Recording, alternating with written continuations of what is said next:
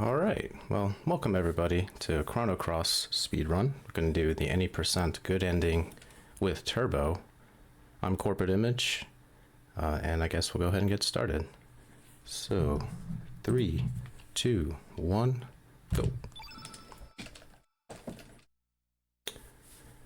Alright, what do we get? Poshul, good. So Chrono Cross opens with a dream sequence. We don't really know where we are yet, but we know we have a companion, 2 companions, a kid, and then 1 random character out of, I think, 15. And depending on who the character is, sometimes you lose a bit of time due to dialogue. Sometimes you save a little time as well. But among all the other Chrono Cross runners, there might be some superstition about who is good and who is not so good. So Chrono Cross is a RPG that does not have random encounters. Instead, it's up to us to dodge every single encounter that we can. Some enemies make it really easy, and others are really difficult, but in most runs, usually you'll hit at least 1 or 2 enemies by accident. And the worst among them are bats, so thankfully the bats have been pretty kind so far.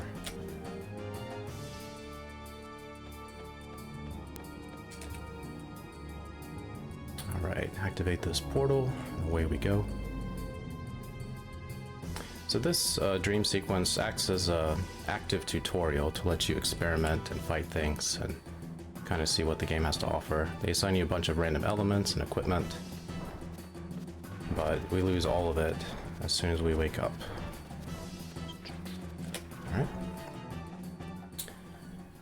And you'll probably see me throughout the run do some seeming like extra movement. And in Chrono Cross, there's a tendency for the characters to try to make this arrow formation with the 3. So whoever's in the front will lead the arrow, and the 2 on the left and right. So the goal is to try to make it so that the allies will line up so that they reach that arrow formation very quickly. Also, Poshul unfortunately has a lot of extra dialogue. It's kind of amusing to see what she says, but as a result, we'll lose a little bit of time. Gotta save the frames. Alright, a big door. Nothing like big doors in RPGs.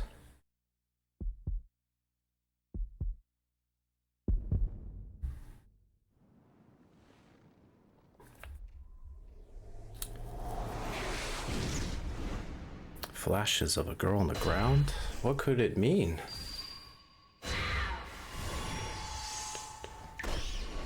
Maybe it would be a good idea to remember this. A lot of the FMVs in Chrono Cross are a little abstract, sometimes very specific, but in this case, this dream sequence is a little bit more abstract. Good morning, Questing for Glory 7. What a great name. So get a reference to Chrono Trigger. Our mom in Chrono Cross wakes us up in a similar fashion, except she doesn't open the curtains for us, because we're not a lazy bum like Chrono.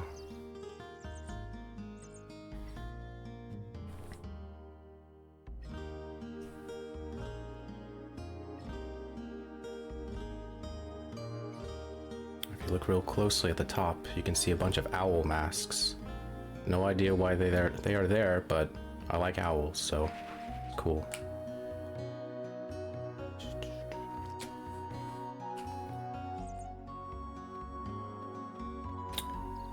Alright, here we are in Arni village, a peaceful fishing village. Really nice people, a few of them are pretty quirky. We're gonna go straight to talk to our girlfriend, Lena, who's upset with us because we slept in, and so she's been left with babysitting duty. So she wanted to go with us on a little adventure to collect some Komodo scales. But she takes out her frustration on us and says, hey, you go do it. Go make me a necklace. Also, observe the fisherman in the foreground, how he has that orangish hat, pink shirt. Just remember that.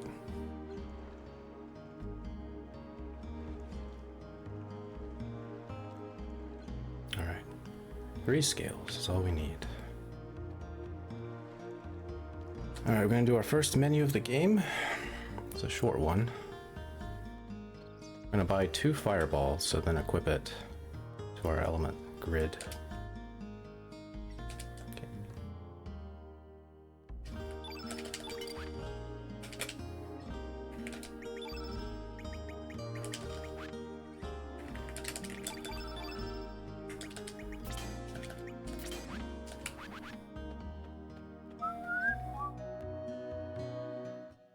Alright, gonna go straight Lizard Rock. Here we have our little first puzzle. Just like Chrono Trigger, there are puzzle elements in this game. There are a few more in general because the whole battle mechanics are pretty much a puzzle. So by going down here, we block the entrance to where the Komodo Pup's going to run, and then we could chase him in and fight him. So in Lizard Rock, our goal is to get some item drops, and we're not guaranteed to get them, but we are likely to. Okay. So these Komodo Pups are the ones that give us the scale eventually, and they each have a chance of dropping a feather. So in this game, you don't buy equipment. You find materials to craft equipment and then pay a fee to have it forged. So one of the things we need is a feather, and they have a 10% chance. There we go, got it. 10% chance to drop a feather.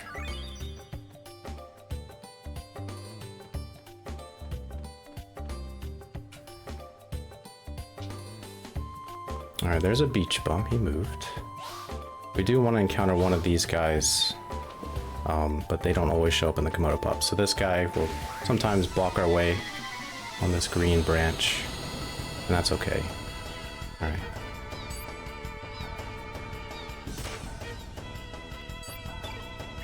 So knock him out first. Okay. Okay. Nice misses. So, the battle mechanics in Chrono Cross, they give you a hit percentage, and as you hit, the percentage increases for that enemy. So generally speaking, the developers kind of intended you to do something like a 1-1-2-3 combo. But speedrun, 3-3 is very fast. It's just not very accurate. So we're gonna do our best to hit. It's just up to the game's RNG. Okay, great. So the beach bum had a 90% chance to drop something. And then of the 90%, a 90% chance to drop the thing we need, which is a humor. But we got the rare drop, the 10% rare drop. We don't really need that. Anyway, so we'll fight this guy again. And maybe we'll get the humor. So we need 2 humors. 1 to forge a weapon for Surge, and 1 to forge a weapon for Kid. I mean, a girl we're gonna meet soon. Alright, we got both humors there.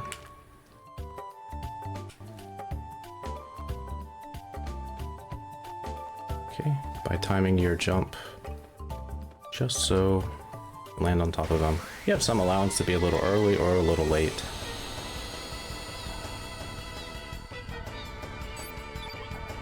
Okay, this is a female sand squirt, so you could do a 1-2. This is a male, so you either want to do a 2-2 or just a 3. In this game, the difference between male and female is female has less HP. So it's something to vaguely keep track of. Doesn't really matter for bosses, but for the basic enemies that we are required to fight, we could prioritize them over the males if there is a choice. Okay. Alright, so the first puzzle was block the entrance, the second puzzle was jump on the Komodo Pup, and the third puzzle is chase him around.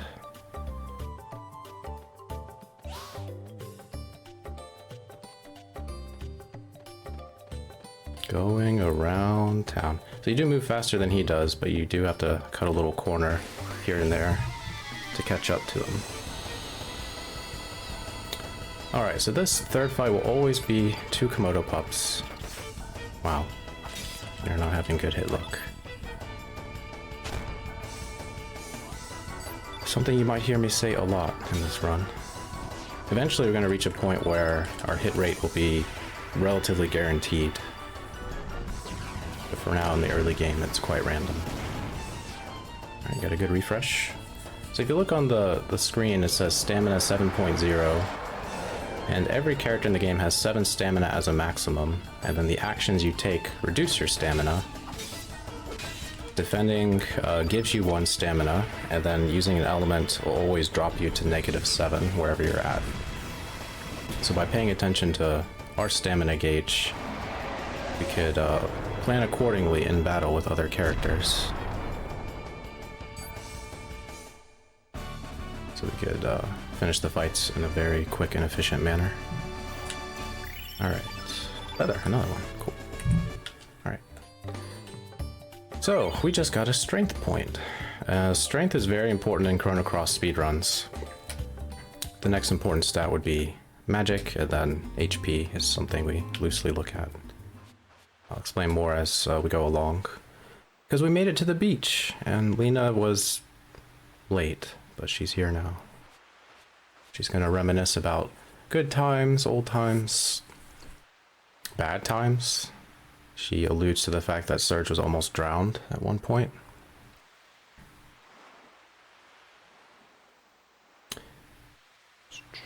And as a fun fact, a little bit of trivia, I guess.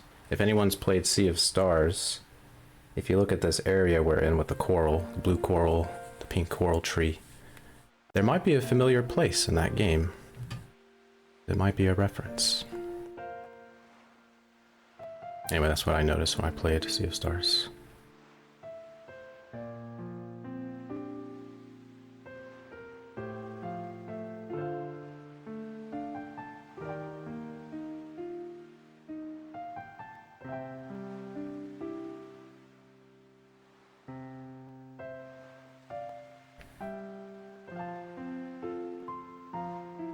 Alright, we're gonna pick the second option here. Save a tiny bit of time. Oh, about 2 seconds. There are important decisions in this game to make that will affect what goes on in the future. But there's a few places like here where picking a different option just saves a minuscule amount of time.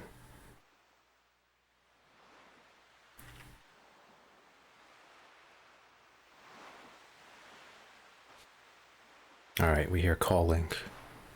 I was looking at the lore, and there is a lot of lore to this game, and it's difficult to keep track of without a chart. But I believe the one who is calling us is the one who is summoning us to a different world, and that person is Kid. But I won't go into the lore too much, because you could just talk for hours about it. But I do recommend anyone who is curious about the story to look at the Chrono Compendium. It keeps a very good track of both Chrono Trigger and Chrono Cross, and even Radical Dreamers. Keeps it all in very good perspective. Lore is mentioned. Yeah, thanks for the good lucks, everybody. We're gonna need it. This is an RNG roller coaster of a speedrun. As long as things don't go too far out of hand, we should be able to finish the game in a reasonable time.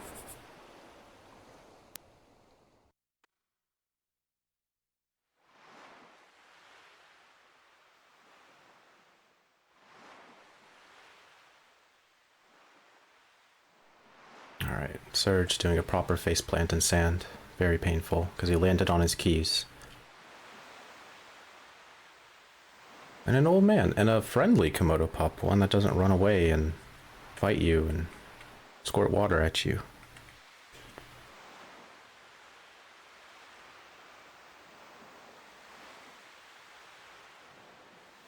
Alright, where's Lena? This old man doesn't recognize us, and we don't really recognize him. So something's weird. And weird is a good word to describe Chrono Cross and its story. But anyway, we have a feather, and that's good, because with a feather we can save 15 seconds. So normally, if you didn't pick up a feather, you would go down to the little island in the center, and that treasure chest right there. There's your backup feather. Once again, for those who missed it, we're going to use feathers and humors and other items to craft equipment. They are absolutely necessary.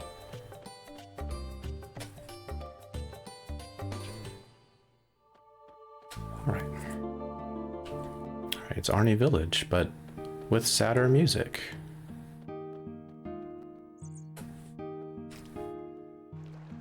Look at the fisherman! He's got a black hat, green vest. He's a different fisherman.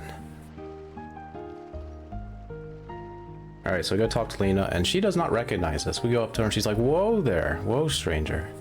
Get out of my face. But we remind her of somebody, so she starts reminiscing about the past. It turns out we look like someone she knew, and that person died a long time ago.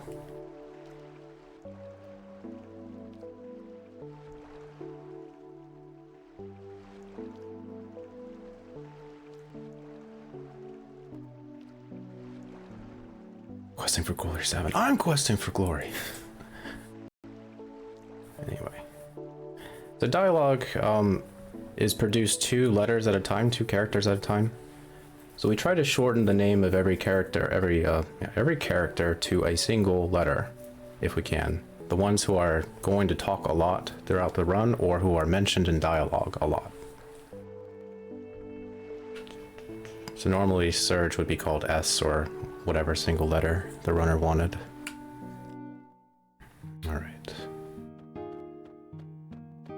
So Lena mentioned that the grave of the boy who died 10 years ago is at Cape Howell. So let's go see our grave, because we're not entirely convinced that it's our grave yet, because it might be a different person. So if we didn't have any humors, we would fight those beach bums right there to get an additional 1 or 2. So we need at least 1 for the speed run, but 2 is what we expect to get.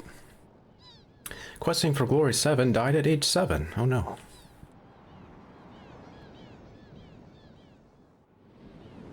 Alright.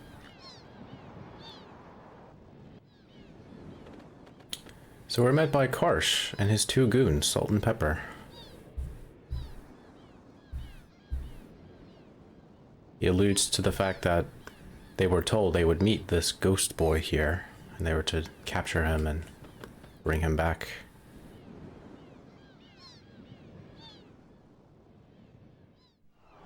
But who's this girl? So this is Kid, and Kid is a tough character to diagnose what she does in the story, because there are multiple versions of her, is the nice way to put it. So this version of Kid is someone who doesn't know much about anything right now. But there's another version of Kid that knows everything, relatively speaking, and is responsible for saving saving Surge when he was a little boy. But this Kid is not that Kid. Alright, anyway. So she steps in to help us out. We're gonna get our first tutorial fight. There are a lot of tutorials in Chrono Cross, and you could go out of your way to talk to, like, Radius in the very first village. This is, teaching us a little bit about element types. So during this tutorial, all 3 of these guys have like 2,000 HP, so we don't attack them, because after the tutorial their HP values will go to normal. So Karsh has 120, Salt and Pepper have like 60 HP.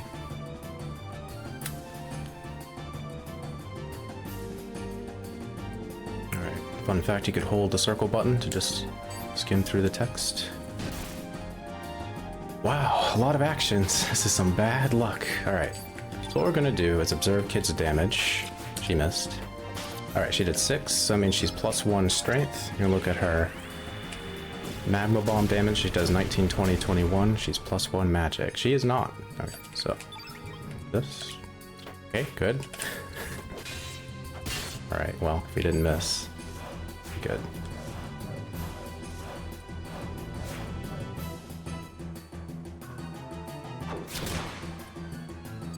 Alright. Okay. So I'm gonna have Surge hit Pepor once because I need the stamina. I'm gonna Fireball Karsh. This puts 2 red elements on the field, which will boost anyone who has a red element affinity, like Kid. And anyone who has a blue element affinity will get weaker. God. Our hit rate is not great right now. Once again. Please, Kid. Please. The run must go on, please. Please! Alright, hold on. Search. There we go. Why? Please. Oh my god. There we go. We did it. Okay. This is, this normally doesn't happen, I swear. But like I said, our hit rate is pretty, roller coaster-like in the beginning of the game, but you normally don't miss that many times.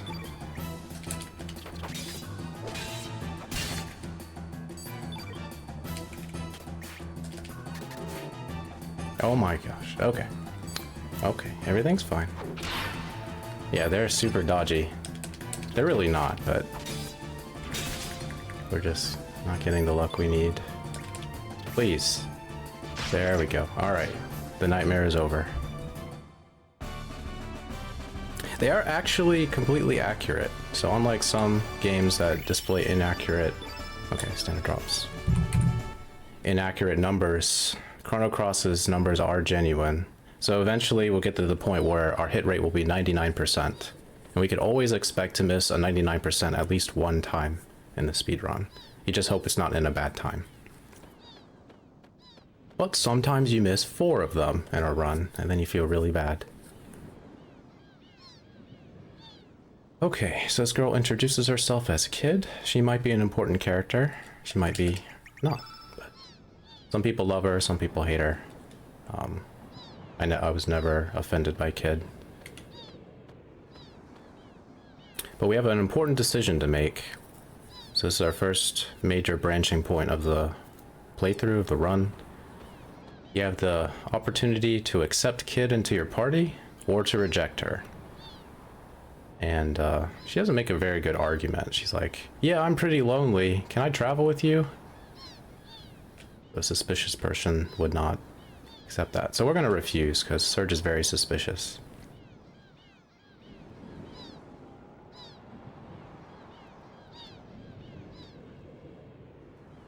Alright, we're going to give her the old squall treatment of ellipses. That usually drives the girls away. Except Renoa. She's crazy. Alright, no thanks.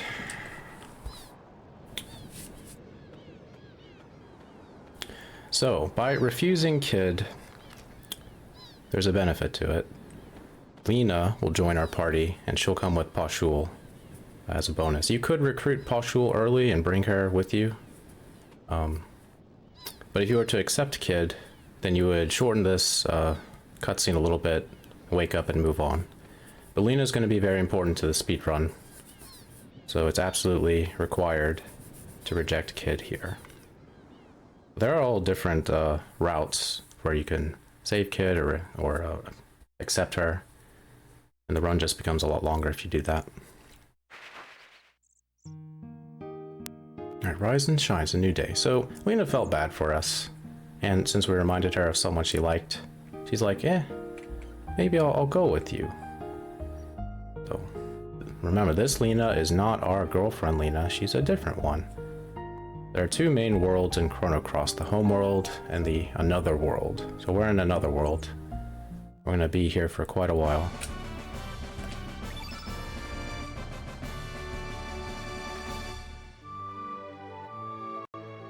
Okay.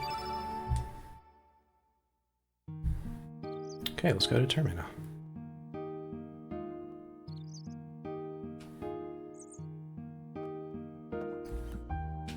So normally we would do a menu with Pashul. That is only if we have 1 humor.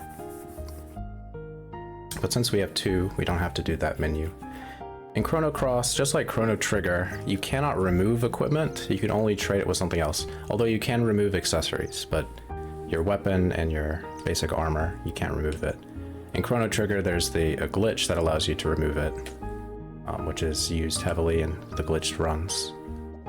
But there's no known way to remove equipment in Chrono Cross. But anyway, you would exchange the armor you picked up from the previous fight, and then we take the mail off of Pashul, then later disassemble it for materials. Alright, there's a dingo over here. One of the silliest enemies. It's also silly to get an encounter when trying to get around a dingo, because they're normally not a problem.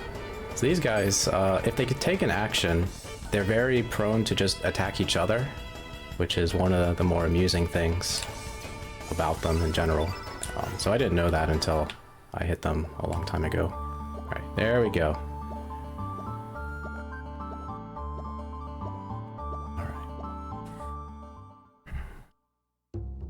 Alright, so salt and pepper are guarding the way.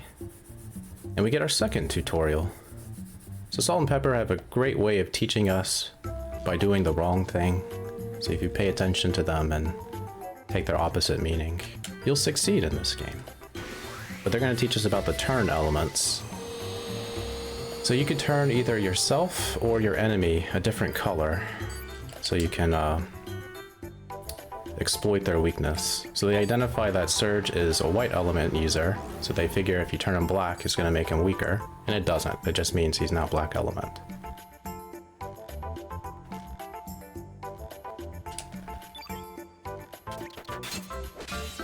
Okay. Alright, do you guys like hit rates? I like hit rates. Pashul has a really rough hit rate. So she's going to have to hit some of these attacks, because Pashul is generally pretty strong. Usually above 10 strength at this point. So she's going to do a 2. Okay. And then she's going to crit because she likes... No. Alright.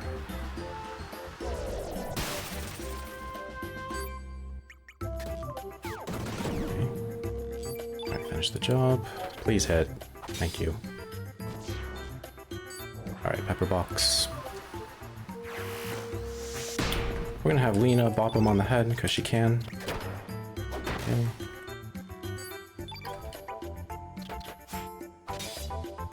Alright, Pashul, good luck. Crit! Alright, no crit.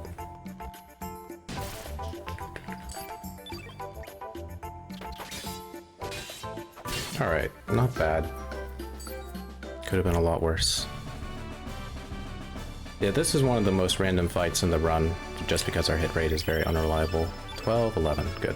So Lena left us with 11 magic. Keep track of that.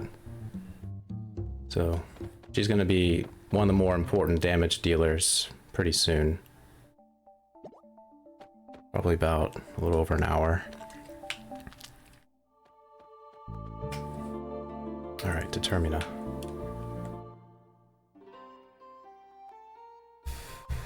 So Termina is a pretty large city compared to every other place in the El Nido archipelago. And casually you have a choice of picking a partner to go to the next section. So there's 3 partners. There's Nikki, Guile, and Pierre. And I imagine most casual players picked Guile because they would have explored all the buildings in this area first.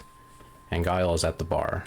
Plus he looks like Magus, so people who were fans of Chrono Trigger who didn't hate Chrono Cross probably picked him. Do a little fancy movement to save time. Talk to Kid and she's a little bit jealous. She sees Lena and she's like, oh, well, have a good time. I wasn't waiting for anything. So, alright, but we don't care about Kid. We do care about Statue Man, my favorite NPC. He's over here. He really loves this statue. Just loves to polish it every single day. So you have to talk to Statue Man before you could talk to any of the 3 available partners.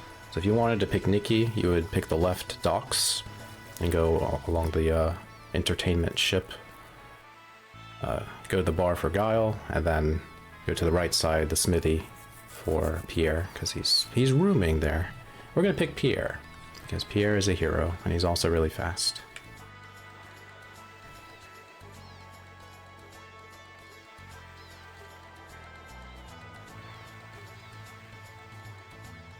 Alright, Kid gives us an item, the Teleporter, which lets you switch in characters when you're on the world map. Alright, 8 strength. Good HP. So Kid is going to be a chip damage dealer for us for the most part. So the stronger she is, the faster our fights will go, generally speaking. If she gets really, really strong, you could use her for a boss fight. That doesn't always happen, but it might happen today. Alright, so we're in the smithy area, and we're going to go to this mansion in the background. There's a very important item there for the speedrun. So behind this staircase is a profiteer's purse. It's an accessory that gives you extra money whenever you equip it, has an accessory, and win a battle. But we don't need money. I mean, we do need money in this game, but not a whole lot. The profiteer purse contains a rare, at this stage of the game, a rare material, iron. So we're going to disassemble it for that iron. And forge a steel swallow and an iron dagger. She even mentions, if only we had iron to make strong weapons. And equip that, dagger, swallow, helmet. So Surge's HP is really low right now. He's normally above 80 by this point. Alright, here he is, Pierre, the hero. Hero we all need. So Pierre has dreams of joining the Acacia Dragoons, which is the main military force on this island. And among the Acacia Dragoons, there's the 4 devas, which is like a executive officer position. So since there's an opening in the 4 devas slot, he feels he's ready to join. He just has to ask. And he's missing his hero medal, so this kid picked it up by accident. So we're going to return it to Pierre, who would not bother searching outside for it, but that's okay.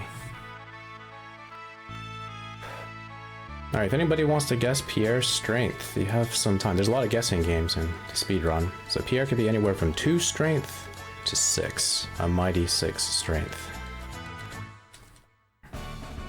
I'm gonna rename Pierre. We don't put him in the party just yet, because he has a little bit of extra dialogue if you do. 4, 3, oh, it can't be 1. So, fun fact, I think Pierre has the lowest strength, starting strength of any character, which is 2. And he got really bad level ups. So in this game, every time you defeat a major boss, every character in the game that you can recruit gets a level up.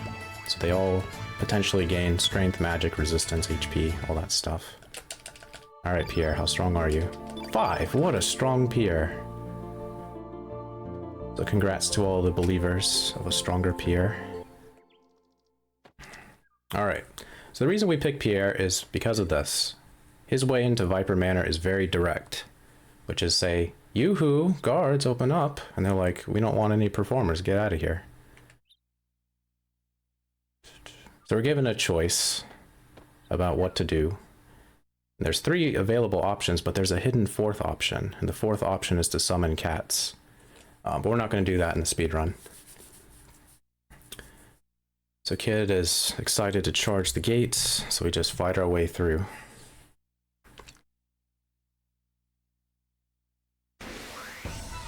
Alright, so by this point, you would hope Surge would be about 12 strength, which he is. So we're pretty good to go. We'll do a 2, 3. And our goal is to try to defeat these guards before they take an action. So this guy should go down if Kid doesn't miss. Good. If we're lucky, we can knock out this guy before he takes his action. Okay.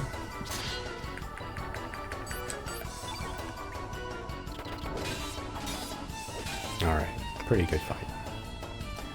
So although these guys aren't really bosses, they're considered a boss fight because you normally get 2 stars whatever path you take. 13. Good stuff. Okay.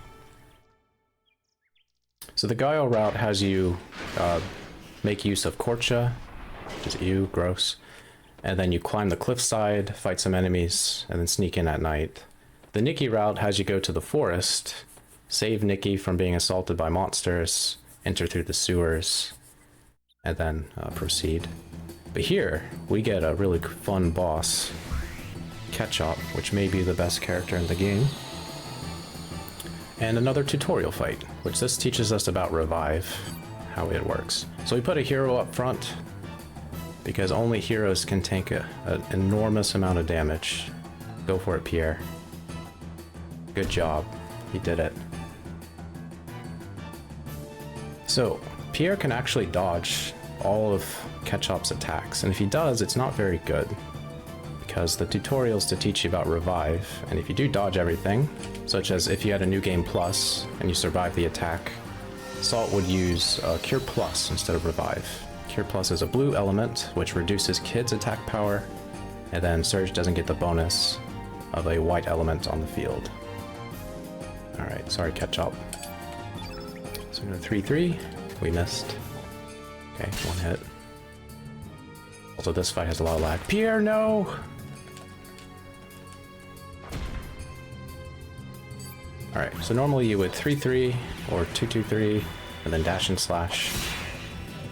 And Surge is pretty strong, but because he missed, we're gonna need some help from Kid. Kid to assist.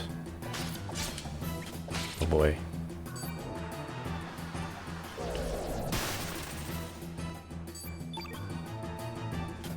Oh my gosh, please. Okay, so when you do enough damage to catch up, he'll use the greatest attack in the game, Flame Knock. He'll use Salt as a baseball bat and knock Pepper into a random target.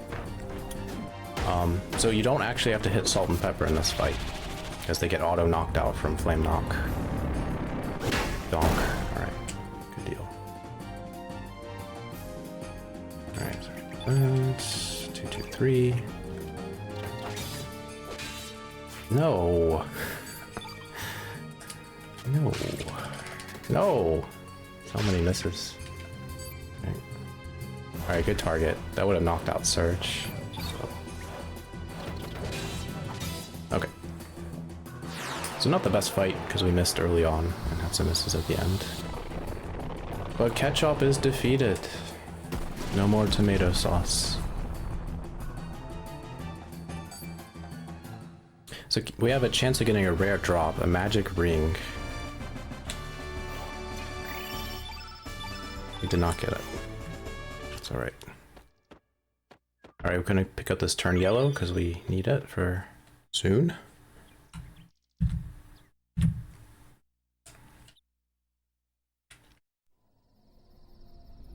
Yeah, accuracy in the early game is pretty bad. So you hope to get really strong very quickly with Surge, and that's pretty much only to make up for misses. So if you're strong and you miss, you can still defeat an enemy quickly. But you can have very quick beginnings of the speed run. As long as you don't miss, you can be very weak and still cruise through the early game. Alright, so we're infiltrating Viper Manor, being super sneaky. That guy did not see us. Alright, so going into this barn, because the door to Viper Manor is locked. And turns out this gentleman taking care of these dragoons has a key. But he hurt his back, so he's asking for some assistance to feed the dragoons here. So there's a little mini game. You can feed them a certain amount of times. The minimum is 10. And the order at which you feed these guys is always the same, at least for this mini game. So it's 2, 3, 5, 1, 4, 2, 3, 5, 1, 2. Going from left to right.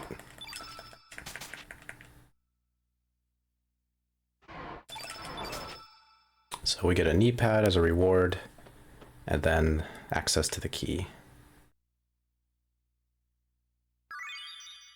Okay. Alright, I'm gonna try to do one of the major skips in the speedruns called guard skip. It saves potentially about a minute or so, depending on how the fight would go normally. What you do is you lure this one wandering guard, attract his attention, and since he's onto us, the guards at the door don't notice you. Then you just open the door. So you have a very small frame count to hit the X button or confirm button. And with turbo it makes it a little bit easier, but still not guaranteed. It's more so a matter of timing when you hit X and not how many times X is hit. So if you hit it on the right frame, you don't even have to mash. So that was good. We saved some time. But no matter what, you end up in this cage. And if Kid is in your party, which you could deny her from joining, she provokes the guards to open the door. So we fight our way out.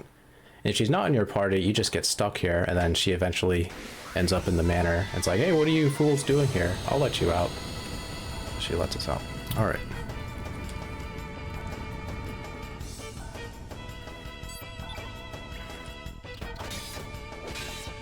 Okay, good. No misses. Look at that. Good. So there's a red element on the field which boosts Kid's attack power by a little bit, and the black element reduces Surge's attack power.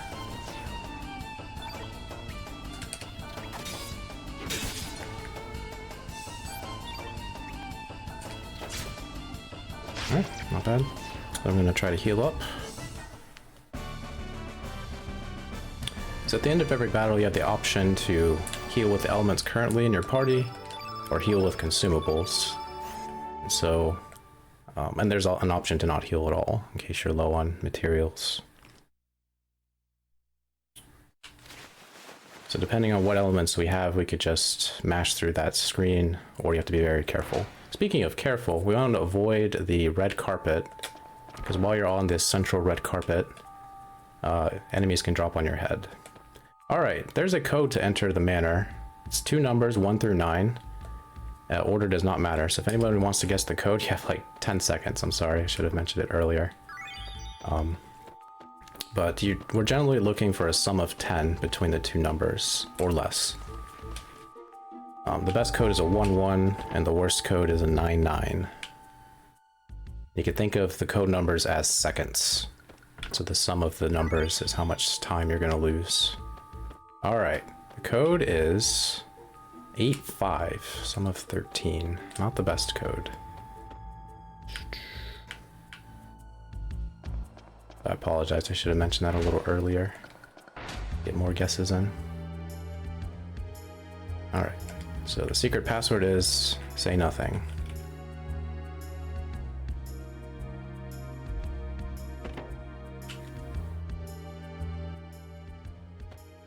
Okay, so we're in the treasure room. We're going to pick up a couple things. I think the treasure chest is a mimic you have to fight. But we're going to pick up this armor. And the sword to sell for later. Alright, we did pick up a revive earlier, so we're going to allocate turn yellow. And revive is optional, but for this marathon run, I'm absolutely going to equip it. We picked up a Dragoon Honor, which is a pretty nice accessory. It gives you a +1 to strength, a +1 to magic, and then a little bit of a bump to your accuracy. I should stress a little bit of a bump. Alright, the treasure room was a trap. So this is Lucia. She's essentially Dr. Naomi Hunter from Metal Gear Solid. But you don't learn much about her past till later. She also is pretty loose with her moral code, so she's not afraid to experiment on creatures or people, for that matter.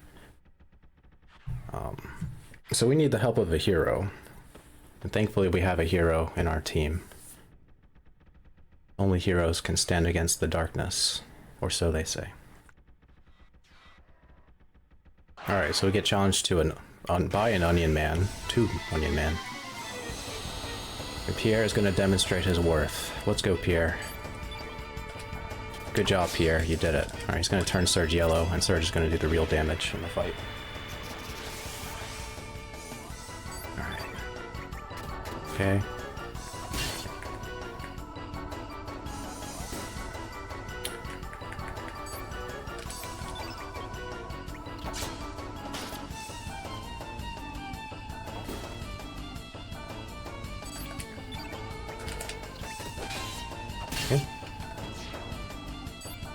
One down. Please hit. No. Alright, Surge. Hit both of these. You got it. You got it, dude. Go! Alright, nice. So he's almost down. So these Neo End bulbs can be a little bit dangerous because they could poison you. It's kind of rare when it happens. And you hope it doesn't happen to Surge or Kit. Because pier is somewhat expendable. Alright, let's see if we get a rare drop here. 14, good. Nope, no rare drop. Okay. So you could get a rare Eagle Eye drop, which would save us money. And since we did get guard skip, we're going to be short on money unless some things happen later.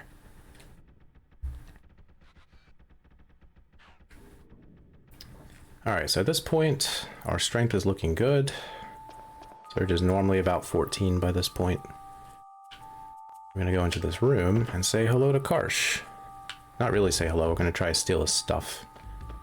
So inside this treasure chest is a Dragoon Gauntlet, a very good item.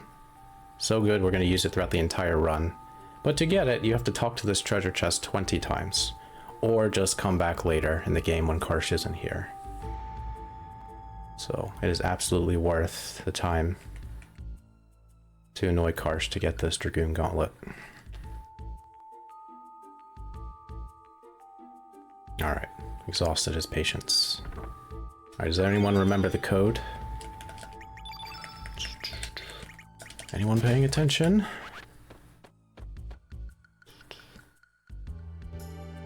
Alright, don't worry, the code is 85.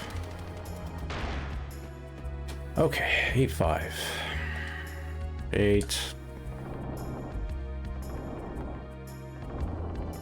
So you see how slowly it turns. This is why you don't want a 9-9 code.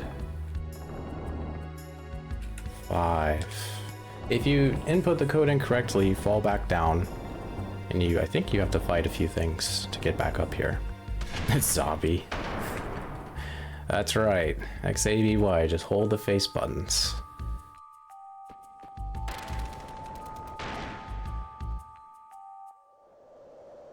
Alright, cross over this bridge, which may be a little reference to Chrono Trigger, a little bit. Not really. Alright, let's go study up. We need to learn all we can about the lore of Chrono Cross, and boy howdy, there's a lot. So I'm going to talk to this very innocent looking girl.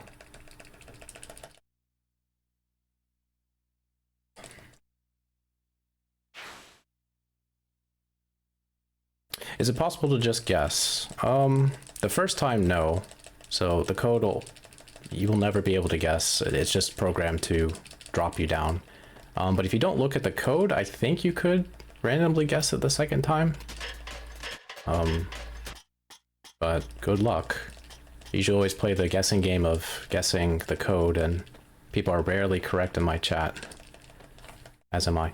Alright, this old man. He's a mysterious old man. He may be a little familiar to some, because in fact he's Belthazar from Chrono Trigger.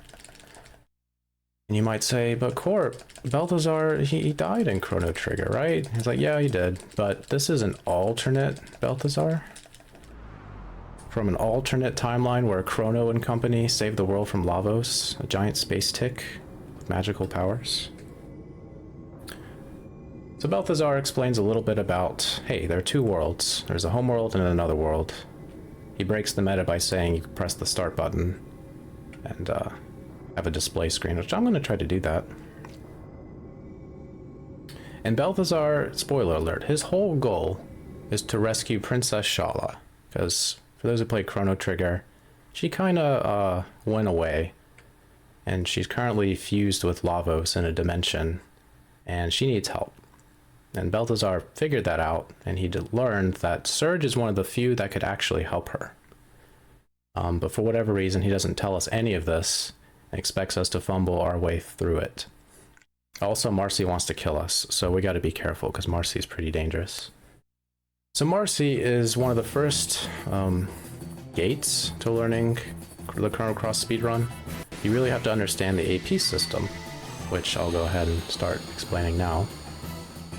So every enemy in this game has an average AP, action point, value. So Marcy is 7. You can sometimes get a random roll where their AP is less than their average, and then it's more likely that they get roll higher than their average. In that case, you can do a few extra things.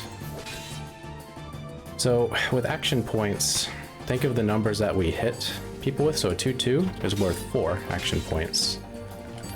2-2-3 we can go over their action point total. Oh, nice crit. That helped. Defending cost 1 action point, and using any element cost 1 action point.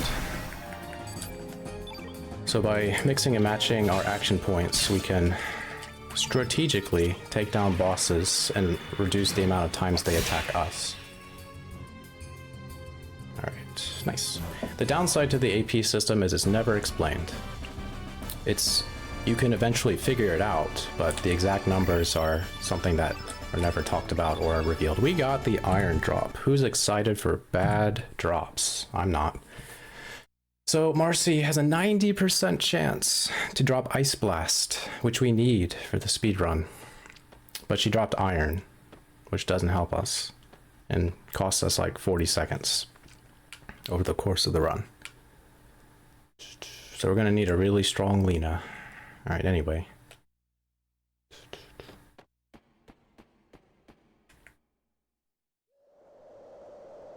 Anyway, so that was a good fight, and we got good strength value for it.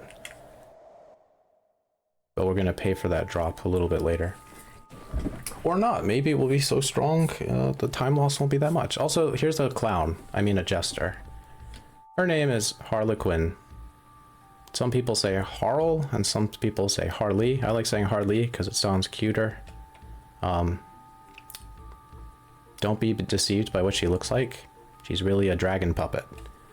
But that's revealed later. Anyway, she has a crush on Surge. And she does not like Kid. They have very opposing what was I saying? Anyway, never mind. Also, her portrait is pretty much Kid's portrait with painted face and red eyes, and then the costume. So if you look real closely, their face is like the same shape, and the eyes are the same shape. Anyway, go to the secret switch that Belthazar told us about. Totally not crush these guards.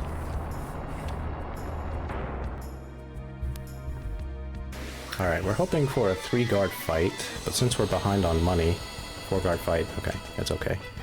The Surge right now is strong enough to knock out these silver armored guards with a 2-3 if he hits.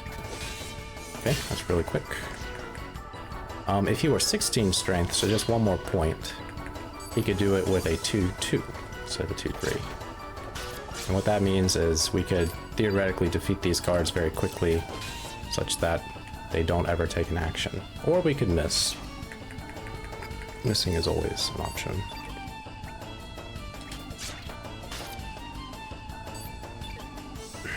Do this. Okay. Oh, this sergeant. I might as well do this. Knock him out. Get out of here, sergeant. Alright, Pierre wants in on the action. No. No! I promise, the hit rate in this game is not great in the early portion, but it's not this bad. We're having marathon luck, so this is some rough. You know what? Just finish the job. Dash and slash. Okay. Well done, everyone.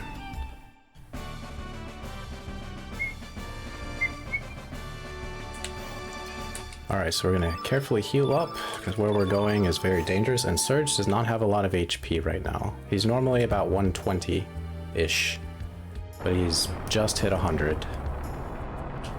But we have the backup revive on Pierre, in case things get hairy. No pun intended. About to go see a giant hairy lynx man.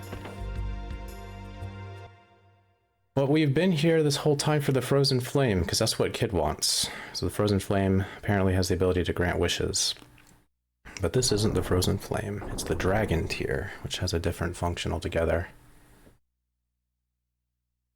So this is General Viper. The entire manor was built for his family, the Viper clan. And he is slowly being corrupted by Lynx. So Lynx is promising promises of the Frozen Flame, what it can do, and General Viper is cooperating with him so they can go find it and do whatever. Anyway, so Lynx recognizes Kid. Kid has a vendetta against Lynx because apparently he's responsible for the death of Luca, Kid's foster mother.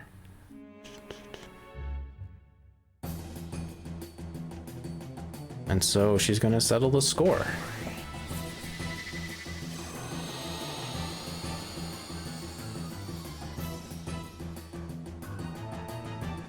Alright, Surge, don't miss. Thank you. So if we do get a critical hit in this fight, it offsets a miss. So we're carefully kind of either counting damage or counting hits based on what happens in the fight. Because we want to bring links to... Wow. I'm just gonna do this. We want to bring links to the HP value just before he goes critical. Because, nice. Whew, living on a prayer. Alright. Stop it. Our hit rate is so bad. Alright. Go. Go. Okay, bye, Search. Okay, so this is why we have Pier.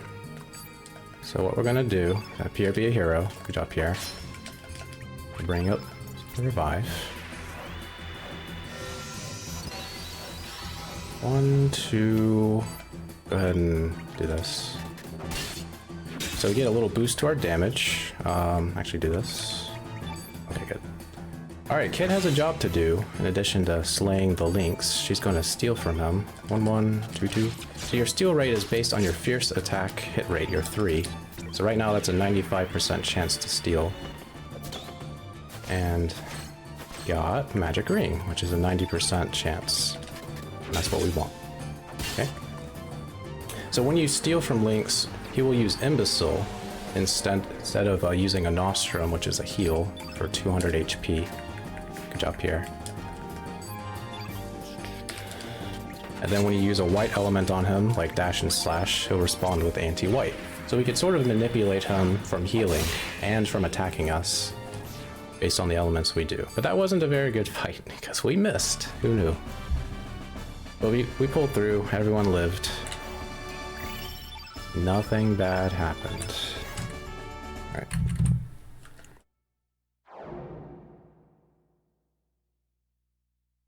Alright. But it turns out it wasn't Lynx, it was just his shadow. He's got a giant shadow demon cat with big old paws.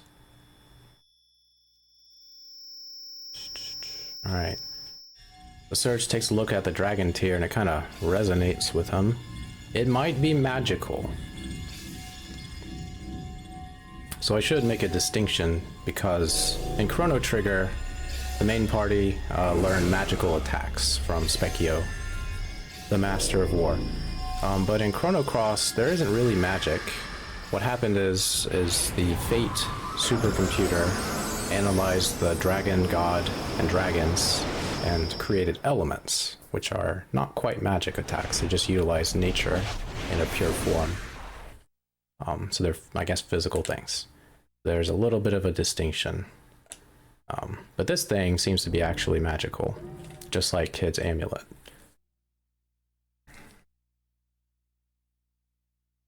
Alright, and poor Riddell. She just always wrong place, wrong time Riddell. With her peacock dress and snake headband.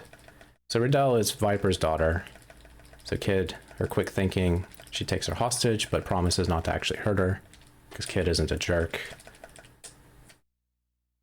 So using Riddell, we're able to escape? Question mark.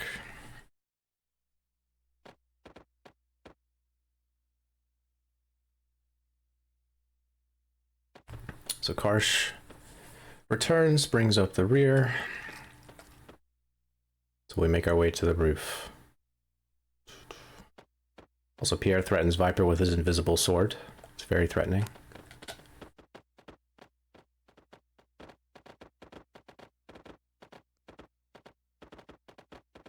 We got a nice dramatic scene on the roof of the building with dramatic green lighting. The drama.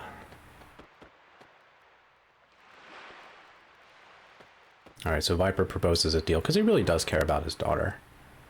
But Lynx, he does not care about her. All he cares about is Surge. He pulls out a dagger, says, "Look out, he's got a knife." And then she pushes Riddell aside, gets nicked on the arm. Turns out that dagger is poisoned. So Kid, she takes a little tumble, It's okay, there's water under there. She'll be fine. Alright, now Lynx tries to tempt Surge to join his cause. So Lynx, well, we'll talk a little bit about why later, but he needs Surge to get access to the frozen flame. Alright, he calls him the Assassin Time. The Chrono Trigger! He calls him a time egg. So Surge doesn't like that. So I'm not an egg. He jumps off the edge. And into the water he goes. And also Pier follows. Like, Pierre's just completely ignored by Lynx. He joins us right after this.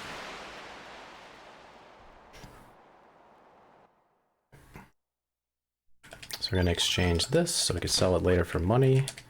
I'm going to take off the elements, because normally I don't equip the revive. We're good to go. So there's a little interesting thing. Lynx called Surge the Assassin of Time. And that's a topic that's not explored fully because the developers of this game didn't have all the money and time they wanted to develop the game. But the idea is there's something called the Time Devourer. And there's a timeline in which Surge does not defeat the Time Devourer. He instead merges with it, with Shala and Lavos. I know this is all future spoiler stuff. And by merging with the Time Devourer, we don't stop it. And time is ended, so he essentially becomes an assassin of time indirectly. Which doesn't really make sense for the word assassin, but whatever. But it's a cool name, so that's all we care about. Also, Korcha's here. I don't like Korcha. Korcha is... It's like they create a character just for people to dislike, and that character is Korcha. Anyway, Kid was affected by the poison, and this doctor knows about the poison. He knows what can cure her, the Hydra humor, but there are no Hydras left in El Nido because they've been driven to extinction. So he's pretty much saying, there's nothing we can do to save her in this world. Also, Korcha is here. Yeah, so for those who don't know about Korcha, he really likes Kid. He is attracted to her, and he's so attracted he wants to marry her. Of course, she does not feel the same way. But he's a little pushy, a little presumptuous. So right now we're going to get a choice to either save Kid or to leave her here, because there's nothing we can do. If you choose to save Kid, Korcha joins you on your cause, because of course he wants to be a hero like Pierre. Who doesn't want to be like Pierre? Then later, he essentially almost forces Kid to accept marriage. He's like, hey, I'll give you my boat, but only if you agree to marry me. And Kid's like, Anyway, Harley's here. She's great. She calls Korcha a chicken hawk, insults him, and then makes a fool out of him.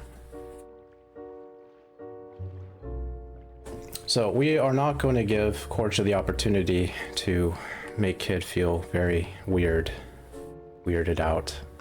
So we're not going to save her, but for different reasons for the speedrun. Alright, so Harley's really tricky. He charges forward, she disappears. Alright, now notice Harley's sprite, or her character model. What she's going to do is disappear, but you're still going to be able to see the outline of her. And that's because she secretly never left. She's watching and listening to everything that's going on. Or you can make the argument that the developers didn't have a way to completely remove her from the scene. In the new Radical Dreamers edition, I think you can't see her outline anymore. So I don't know if they fixed that or just updated her transparency. Alright, so Kid bequeaths us with her amulet, which she cares about deeply. And what you can do is use the amulet to go back to the homeworld, find the Hydra, extract the Hydra humor, bring it back to her, and save her. But that takes a long time, and that forces Korcha into our party, at least for a little while. We don't like Korcha, so we're gonna do nothing to save her. There's nothing we could do. So Korcha feels he's in the right to take the item that Kid gave to us, because we don't deserve to have it, apparently. So he takes it from us, sets it down, and notice that Harley's still here because she's gonna take it back. She'll eventually give it to us later. And he stomps his way out. Isn't he such a great character? Anyway, we're gonna put Poshul in the party. And now we do some story stuff.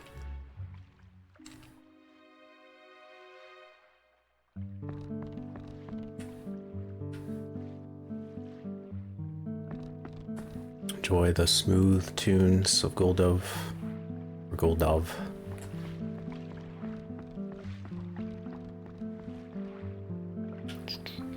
Yeah, so one of the reasons we refuse Kid is because by refusing her, we get access to Glenn. And Glenn is very important for the speedrun, at least to go fast. So by refusing her, we do not have to go pick up the Hydra marshes, pick up the Hydra humor in the Hydra marshes. And we get access to Glenn. Alright, so we're literally stuck on this island, and Korch is the only one who has a boat. So we're like, hey, we need to borrow the boat. And he's like, no way. You're essentially responsible for the eventual death of my future wife, is what's going on in his mind.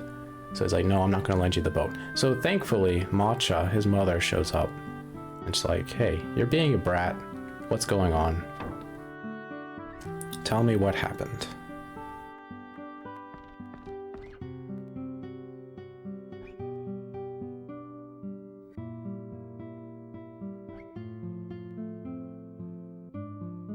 Alright, so Matcha is very reasonable.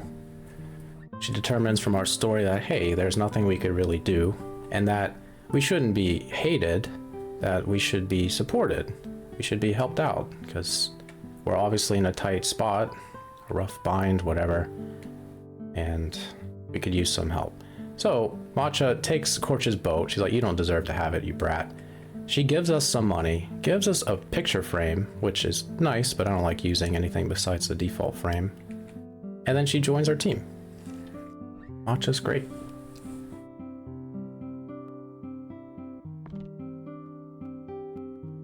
Also, she tells off Korcha, which is just great. He cannot refute her.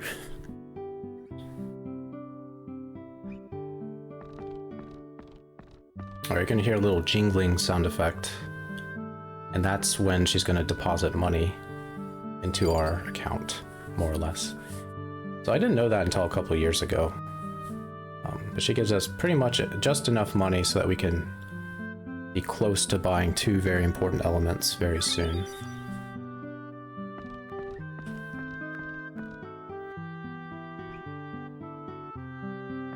Alright, away we go.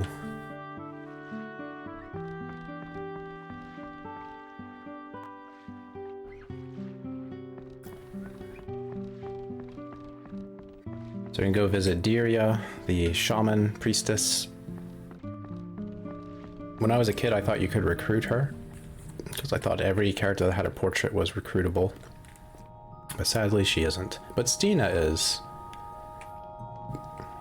I don't like Stina that much, because she always makes me feel suspicious. But she is a cool character. She's one of the few that can actually wield a sword. And she kind of looks like Princess Shala. She's got her hairdo. And Shala's hair is ridiculous. Anyway, so Dario can recognize that we're not from this world. There's an odd wind about us. And she's like, hey, look for a dimensional distortion. Where did it all begin? Go there. So if you were to save Kid, or choose to save Kid, that hint is to go back to Opasa Beach where you left Lena. If you do that, you should be able to cross over to the other world. But she said it in a very vague-like way, so it's easy to miss. She has hair running through her eye. That's just the way to draw hair and faces. Anime hair and faces. I don't know. Alright, ready to go? Get 12 seconds to one of my favorite themes in the game.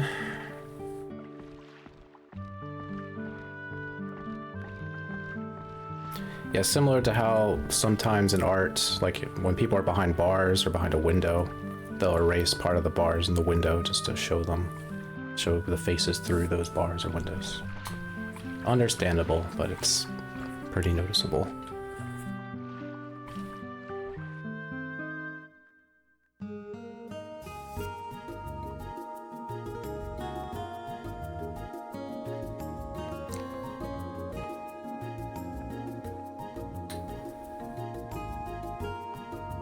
Alright, back in Termina we are.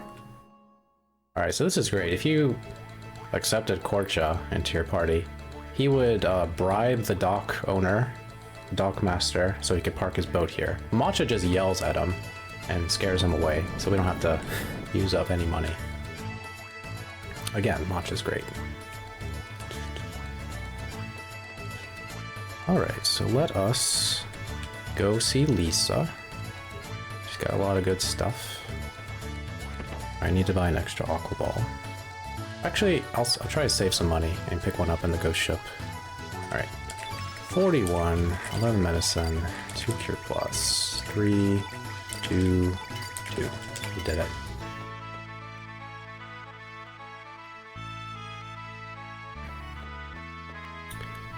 Alright. So we're going to get Glenn in our party. I'll go ahead and say this now. If anyone wants to guess Glenn's strength and Lena's magic, feel free to. We've got some time. Glenn could be anywhere from 10 to 20 strength, with 14, 15, 16 being the average. And Lena will be anywhere from 11 to 16 magic. Like to assemble some of the goodies we picked up in Viper Manor. Okay, I'm going to sell some weapons we don't need. Forge steel sword for Glenn, and an iron ladle for Lena. So Lena will benefit from the accuracy bonus from the iron ladle, and Glenn will hopefully benefit from that too, as well as the strength bonus. Look at all these nice guesses. Ooh, everyone's being so positive. Yeah, so Lena on average is 12, and Glenn, his true average is 15. But their stats are going to matter, because Surge is pretty soon going to just go from a main attacking role to a supporting role, and Glenn and Lena will take over. Alright, Glenn's always being left out of the Dragoons. He's usually in charge of seeing to Riddell's safety. So every one of the Dragoons left for Fort Dragonia except him. So he's like, I don't know what to do, but I want to go there and find out what's going on. So, a young man with a mission. And yes, Glenn is not the same Glenn from Chrono Trigger, though his name is a reference. He actually looks more like Cyrus from Chrono Trigger than Rog. Alright.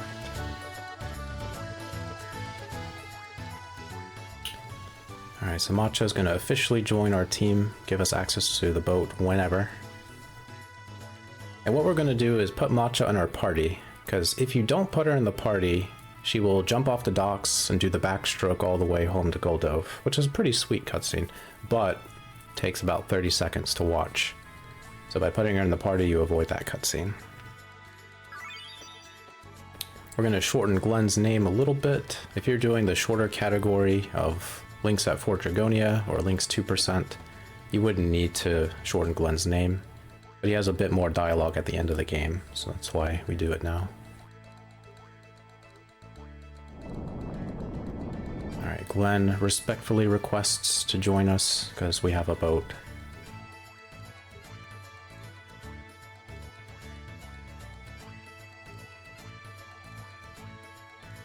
Alright, Glenn, how strong will you be?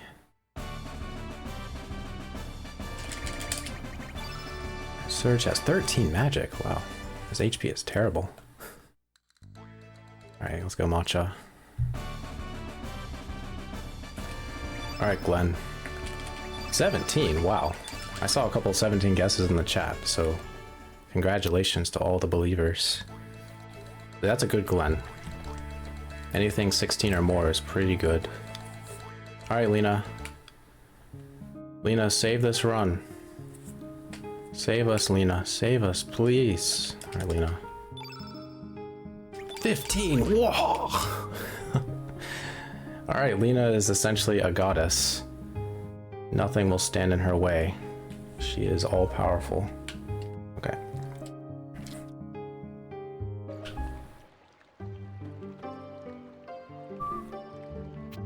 Yeah, normally, again, Lena's like 12. Magic is much harder to gain in this game than strength, so we got really lucky.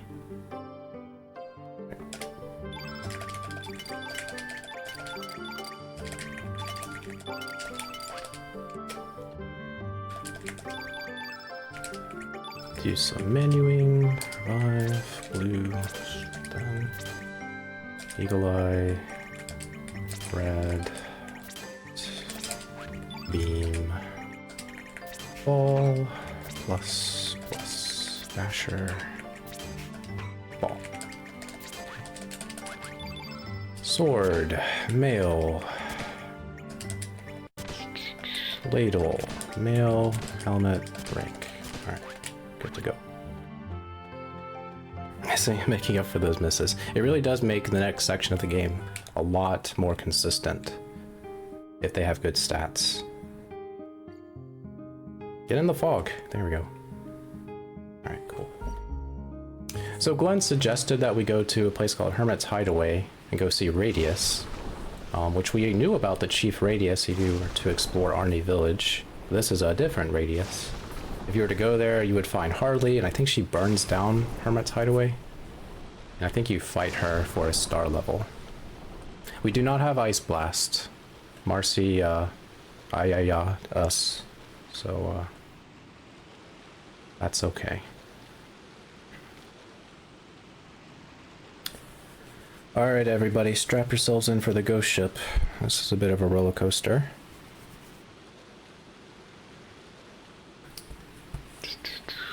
After some dialogue. So this in fact is not the ghost ship. This is the ship SS Invincible, run by Captain Fargo, a man on the run who has a vendetta with General Viper. Because General Viper was somehow responsible for the death of his wife and his, well, he didn't know he was going to have a daughter. Turns out he does have a daughter, and it's never revealed to him. He does. Anyway, he's just a really cool pirate captain. And he's got a magnificent parrot.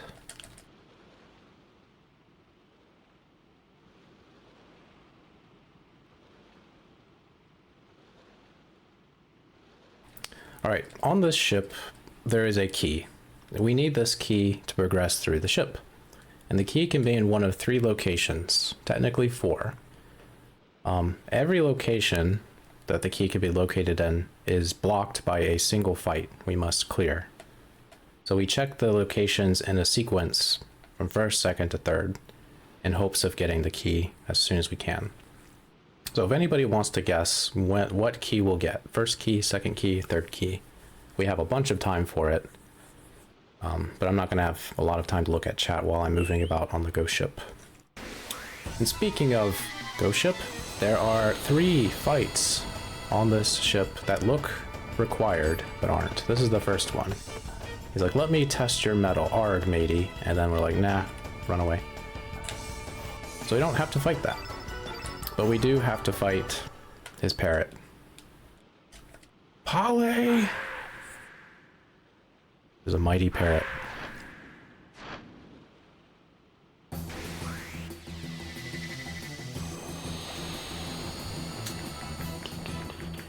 Alright, Glenn.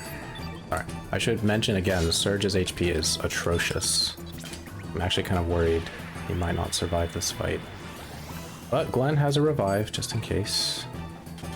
Alright, normally we would use Ice Blast. Oh no. Alright, hit Glenn. Hit Glenn. Glenn. Good. So Ice Blast is much stronger than Aqua Ball. And the casting time, I think, is 4 seconds faster.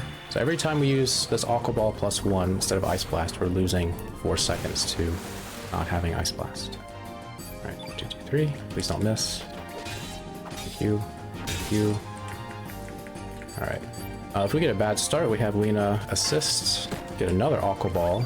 It's not required, but it's like a free 100 damage. And since she's really strong, it's even more than 100. Let's 123. Alright, Glenn, get in there. I didn't mean to do that, but whatever. Good miss, Glenn. Alright. Alright. Solid. Alright, we defeated the parrot. 17, 18. Good stuff, good stuff. Alright, this is one place where turboing through dialogue is bad. If you do, it'll just stay locked on that screen for like 6 seconds. So I should mention I am doing the turbo, using a turbo controller. And it's not that much faster than any percent, it's just very convenient for your hands. There are places where you do save time with turbo, but there are places where you lose time, like there, if you use it. Alright, Fargo is a blue element user. He's pretty strong. And he's going to use Strengthen on himself, which is going to put a red element on the field. We're going to utilize our knowledge of turn elements to turn Surge red, so he's going to hit Fargo much harder with this effect in place. Miss. Good.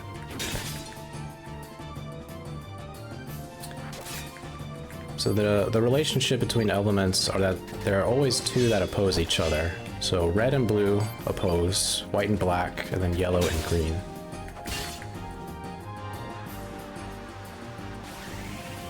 So Fargo could do a bunch of damage to Surge right now.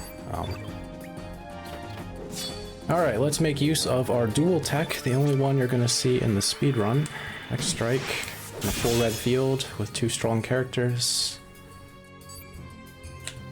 That's smarts. Okay.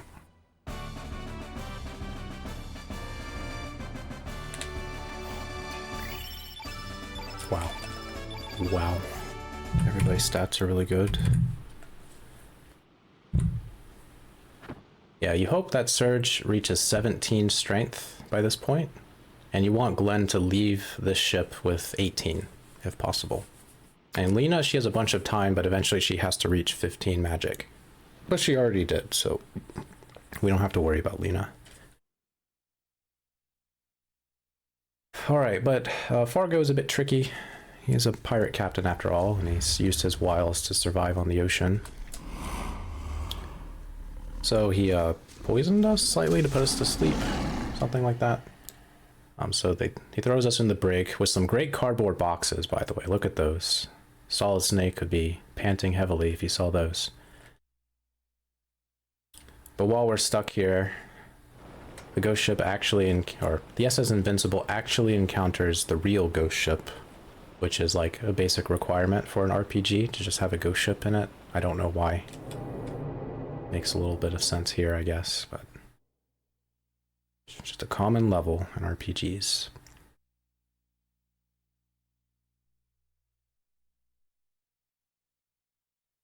Alright, and here's our second fight.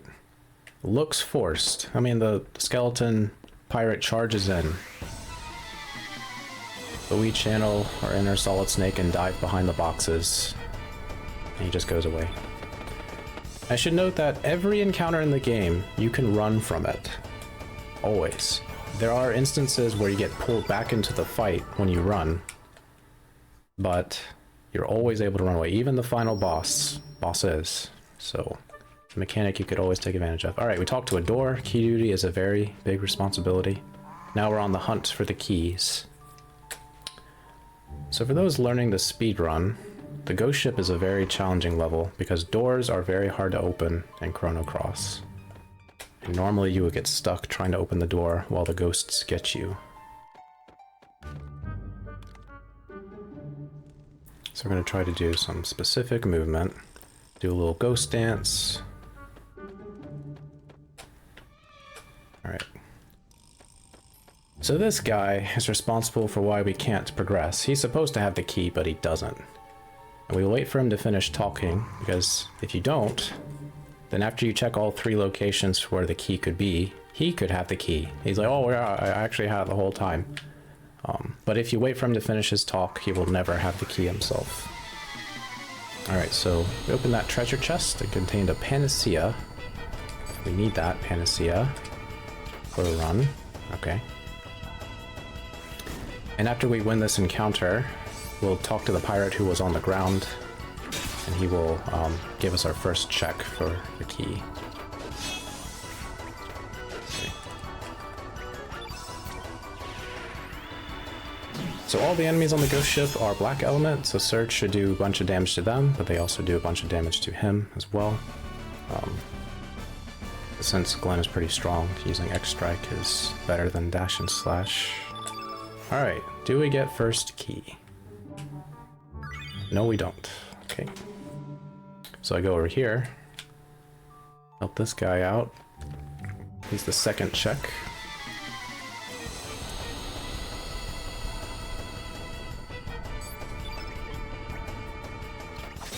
Alright, the reason why we want to be 17 strength is to hit a damage range with these male skeleton pirates.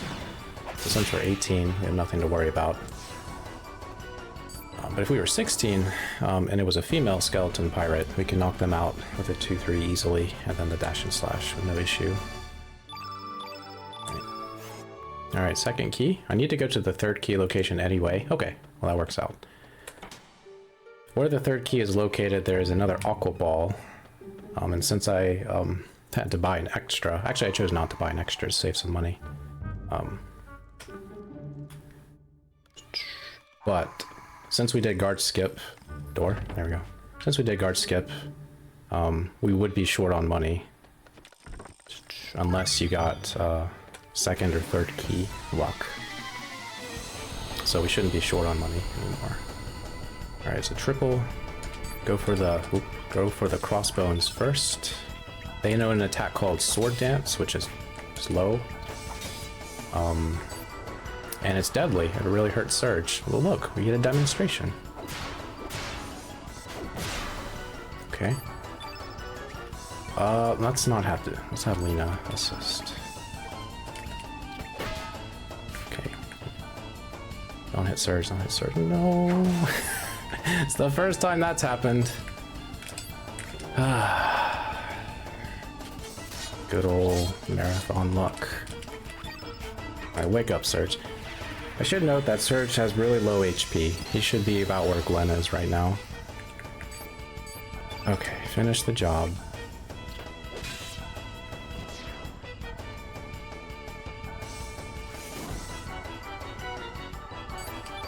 Alright, 2, 3. Please don't miss. Good. This. And then the next strike.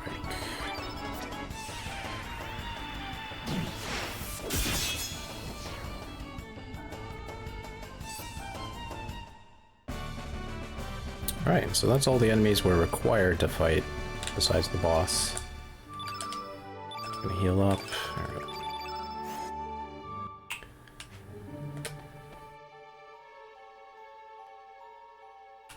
Alright. So we got some specific movement we're going to do, and there's one random room where the enemy movement is not consistent.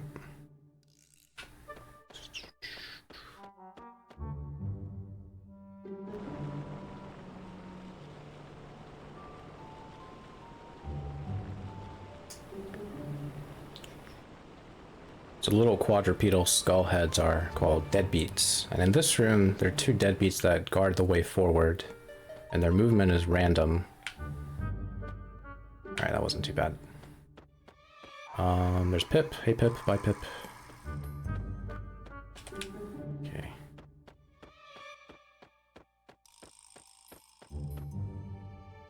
Alright, collect this photon beam for later.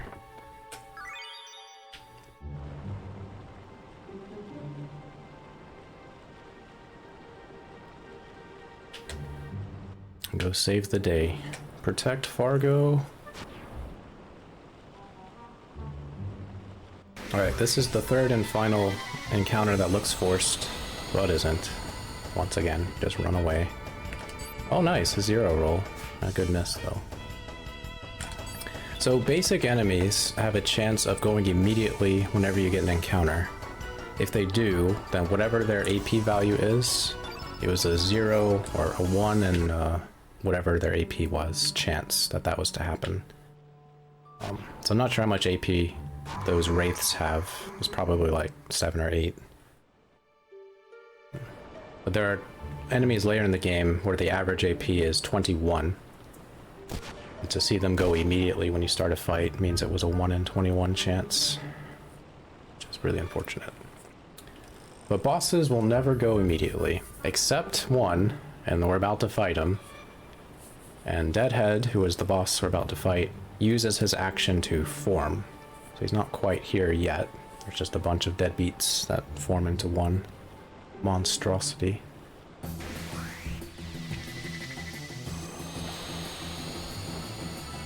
So Deadbeat has 6 AP on average. My entire time speedrunning this game, I've only seen him have 5 AP, I think twice.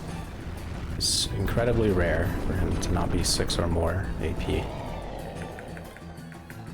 So we're gonna spend our opening setting up. This is our first instance of using Eagle Eye. So it brings all of our hit rate to 99%. So it's a genuine 1% chance to miss. Said before, we could always expect to miss at least one time in the speedrun with a 99% hit rate. Okay. Alright, for Lena, she has Cure Plus equipped. She missed though. Cure Plus does more damage to Deadhead than Ice Blast would if I had that equipped. As it's an undead enemy, so Curie Magic is more effective.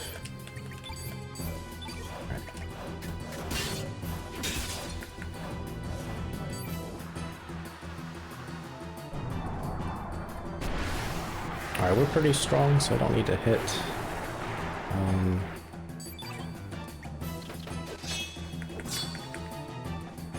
I'm gonna just do this.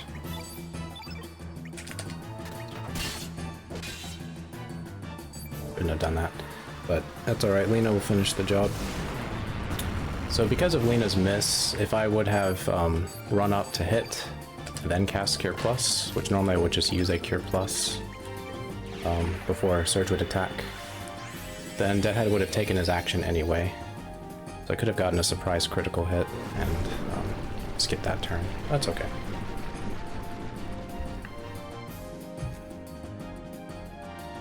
Alright. Successful ghost ship. Let's see what we get. 19, 11.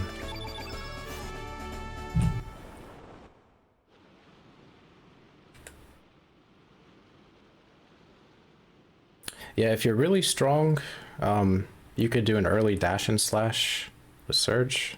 So if Lena hadn't missed, I would have done the Cure Plus and then straight into dash and slash, and that would have sped up the fight a little bit. Or Surge could get lucky critical hits, and then you could do the same thing. So it does save a tiny bit of time if you get it. Look at those water effects, I know.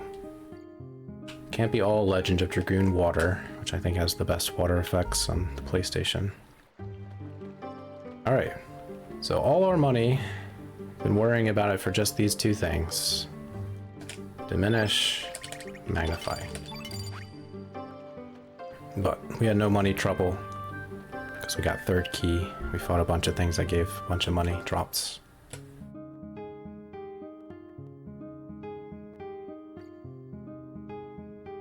Okay.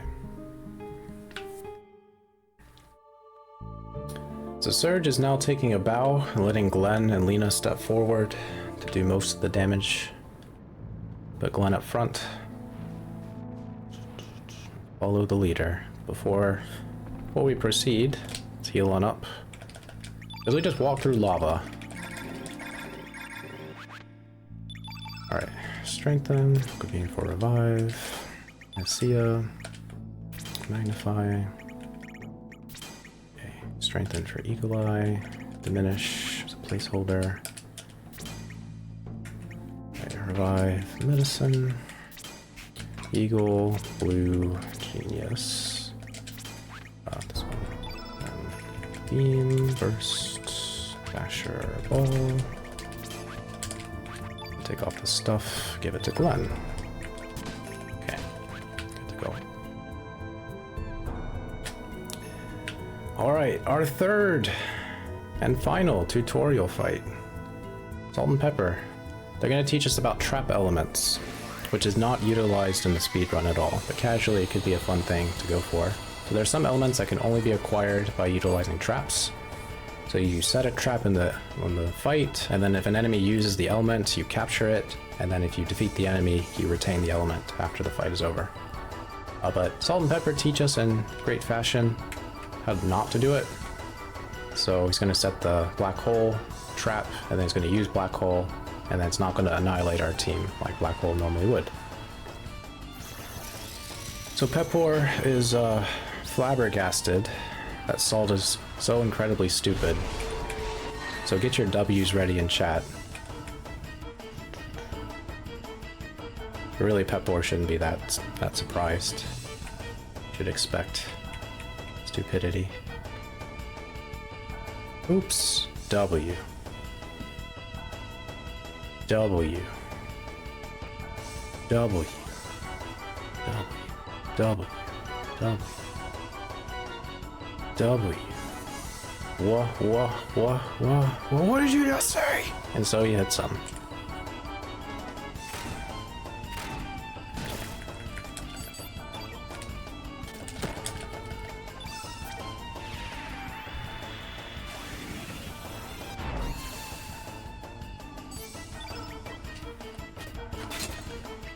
Alright, buff up Glenn, make him extra strong. So Salt and Pepper are yellow element, and Glenn is green.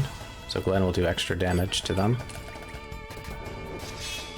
He is a strong lad right now. He's normally about 18 strength. Alright. Oh, nice miss. It's really not nice to miss at all. 2, 4.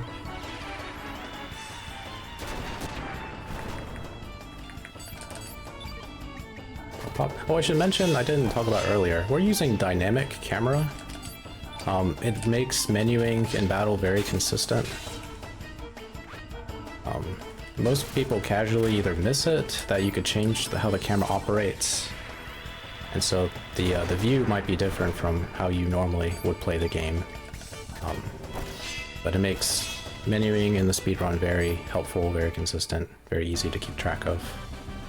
But you could do it the other way, and it's not necessarily slow. Standard drops. Didn't need to heal there. Alright, so Salt and Pepper could have dropped 2 very good items, offensive items, but instead they dropped the normally common Iron Mail, Iron Vest, which are still very good. They're going to help us defensively for this next fight. But the offensive items would have had a lot of utility going forward.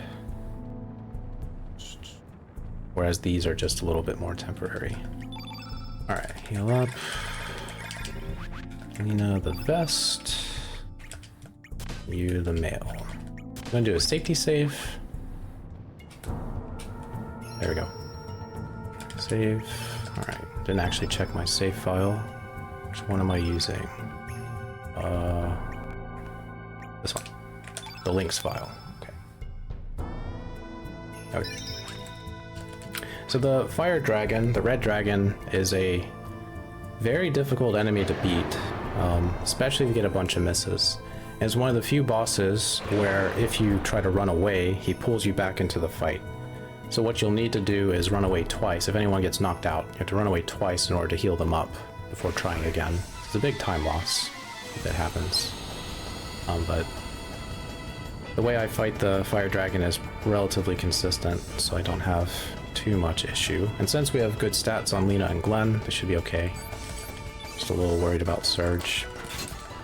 Alright, if the fire dragon goes right after this, we got a bad start. If he doesn't go right after this, okay, we got a good start.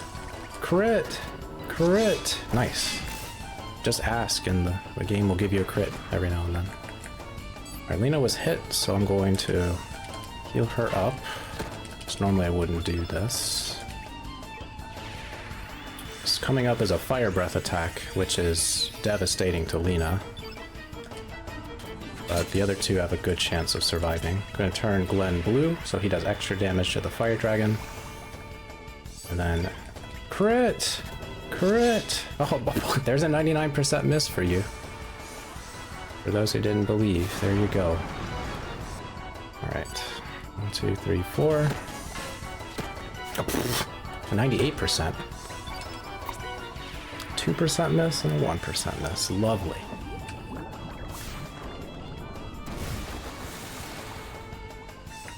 Alright, make up for that damage by getting a crit! Crit! No. Okay.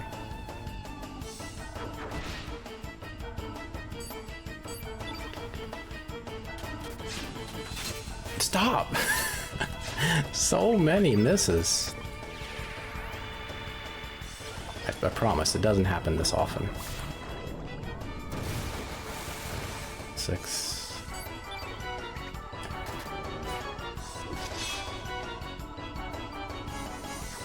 Alright, he crit us. Good job. Alright, Lena, finish the job. I could use an aqua beam and it would probably knock him out, but I want to be extra sure, so I'll do the aqua ball.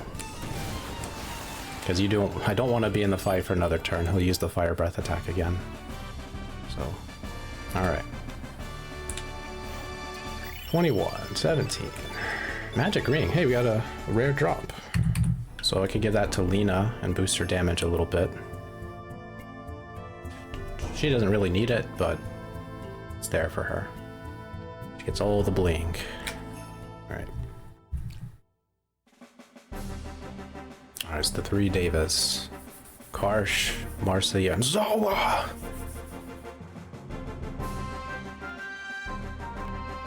Alright, this fight is a roller coaster.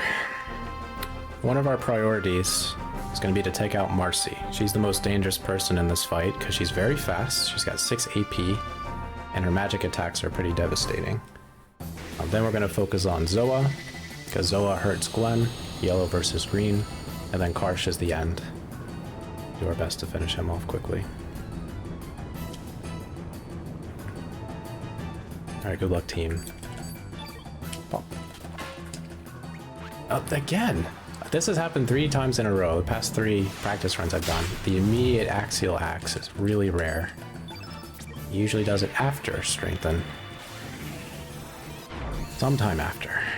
Alright, Glenn is gonna hit Zoa. Hopefully not miss.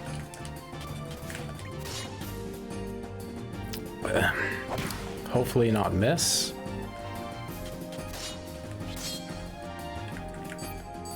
Alright, gonna hit Karsh. Hopefully not miss. Thank you. Alright. Alright, since Zoa went when he did, we should be able to skip his attack called Geronimo, which is a slow animation, and it hurts. So, Lena. Well, okay. Okay, Lena. Alright, I'm gonna hit Eagle Eyes. Stop, please. 10%. So many misses. Alright, so Glenn's ready to go. We're gonna help Glenn out by putting a second green element on the field with Bush Basher. Also has a high chance of poisoning whoever gets hit with Bush Basher. Which doesn't really matter because Glenn is really strong. Alright, good.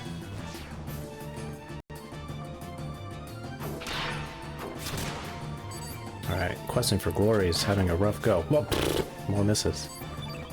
Let's do... yeah, we're good. Okay, we're gonna turn Glenn blue, because we're gonna hopefully help Glenn out with this Ice Blast that we don't have. We use Aqua Ball instead. We missed so many times that the Strengthen that would help Glenn out is gone. So he would do like 80-90 damage with his first 3 normally. But because the Strengthen wore off, it's not as much as it could be. Don't hit Surge, don't hit Surge, don't hit Surge, please, please, please, please, you jerk. You don't have, yeah. Alright. Well, Surge misses out on a level.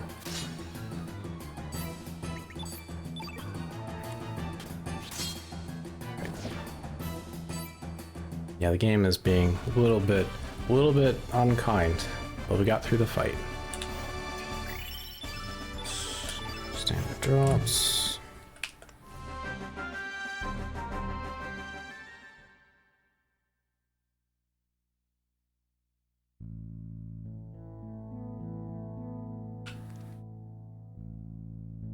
So, whenever you get knocked out in this game, after the fight is over, you'll come back with 1 HP.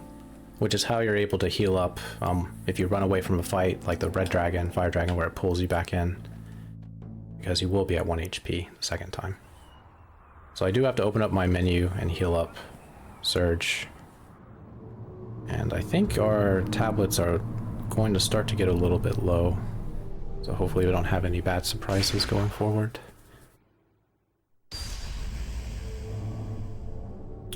The visions, the dream, they might mean something. Alright, Fort Dragonia. The origin of Fort Dragonia is very obscure lore. Alright, let's heal up Surge. Everyone else. Surge's HP is so low, my goodness. Alright, so this guy is just guarding here. He's got a really good drop. We're gonna fight him and hopefully not miss our attacks. Right, team? Right, team? Lena heard me. Okay. Alright, we didn't get the best start we could have. If you did get the best start, we could skip an attack called Acacia Breath, which has a good chance of burning somebody, which we don't want. Otherwise, you hope to freeze him with Ice Blast, which we don't have. And then you could finish the fight with pretty good results, especially if everybody is strong. So Lena's pretty strong. He's got the flu. Get up Surge. Alright. Now, if we roll really luckily, that's a word, we don't get to act right here. Oh, we got super lucky. He's got 9 AP on average, and that was a more than a 9 AP roll. So we skipped Acacia Breath. Well done, team.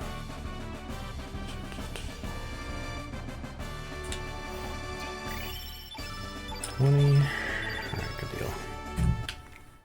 Alright. Into Fort Dragonia we go. So we're gonna do a little menu here. Set up Lena. That is not allocate. There we go. Alright, Frog Prince. Back up Weak-Minded. We might not need it at all. Give Surge an Earring for extra HP. You get the Iron Vest. The second Magic Ring.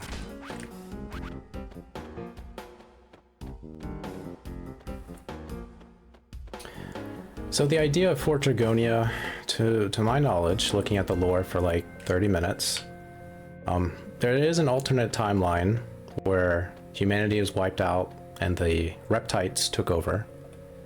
And the Reptites from Chrono Trigger eventually evolved into Dragonians.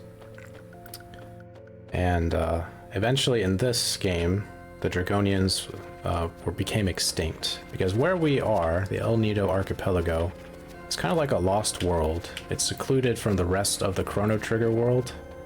Very hard to reach, almost impossible to leave. So the idea that the Reptites survived here for thousands and thousands, if not millions and millions of years, is accepted. So this is a testament to their civilization, Fort Dragonia. And the people who live here eventually kind of misinterpret the idea of dragons and reptites. Well, they don't really know anything about reptites. And the Dragonians, but that's all kind of very vague stuff. So, speaking of not vague, we're doing this puzzle. This is a pretty tough puzzle casually, because unless you understood that the select button changes your party order, you would be stuck here indefinitely. But they do give you a good hint, like, hey, dragon head tail, designate who is who, and then you could change how the paths unfold. So I did a quick swap with Glenn up front. Then we stepped on that pad, which changed our permutation of the party. So now it's Lena, Glenn, Surge. And it will be Lena, Glenn, Surge for a little while. Alright, respect the bats. Bats are a bunch of jerks.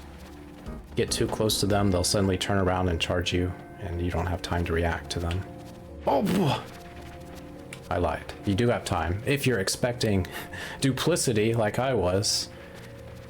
What a tricky bat. Anyway.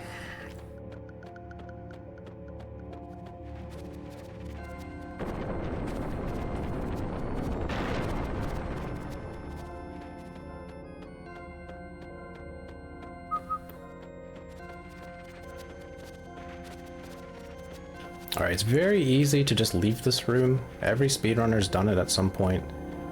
Because this section of Fort Dragonia is a little bit dull. It's just movement.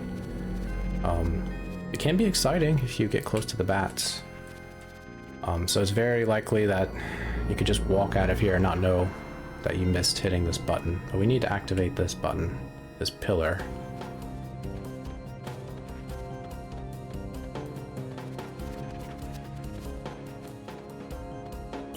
So we did the thing so we could leave.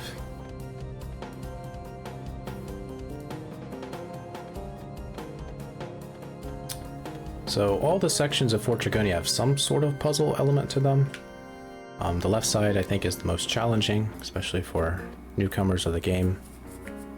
Up here, you have to open up treasure chests in a certain order to create bridges where you can go. There's also a bat that is super tricky.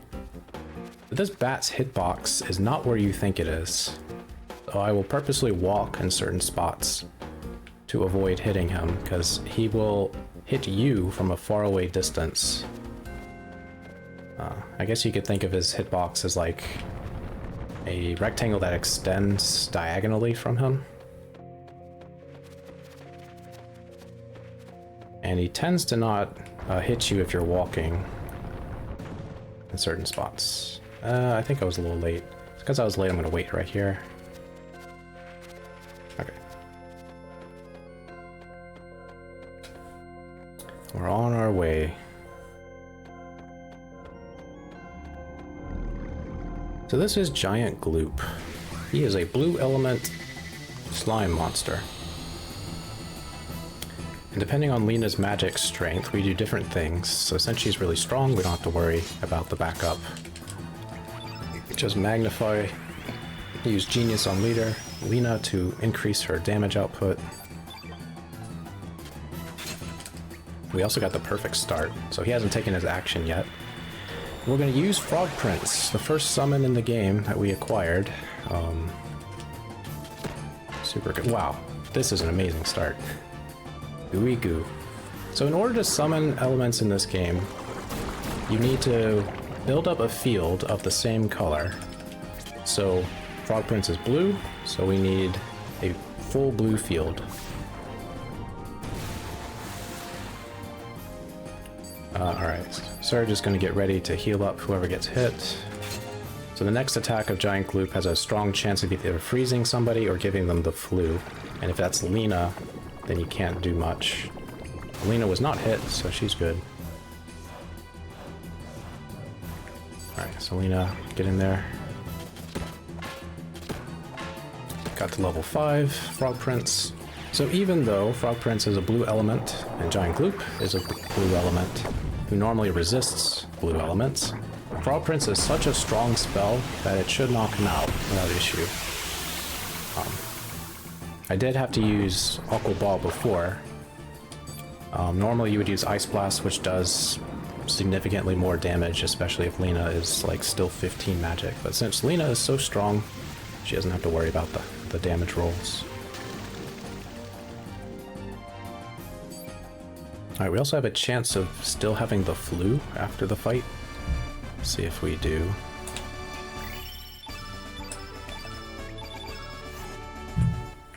We do. So when we have the flu, our character moves about uncontrollably.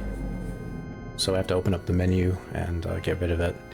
Every time you open the menu in this game, when you don't expect to, it's like an 8-second time loss at least. It's not that great. But do what we gotta do.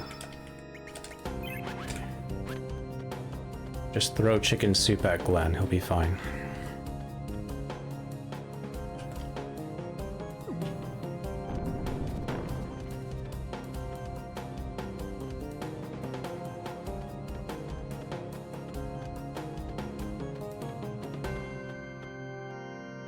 Alright, the next section of the game, it's like a 3-dimensional labyrinth puzzle. We're not going to fiddle around opening up the treasure chests, so go straight to the exit as fast as we can. Also show, you could do a skip called Cybot skip. All you do is you go about right here, kind of wedge Lena in the corner. You know you're kind of wedged if you wiggle back and forth and she doesn't move. And then when you get properly situated, the game thinks Lena is on the plane above her, and the Cybot will just walk right by her. Saves about 8 seconds. But if you fail it, you're probably going to lose at least 2 minutes of time fighting the Cybot. So, to you if you think it's ever worth doing. Alright, what we do need to do is dodge these paper moon enemies. So they go invisible and tangible. You could scoot by them.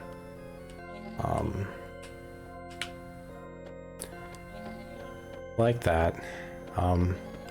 In general, if they're approaching you at a perpendicular angle to yourself, they're going to hit you, even if they're intangible. But as long as it's not like that, then you could feasibly get around them, or go straight through them, either way. I think in the Radical Dreamers edition, the new remaster, you can't even see where they are, so you just kind of have to guess. Okay, good. So 2 dodges. Every encounter in this game that you don't mean to hit will cost you about 20 seconds. So I hit one earlier at the beginning of the game before Salt and Pepper. So far I haven't hit anything else. Alright, Toroid. A big jerk. So Toroid, there's a lot to say about him, but okay. Got a pretty good start. So we have a few options. I'm gonna do the backup because I'm expecting somebody to get hit by Toroid who isn't Glenn. Do this. Good job, Glenn. What's this? Wow, this is some start. There we go. Okay, hit Surge. Surge has very low HP, so the backup is you can heal him with Lena at the cost of some time. This way.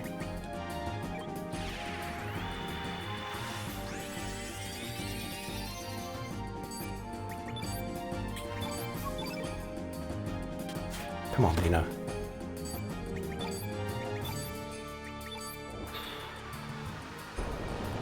Oh, I didn't genius. Oops. I did a bad. Maybe I don't need it. Maybe I don't need it. I probably will need it. Alright, Uncle Beam.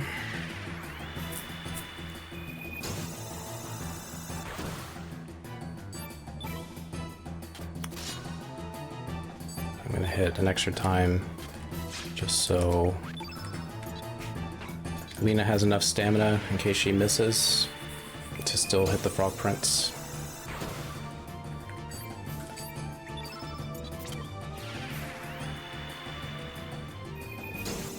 Alright, so we got our full blue field, so we're ready to summon a frog. As long as she stops missing. There we go. Alright, and normally this does over 850 damage. It's over 1,000 if Lena's really strong, but I did not do Genius. That was a mistake. But she still might do enough damage because she's really strong. Yeah, 854 should be okay. Yep, alright. Not punished for making a mistake. So the quick way to fight Toroid is to turn him red and bet that he's not going to hit the same person twice, unless it's Glenn.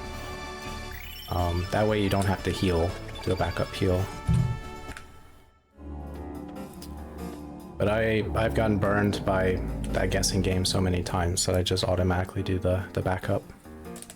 Take the slight time loss for healing whoever gets hit.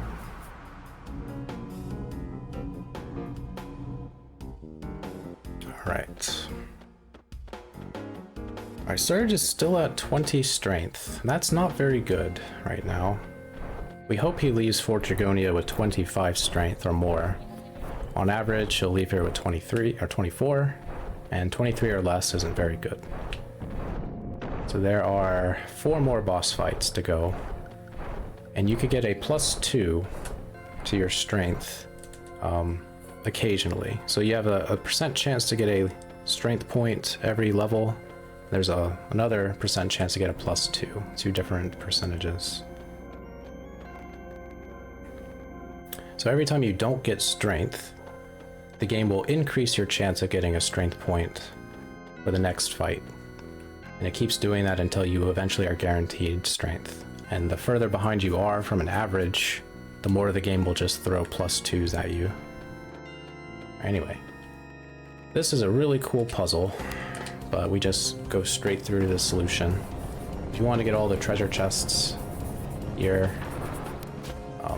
you have to understand what the puzzle means. So, whatever direction the dragon is facing, that's the dragon's relative position to the cardinal directions. And you pick the one that will eventually lead you here.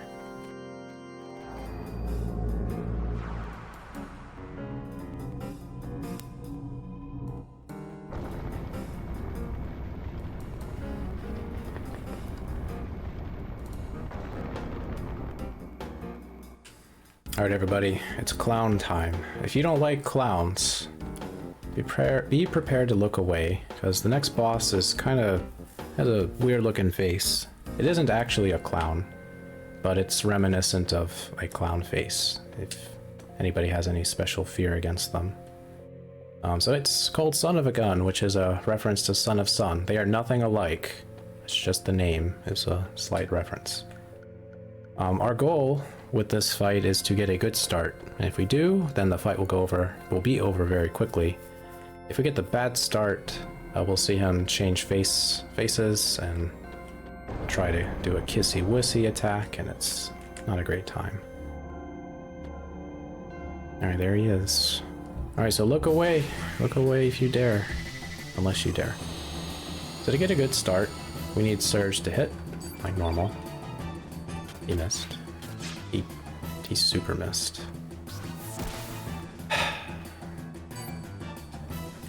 Okay. Alright, we're gonna need Glenn to not miss this 2-2. Alright, run can continue. Otherwise I would have had to run away. Alright, this could miss. Did not. Okay. So whoever's affected by Kissy Wissy falls asleep. So that's why we equip the Panacea. Glenn is ready to use it to revive.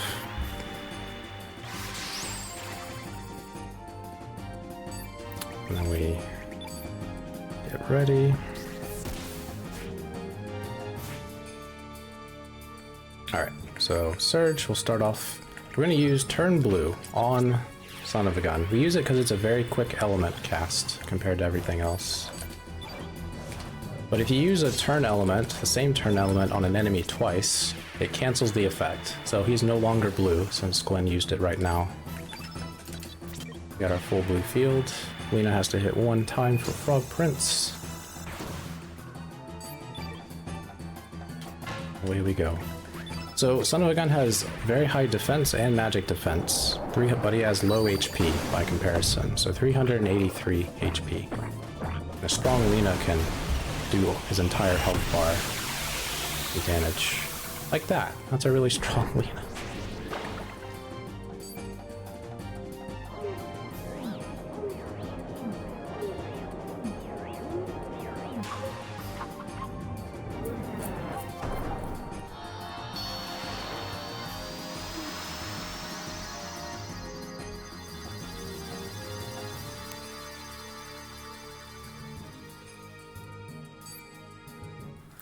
Alright, the nightmare has been slain.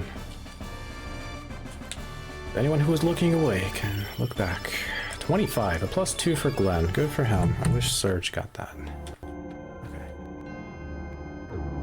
Alright, so Glenn is good to go. We want him to hit about 26 strength, which with the Dragoon Honor that is equipped onto him, he's effectively 26. So he's good.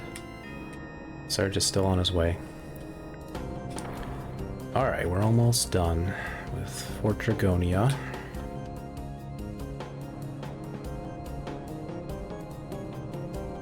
So there's one very difficult enemy to dodge in this, the second room after this upcoming one.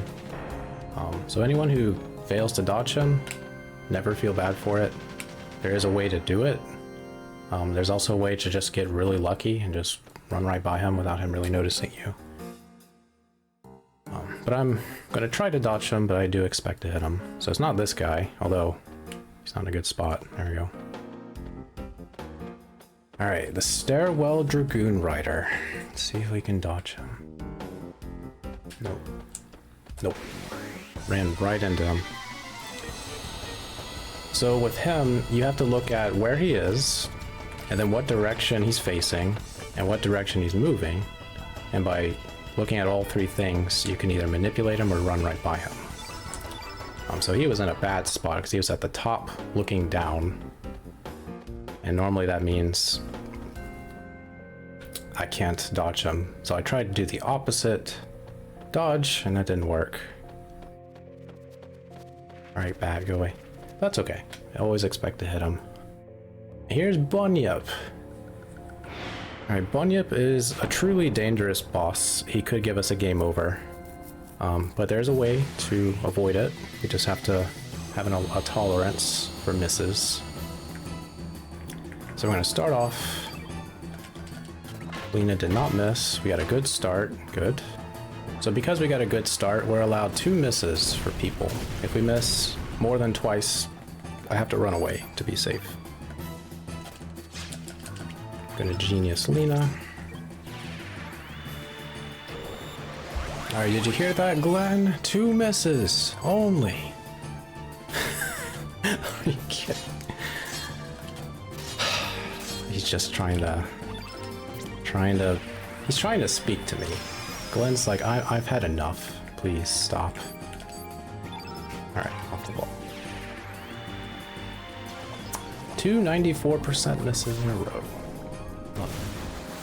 Okay. So Bunyip starts off as a red element enemy and turns into a black element enemy. The Surge is going to be in trouble if he gets targeted by Graviton later. And the worst thing he could do right now is go right now. He didn't do that, so we're good. Okay.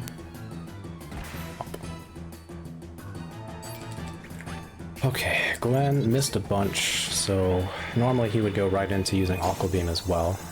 But we're gonna have Lena hit a few times to give Glenn some stamina. Okay. Beam. Then we have 2 options. If Lena is very strong, and Surge is really strong, you can use an Aqua Ball from Surge after this Frog Prince. If Lena is super strong, she could knock out Bunyip with this Frog Prince. But she needs to be like 4 magic higher than what she is right now to do that. But normally we have Surge get to level 5 for Luminaire. He missed. Okay, so Luminaire is almost a guaranteed kill. It's almost always does more than 250 damage. But if there's a black element on the field, the damage will be reduced. So, yeah.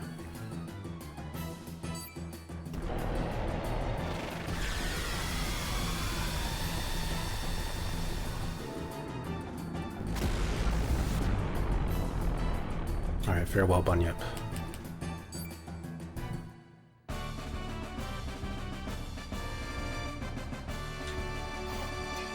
No, Surge, get more strength. Yeah, another +2 for Glenn. He's a monster. Hey Glenn, throw the dumbbell to Surge. Make him work out.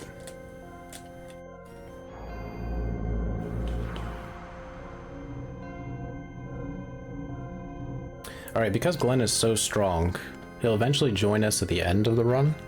And there's a good chance he's gonna be very high strength there as a result. It's not guaranteed, but it's very likely. That's a good thing. Sometimes you can have a very weak Glenn at the end of the game.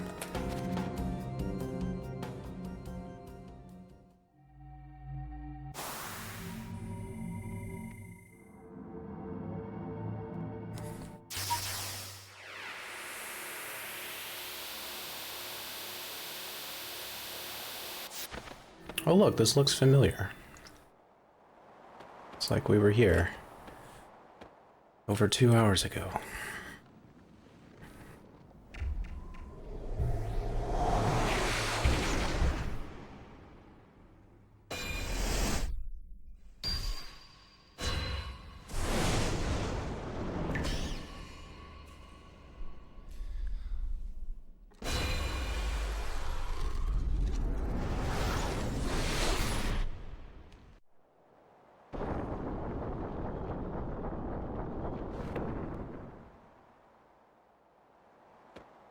Alright everybody, send your positive thoughts. General Viper has a drop, a 90% chance to get a Dragoon Gauntlet.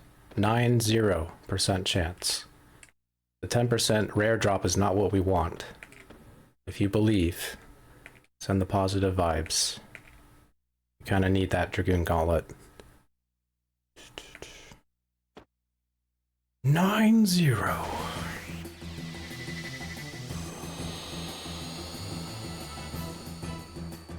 Alright, so we are strong enough to maybe get a skip here. Depends on General Viper and Glenn's strength. Oh, well, we're not going to get the skip. General Viper went early. He said no. So General Viper will use an attack called G-Force, which is like a power bomb attack. And if we can set up Glenn... God, another miss. Set up Glenn before he takes his first action. I'm gonna do this. Oh, what am I doing? Just do this. There we go. You could skip this whole animation. So, we had the strength, we didn't have the luck. And Lena paid the price.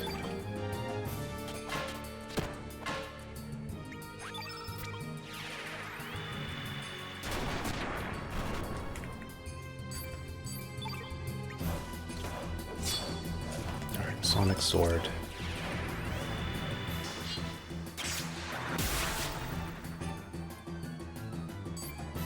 Haha. Alright, will General Viper be laughing at us because we did get the Dragoon Gauntlet drop or we didn't? Let's see.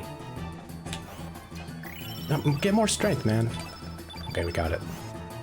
Thank you for believing.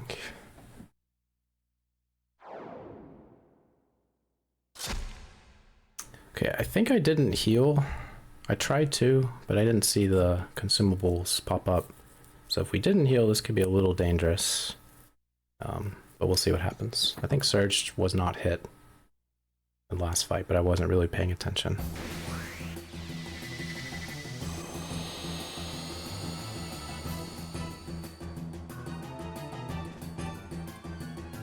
Okay, we did not heal. And oh, no. Lena's very eager, but she needs to stop. Okay. Looks like it's on Lena or Surge. Nope, just completely wrong. Alright, let's set up Glenn and hopefully he lives. Strength. Surge does have the revive, so we can work with this. We get really unlucky.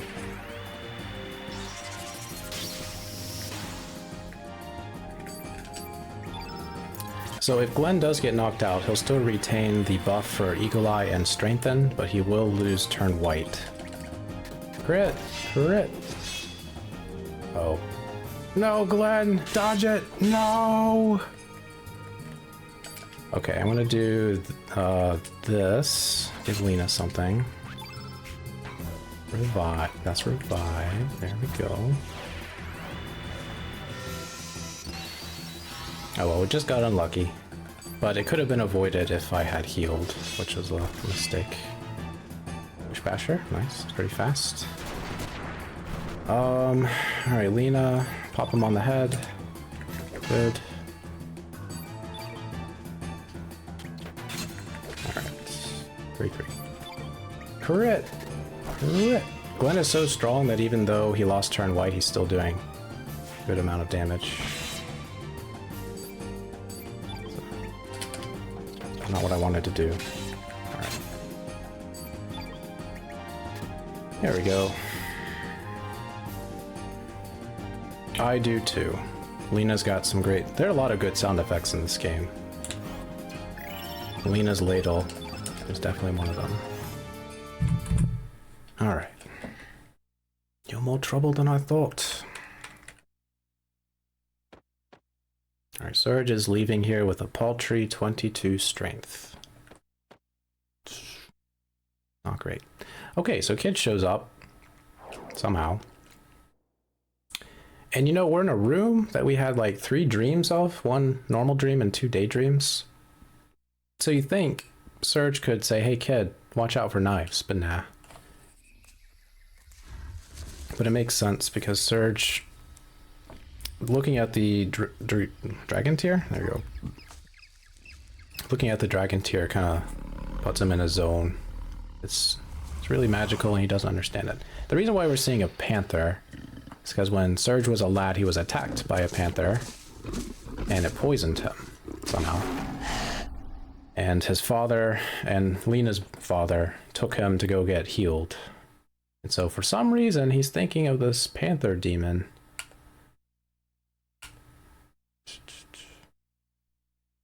And Lynx utilizes some magic, hypnosis, something, some way. And with the power of the dragon tier, they can swap bodies. Because they share a connection.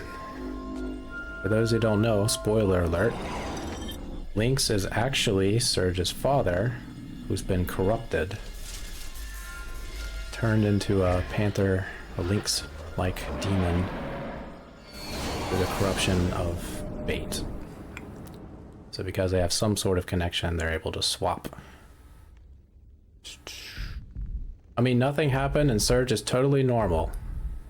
Doesn't have slits for pupils, he's fine.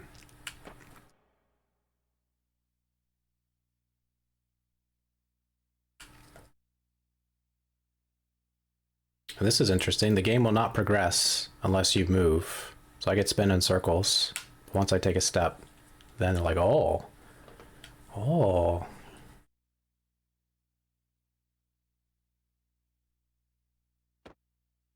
So, fun fact, you can totally win this fight if you're properly set up, but it's meant to be won on New Game Plus. And you do get a slightly different dialogue if you win this fight, but it's Lynx versus the whole team. Glenn, Kid, and Surge. Let's charge! We got this! Nothing bad will happen. Nothing bad. Oh, okay. Sorry about that. Run over. Game over. Sorry, everybody. Now we're fine. You did it, Kid.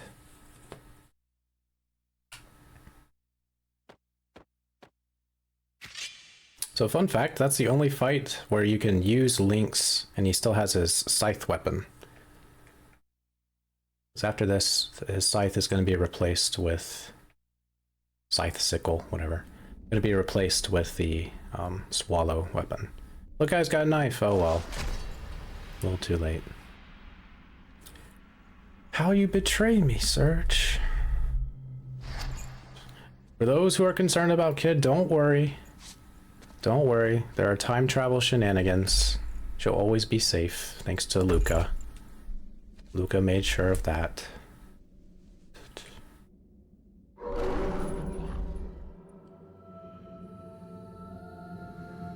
Alright, and this is also my first restroom break, so I'm going to leave you guys with some dialogue, and I will be back.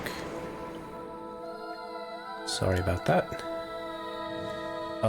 The short of it is we get thrown into a dimensional vortex. There you go.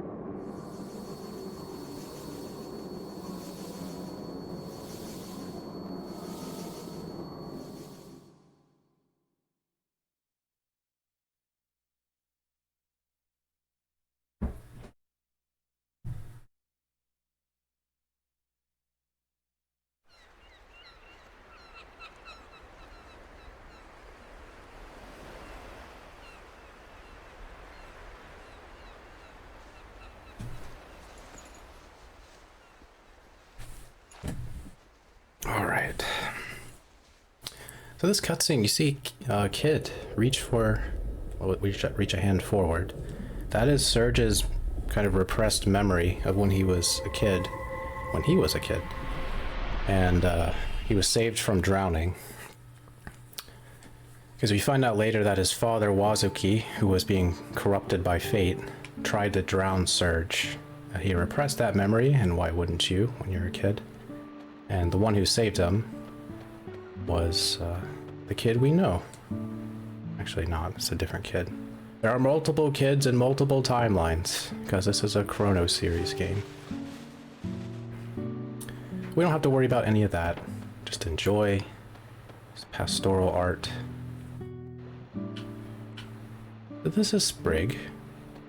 I think it's confirmed she's a reference to the old lady in Radical Dreamers. I've never played that game, but I know of the character and some of the basics about the Radical Dreamers game. Sprig has been trapped here for like hundreds of years. Just living off of berries.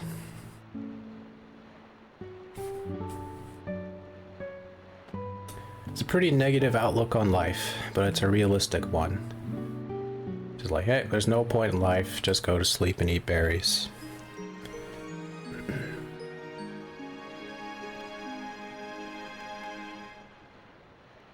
It's a nice place to live though. You got a waterfall that goes upwards. You got this smooth music playing constantly. Anyway, Sprig is tired of living here, so she joins our team. Alright, Sprig. Many people, including myself, never really used her casually. Sprig is secretly one of the strongest characters. At least in the speedrun. That treasure chest down there is our second revive. So we only have one in the speedrun, but just push that boulder, you get access to that revive if you really needed it. Alright everybody, get your pencils ready. Time for Professor Harley to give us a lesson in existentialism while climbing up pencil towers. So Harley, she knows what happened, but she's trying to convince you that you are indeed Lynx. You're no longer Serge, and no one is going to believe you're Serge anymore. So you must accept that fact. And we're like, no, I'm questing for Glory 7. She's like, nah, no you're not.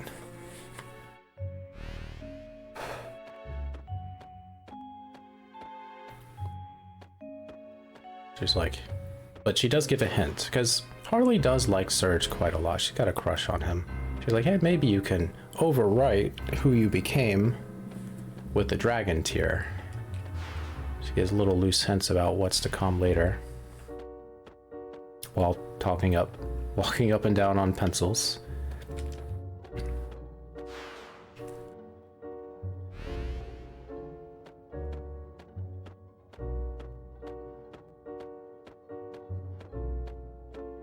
And in a way, she's loosely alluding to herself. She's not quite what she appears to be. In a way, she kind of wants to change who she is, too. But she's not allowed. Anyway, there's a little gimmick. Gotta pick the right door, or we're not gonna leave. So what is the right door? It's the similar door that Harley goes through. Want it to be this one? Nope. Whatever door she enters. This is all RNG, by the way. You hope that she always goes into the first door she enters. Otherwise, it's just time loss. Okay. Okay. Alright, 2-2. How boring. Alright, we are going to rename her. She has a lot of dialogue. She's also mentioned a lot. Conversation. And she gives us the Astral Amulet, the one that Korcha took away from us. She took it back. She's so much better than Korcha. As if it were a question. Everybody's better than Korcha. Alright.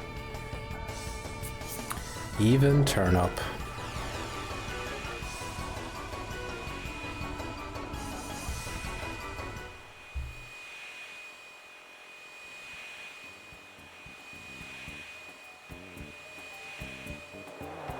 talk bad about Korcha. I'm not talking bad, I'm just speaking the truth. I know the truth can hurt sometimes, but you gotta accept the truth.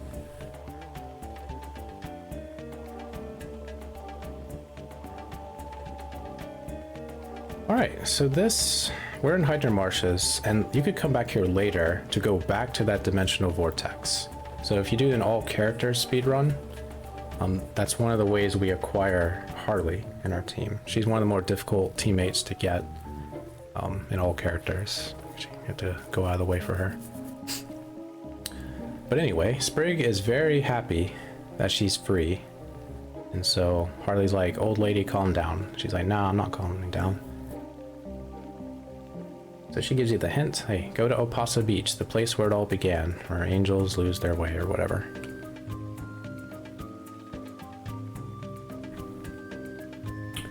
Alright, we're gonna look at Harley's strength. Depending on her strength, we'll give her different pieces of equipment. I do have an extra magic ring I could give to Sprig or her, depending on who might need it. It'd be probably better to give it to her if she's really strong. Normally she's 20 or more, but a weak Harley is like less than 18 strength. And since Lynx is pretty weak too, I would like to give him the gauntlet that she's going to maybe use. Let's see. That is not the right button.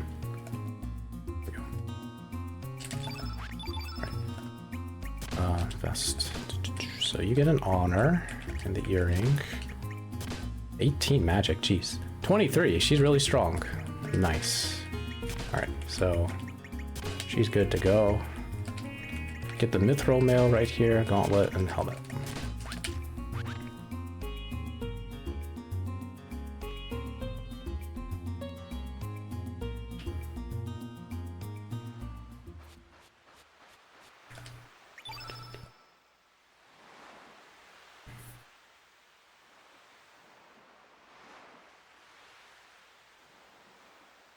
Yeah, Harley's been doing what Surge wishes he could do. She's been doing pull-ups. Okay, coming up is one of the few skips in the game. We successfully did guard skip earlier. This one is a little tricky. In fact, it's so tricky I'm gonna save, because I could soft lock here. I've never done it before, but there's a first time for everything. I really should just not do it, because it costs more time to save than it does to get caught. Anyway, I'm gonna try to demonstrate it. Let's see if we get it. And there we go. Okay, so with Harley in front, if you hit the select button as you descend the ramp, the old elder of Arni village won't stop you and talk to you for like 10 seconds. So he will respond to Lynx being up front or walking past him. And he notices Lynx is a demi-human and he doesn't like demi-humans. So he's like, you're not welcome in our village. And Harley's like, get away, old man. And we proceed. So this is Surge's mother, Marge. And we try to tell her, hey mom, I'm a cat man. And she's like, okay, dear. So she kind of tells you, oh, there's a story about your father, Wazuki. Him and Miguel tried to heal you when you were poisoned by that panther demon. And supposedly they went to the Sea of Eden, which is one of our next goals. Gonna try to reach that place. Radius, my favorite character. Alright.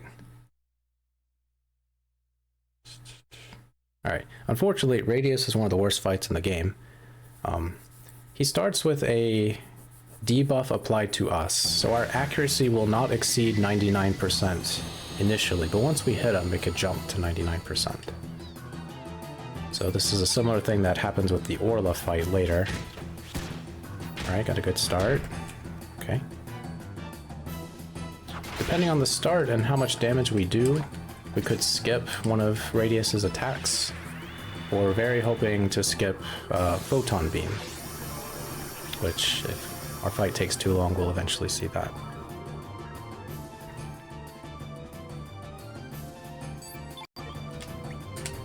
Two. Good. Alright, no misses so far. Alright, the Lagunate is very strong, which is why Sprig is our main damage dealer. Bang. 136 damage doesn't look like a lot. But that's because we haven't given him any elements or strength ups, anything like that. Alright, if we had a slightly better start, we could have skipped this attack, long shot, which is a really cool attack. But because we haven't missed so far, we should defeat him before he does photon beam. We're good. We stand defeated. Alright, farewell Radius. Yeah, Radius has a great backstory. How he's used in battle, you know, he's not the strongest character, but you have to pick how you like characters. Like them for battle, for story, or both. Pretty cool. Alright, he also talks a lot, so we're gonna shorten his name to save time on text.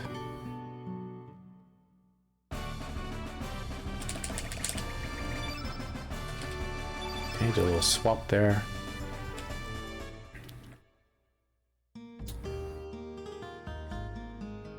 Alright, so it gives you a hint you should go to Marbule, because they know about mystical things.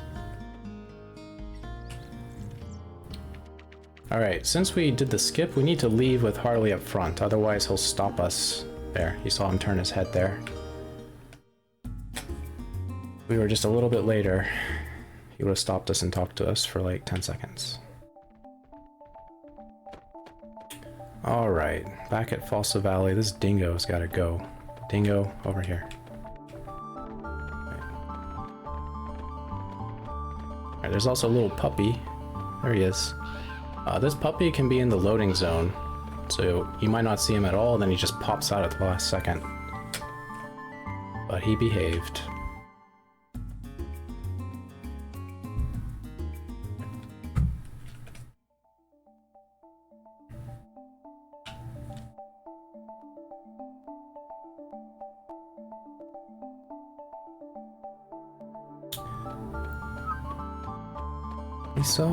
Lisa, we need things.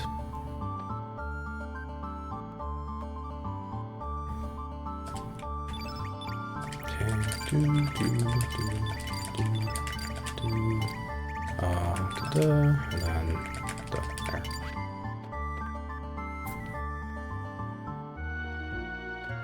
Okay, so Termina has been occupied by the Pore military.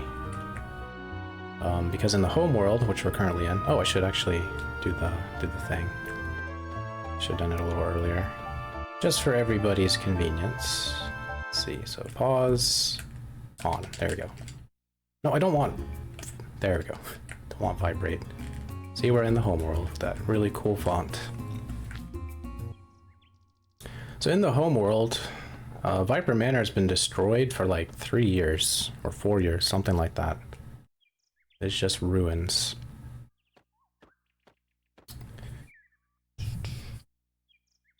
Oh, by the way, this is a good place if anyone needs to take a restroom break or water break. We're just going to get a little bit of backstory. But if you do leave, just know you're going to miss the legendary Candleman. You have to spread the news that he's here.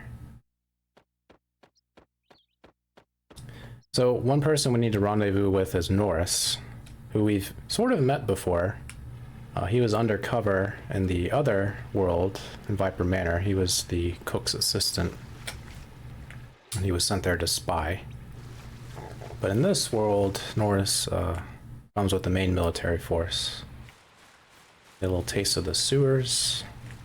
We're gonna come back here later.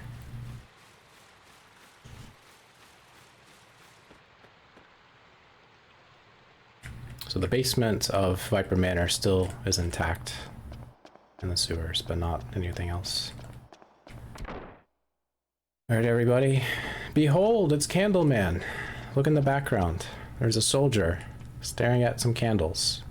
He is unable to look away. Candle is too fascinating. The flame is too deep. He's entered a perfect Zen-like state. No matter how important or interesting the dialogue is, he will never turn around. Anyway, that's Candleman. So Norris talks a little bit about what's been going on in the background in the homeworld.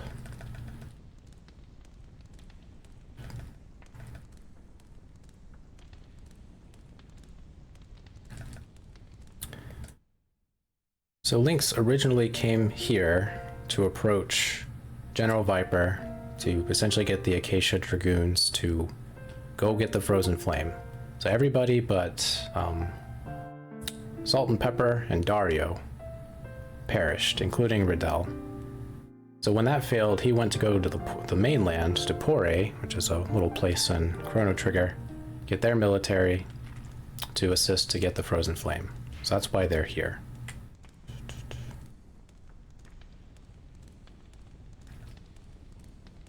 Candleman will never look away.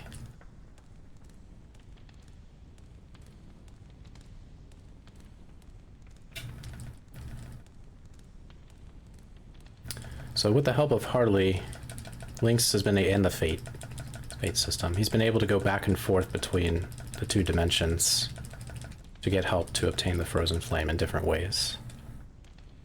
So one of the main things he needed was Surge's body. Or at least his cooperation. Since we didn't cooperate because he called us an egg, we refused. Alright, we renamed Norris because he's going to have a lot of dialogue later. And older speedrun routes had it so that Norris would be in your team and help you out for quite a bit. I never did any of those runs, so I'm not sure how long he was in your team. But cases into the future. That's right. He knows all. Alright, you know who else knows all? Toma, the Great Explorer. It's not the same Toma from Chrono Trigger, it's his descendant. We're hoping he crosses to the left side. Come on, Toma. You can do it, Toma. Keep going, Toma. Move left, left. Oh, okay. A better than average Toma. So Toma almost always keeps himself to the right side of the bridge. So it's RNG where he moves. And the closer he is to the left side, the less movement we have. So we can leave here much more quickly than normal.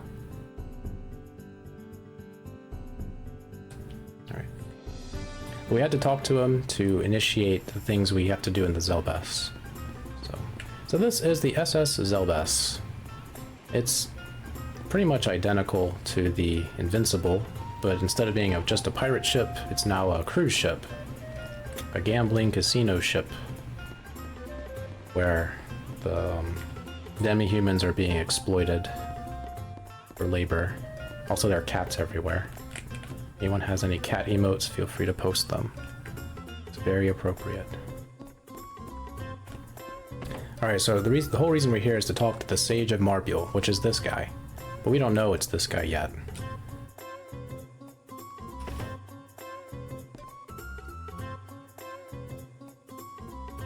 So he goes through this door, which is to the Grand Slam, and we cannot go through here yet.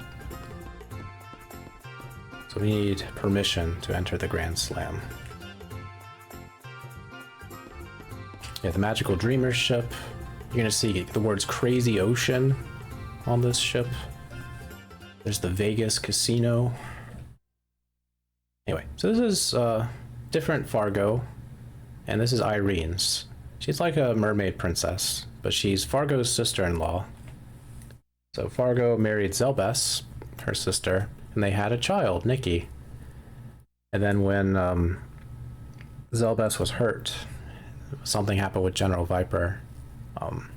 Fargo discovered she had passed away, but he never knew that she had a daughter. So anyway, Fargo is a giant jerk in this world. He's a cheater, a liar, and a fool. He refuses to help anybody and just indulge in his own pleasures.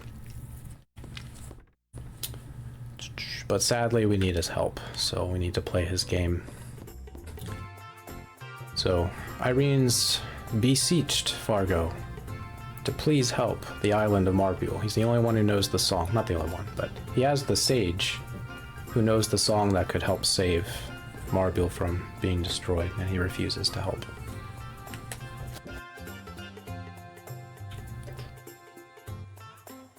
Alright, so we asked for permission to go to the Grand Slam.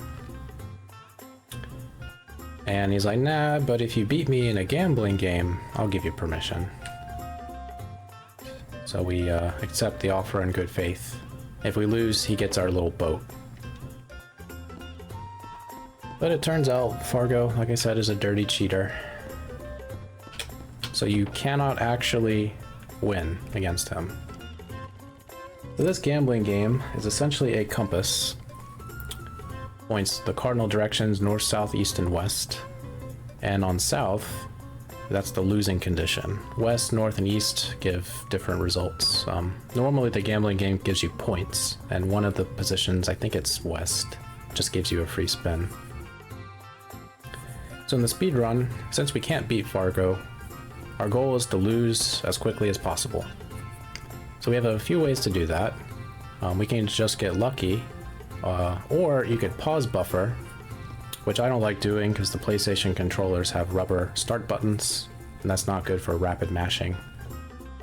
So I have my own method of just timing it, which is pretty successful. Sometimes I fail it. But if he lands on east, then we could just easily manipulate a loss. We got north, okay? Second. See if I get it here. Nope. Big failure. Try again. Okay, got west.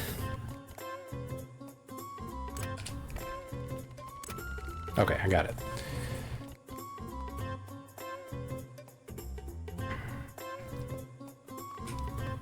So yeah, if you are going to pause buffer, you generally want the arrow to be in the northeast position. And then when you unpause, you hold the X button, and then it should give you the south, I think. And then if you were to continue with the gambling game later, you can eventually win a rainbow shell, one of the rarest items in the game.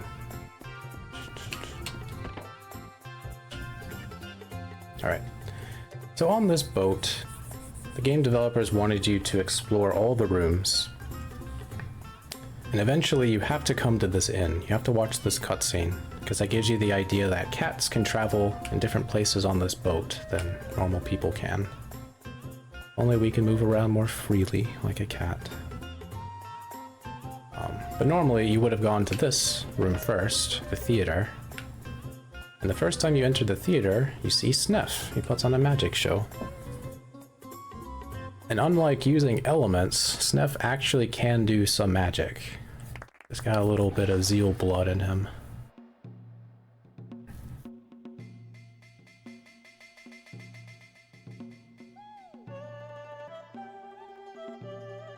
Alright, so I get to volunteer.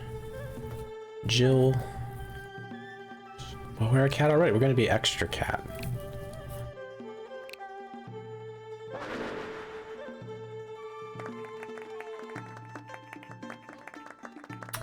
The crazy ocean theater curtains.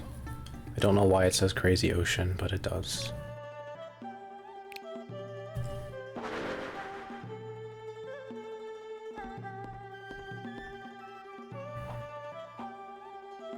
No strings. And he could sit on her. Could have two tails, just like Pashul.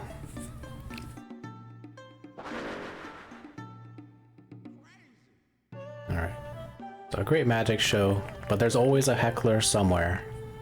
So Jack, the heckler, says he's a phony. He's a fake. So he challenges him to a duel. No, he challenges him to... I don't know. I don't know why he does this, but Sneff turns him into a cat because he can. It scares him.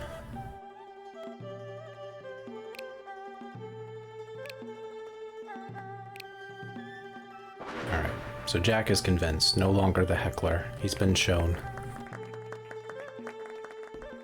Alright, so when you first enter here, you see the magic show by Sneff. But if you enter again, you'll never see Sneff again until you go to the inn. So since we already went to the inn, he'll show up immediately. So you could get Salt and Pepper, who are called Lank and Stout because they forgot who they were. They have like a Manzai comedy routine. And then the other show is pirates like juggling knives, I think, or swords.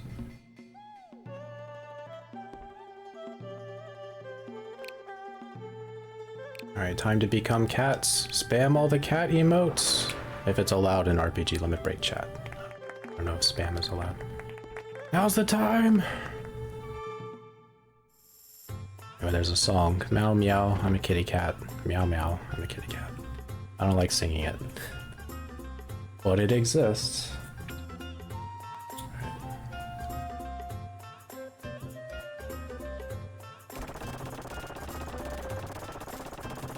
So we can witness Fargo's cheating antics. There's a giant magnet that controls the compass, so he'll never lose.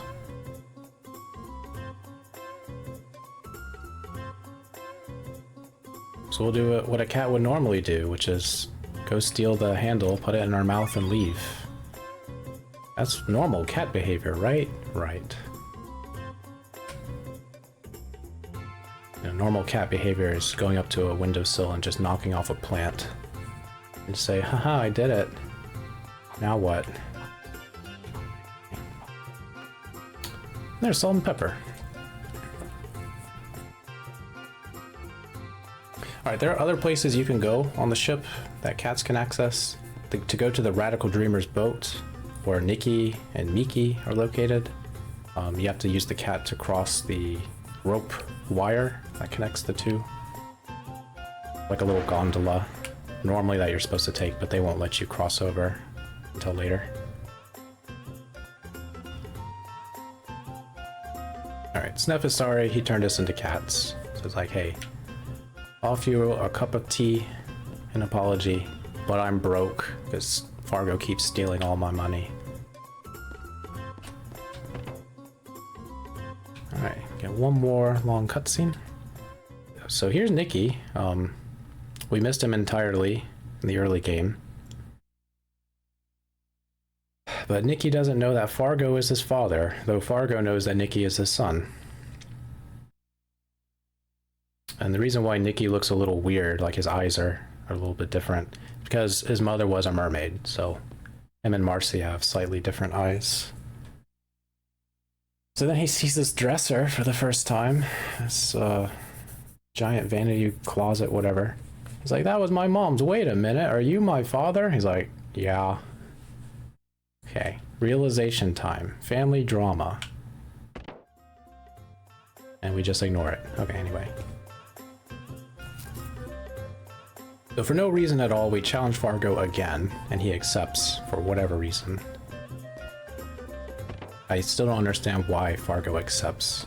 Like, we have almost nothing to gamble away. He already took our boat.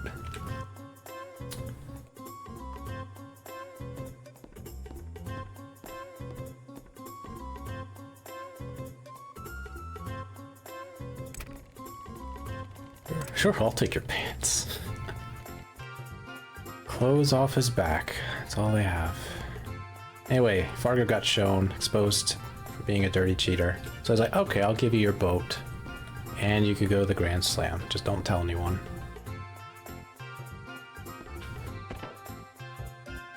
And with that, we're off. Let's go see the sage. Links up front. So there's a big menu coming up, and you can do it at any time, but I like to do it here because the Grand Slam has relatively unique music, and it's the only time in the game where we hear it, so enjoy.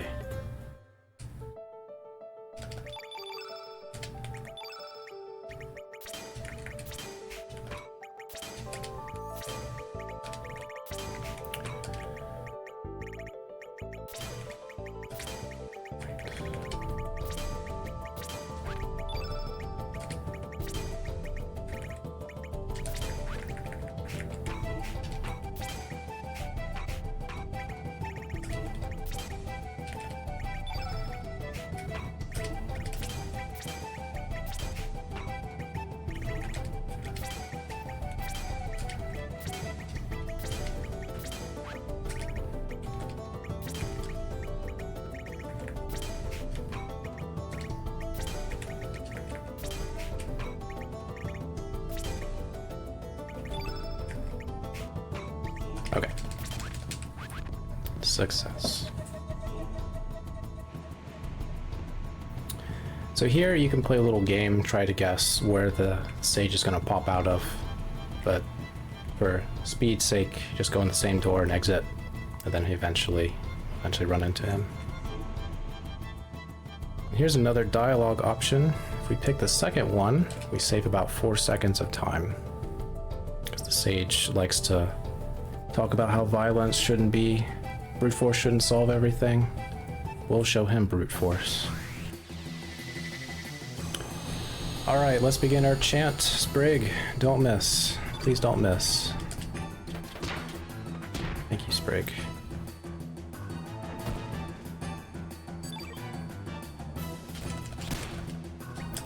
Lagonate.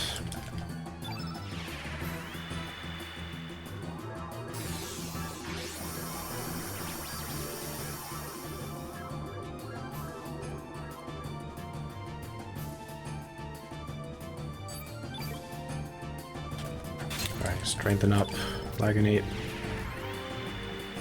And the Sage is white element, so we're gonna turn the Lagonate black, or we're gonna miss.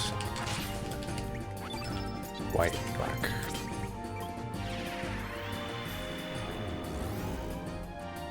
Alright, not punished by the miss. Alright, 2, 3. So, the doppelgangs are very nice because they always do consistent damage. The only difference is if you get a critical hit. So he'll always do 264 with a fierce attack. Bang. Bang.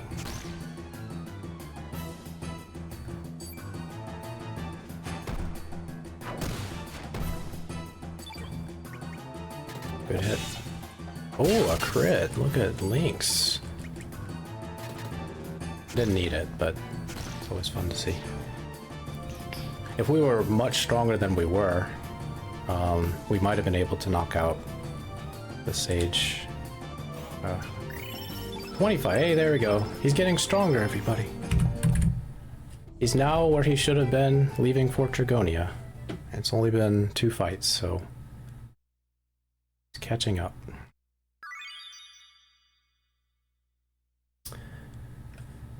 Yeah, so later on we're gonna have to worry about Lynx's strength. But right now he's in a position where he doesn't need to really use it. We just hope he keeps gaining it in the background. Okay, so Nikki really wants to help Marbule, wants to save his father. The Sage kind of recognizes that earnestness. So he helps teach Nikki the song.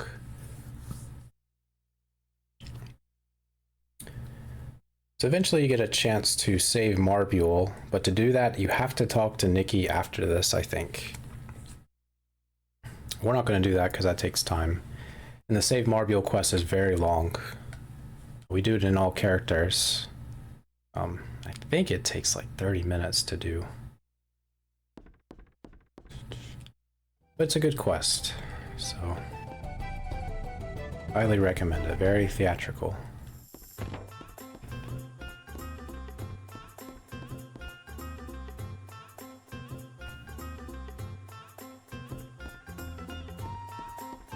Alright, and with that, we are finished with the Zelbess. Magical Dreamers.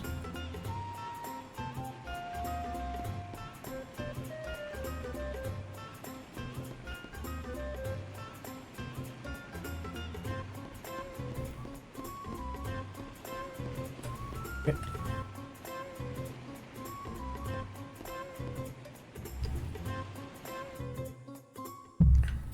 Alright, the Sage of Marbule gave us a fiddler crab. So we're going to throw the fiddler crab at this ocean wall. Fiddler crab is stronger than ocean wall. So the way is clear.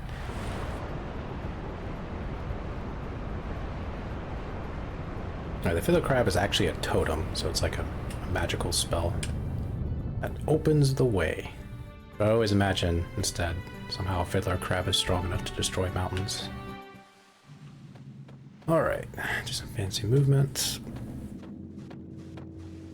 Alright, so this sword is the Masamune from Chrono Trigger. You might say, but it looks so different, and you're right. Because in the lore, Dalton, the Joker from Chrono Trigger, Eventually came back to 1000 AD time frame. I think it's like 1005 AD or whatever. And he tried to get revenge on Chrono and Marl and company. So he raised an army in Pore, invaded the Guardia Kingdom, found the Masamune, killed Chrono with it, and Marl, destroyed the kingdom. The Masamune was corrupted and lost. And Radius knows all about its corruption for some reason, which he'll reveal very shortly.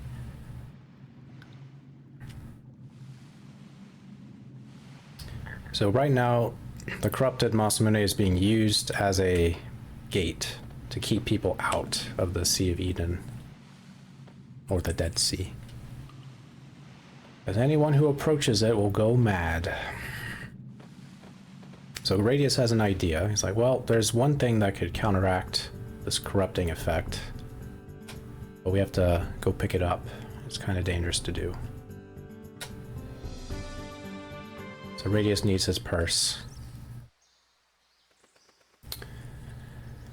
And he reminisces about Dario's father, Garai, this giant of a man, 13.5 feet tall, wields swords that are bigger than most people, has 2 of them. Look at Radius, he's standing toe-to-toe with him. What a champion. It's so unfair that Garai can actually cross his arms while holding the swords. I mean, how unfair do you get? There he goes. Anyway.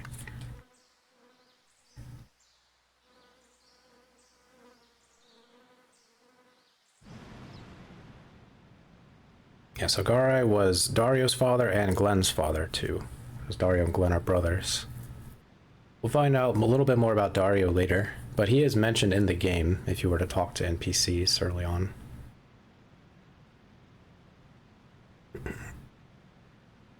Alright, I'll leave everybody with a gift, so you'll always see this no matter what. Hold on. Alright, so this is a face. Here's the chin, here's the mouth, here's the nose, here's the eyeball, and here's the brow. It's a face. Anyway, now you'll never not see it. So Radius goes to pick up a mirror, a special type of item that will allow us to go visit Garai's grave. And if we meet Radius up here, we could save time, because normally he'll slowly walk down the ladder, and you have to wait for him to finish climbing. Alright, you're welcome. Alright, the Isle of the Blessed is what we'll call it. This is one of the most random parts of the speedrun. This split has killed many a PB attempt by runners. So we need things to go really well. So what really ruins the split is we have to get 2 encounters. And we're hoping for a good formation. So there are 3 types of encounters we can get. A double, a quad, or a quintuple. So we hope for the double. And we got it. That's good. If we get a quintuple encounter, we run away, no matter what. So that's at least a 20-second time loss, if that happens. Alright. So that is as fast as the fight can go. Really good fight. If we can get that again, that'd be really nice. Isle of the Hacked!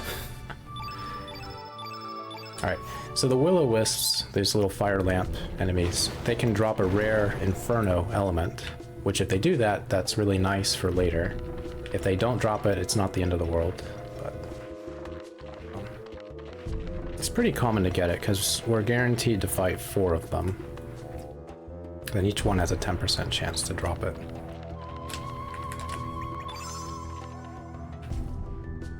Alright, with Garai's keepsake, we can go through that mirror. Alright, so we're going to take this guy, slowly walk, we're going to lure him downward. There is a suit of armor against the wall, and if you defeat the will-o-wisp in its proximity, it will ignite the armor and summon forth a spirit. The White Knight. White as in ghost, not white as in color. The White Knight is a secret little mini-boss. Nice, another double. Perfect. And we're trying to fight it in order to get the doppelgang ability. because it is very strong for this part of the game.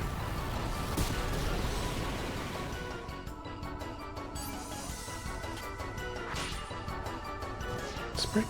Alright, so Sprig got confused. Magma Burst is slow, and a confused party member will not obey your commands until they are hit with a physical attack. So you really hope that doesn't hit Harley. If Sprig ever accidentally knocks out anything, then her doppelgang list will change slightly. So you gotta be ready for that. Okay, so no Inferno drop. Alright, White Knight. White Knight is also one of the few encounters where you could get a rainbow shell. It's a rare drop. So for those who want to get all the prism or spectral weapons, probably want to farm this over and over until you get it.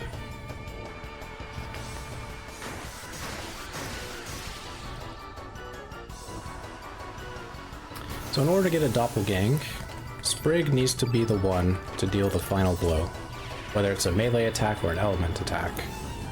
She cannot do it if she's doppelganged, so it doesn't count.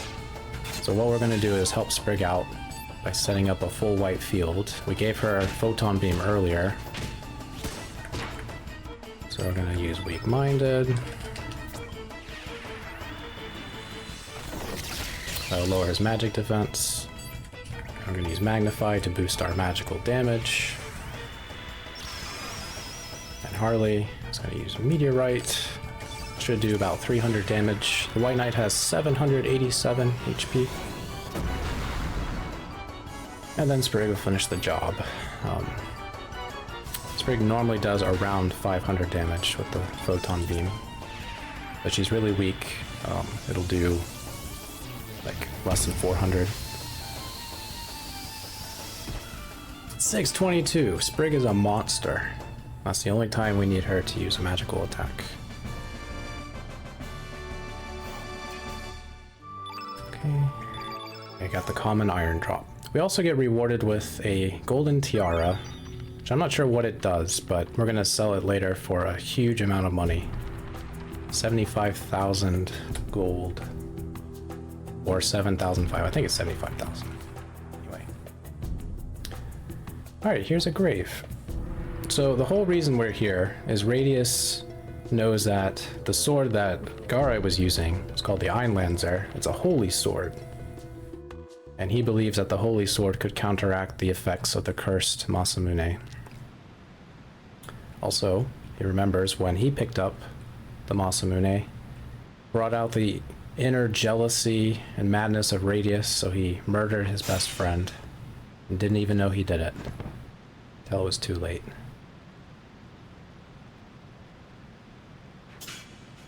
So Radius realized what he did, regretted it, spent his whole life thereon trying to atone. Trying to help out others. Good character.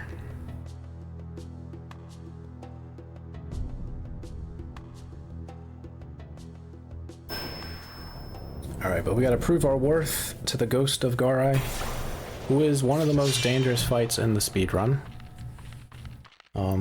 If push comes to shove, I will run away and redo this fight if I have to.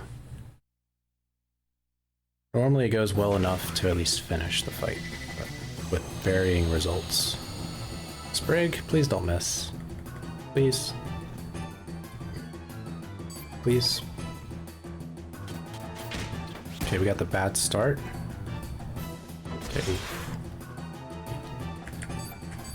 Alright, Harley, please don't miss, otherwise I'm gonna run away. Alright, Diminish. So we need to use Diminish, which reduces Garai's special attacks. If we don't use this, we're going to die. So we did it. It also reduces our damage too. So it's it helps us, but it also hurts us a little bit. Okay, we lived. White Knight. So the White Knight is an initial black element. And Garai is a white element ghost, so he's going to do a lot of damage against him. 1, 2. Thank you for not missing. Strengthen the White Knight. Maybe we'll get a lucky critical hit. That would help a little bit. Big damage, 300 damage already. Oh, good dodge. Really good dodge. Alright, so Harley's gonna hit once. She's gonna use turn black. We can't actually turn Garai black, it won't work, but it puts the black element on the field, removes the white element, so we do extra damage with the White Knight. And he'll do less damage to us the next time he attacks. Oh, Lynx. Lynx. Lynx. No! Alright, Harley, we need you. We need you, girl. 1, 2. Revive. Okay, Lynx has really low HP, so it's not surprising. But I still wish it didn't happen. There's a perfectly good clown over there that he could hit. Got all the HP.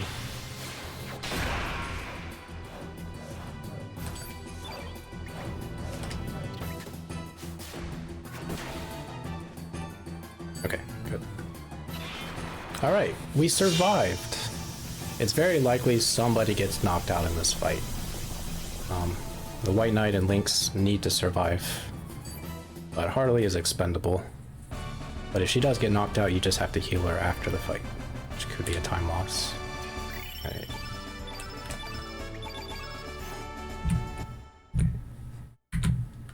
Okay.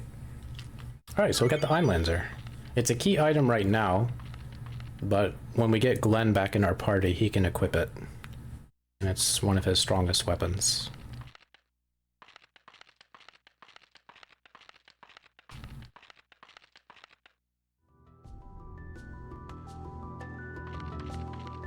Alright, a pretty good Isle, honestly. We had a bad Garai fight, or bad luck on it, but the 2 fights before that were really good, and the White Knight fight was pretty normal. Alright, what are you doing? What are you doing, guy? I don't like this. He's guarding the way. Alright, we're gonna... Oh, no. Please. Stop. Go away. Okay. Yeah, there's not a lot of room to run around in a circle. There are a couple of spots where you can do it, but those narrow strips of land made that not feasible.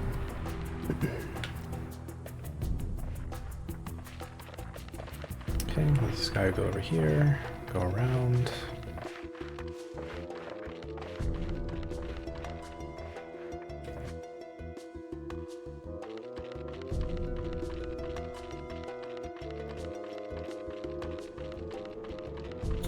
Alright, Will-O-Wisp.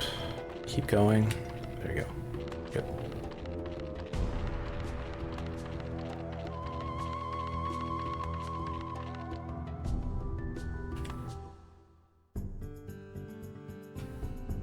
Alright, to the Dead Sea.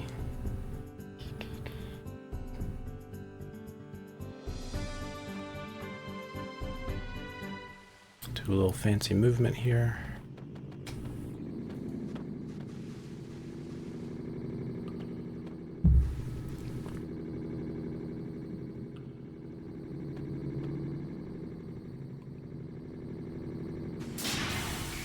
Holy power activated.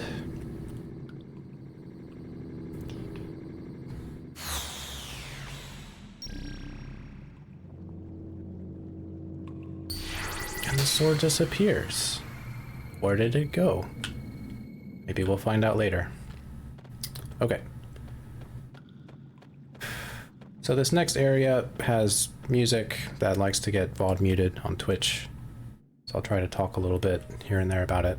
It's really kind of interesting, but hard to talk about. Where we're at is a place where Chronopolis existed. So in an alternate world, where Chrono, Luca, Marl, Frog, Ayla, Magus, Robo, they all rescued the world from Lavos.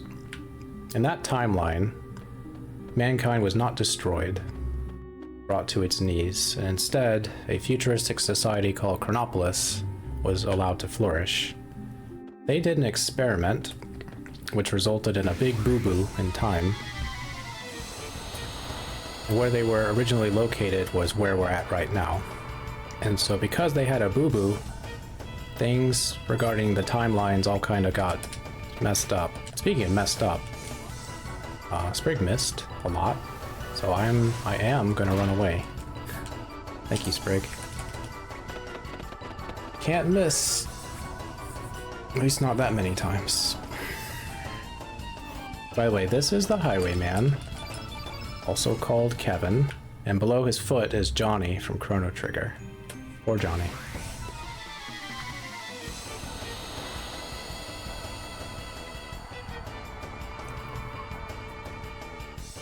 Alright, Sprig, let's try this again. Thank you, Sprig.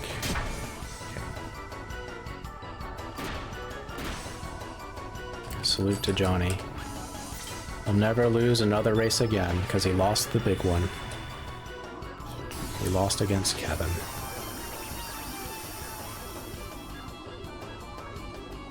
Alright, Highwayman is a tough fight because the longer this fight goes on, the worse it is. He has the ability to give you the blind status condition, and so that halves your hit rate. You already have enough trouble hitting, so we really don't want that reduction. That's why Harley has a panacea, which can cure any status effect. We're prepared if that does happen to us. Alright. Crit! Crit!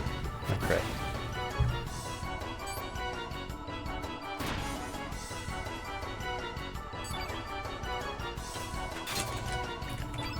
Turn white.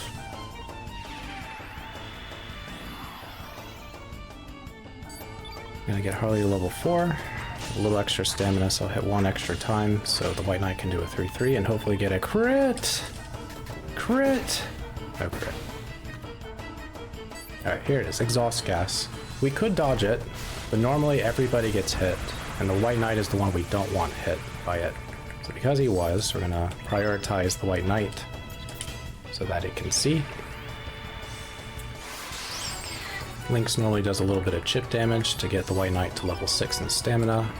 It's okay if he hits or misses. But if we get a crit right here, we can skip a dangerous attack. Crit!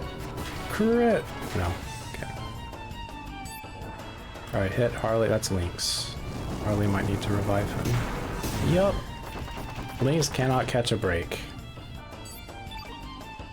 Oh, she needs to hit one. Okay, there you go. Alright, revive.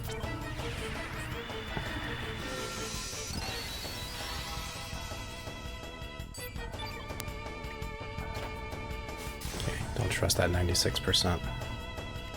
There we go. Highwayman is no more.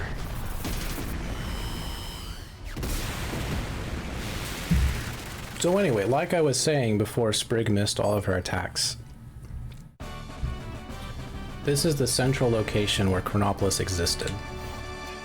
And because they're doing experiments with time, and the result was something called a time crash. So they were sent backwards in time to 12,000 BC. So this is the end of the Zeal Kingdom.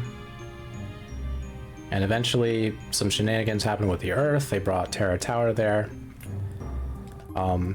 And then the timeline went forward. But this is the timeline where Surge lives. We're in the homeworld now. And because Surge lived, that messed everything up. So all the timelines that we knew about, the consistency of them, kind of jumbled all together. What is this guy doing? Okay. And they're here. This Tower of Geddon, this mismatched, pish-posh jumble of things from the future and the past. So we're going to see references to Chrono Trigger. Not like we need any more, because we've gotten a whole bunch already. But we're going to see the Enertron, and I'll actually go into that just to show it off. There are some people who believe this game has nothing to do with Chrono Trigger. Sorry for those people, but that's not true.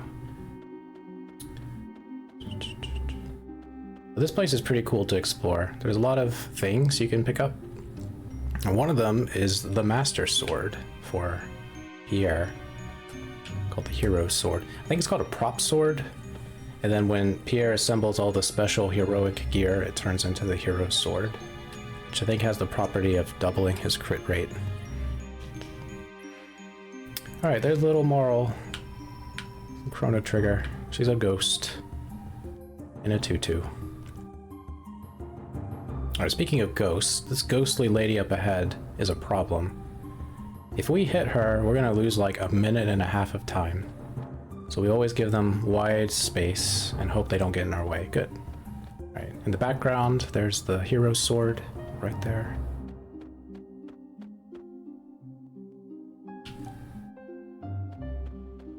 Yeah, that's one of the few enemies in the game that you absolutely respect. Because when you get the encounter, the first thing they do is start talking and then using a bunch of random elements. It normally takes at least a minute for them to stop before you can run away. Alright, there's little Luca. A more futuristic looking area.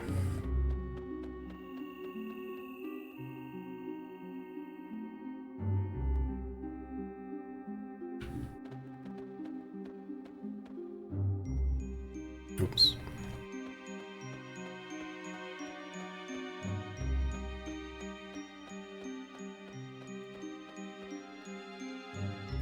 And this room is just before the portal to where Chronopolis would be. But it's all messed up. So here are the Acacia Dragoons, and poor Riddell, she was just dragged here. This is when Lynx recruited them to go find the Frozen Flame, but they all perished. So then he went to the Pore mainland to get the Pore military instead. So everyone here is essentially dead. They're trapped in time, and there's no way to save them. That's a little sad.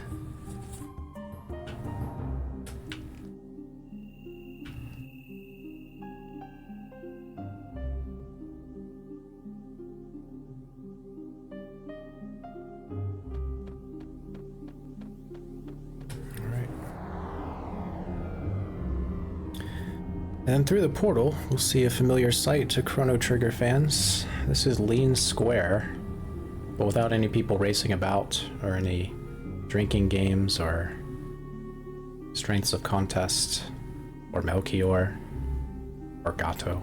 Actually, you can, I think you can find Gato here. Alright, Enertron. Oops, let's go.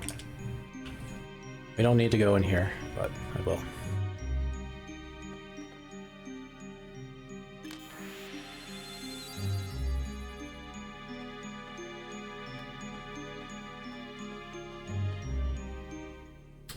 HP restored, abnormalities removed. But you're still hungry. Do a safety save. Miguel can be pretty brutal. So just in case.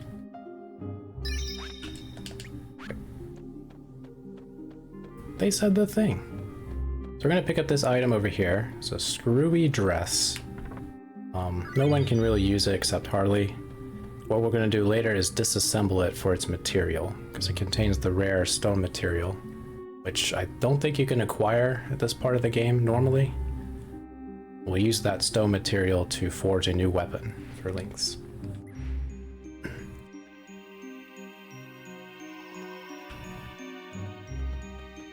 Alright, so go from Lean Square to where Nadia's bell is located. But the bell broke. It'll never ring again.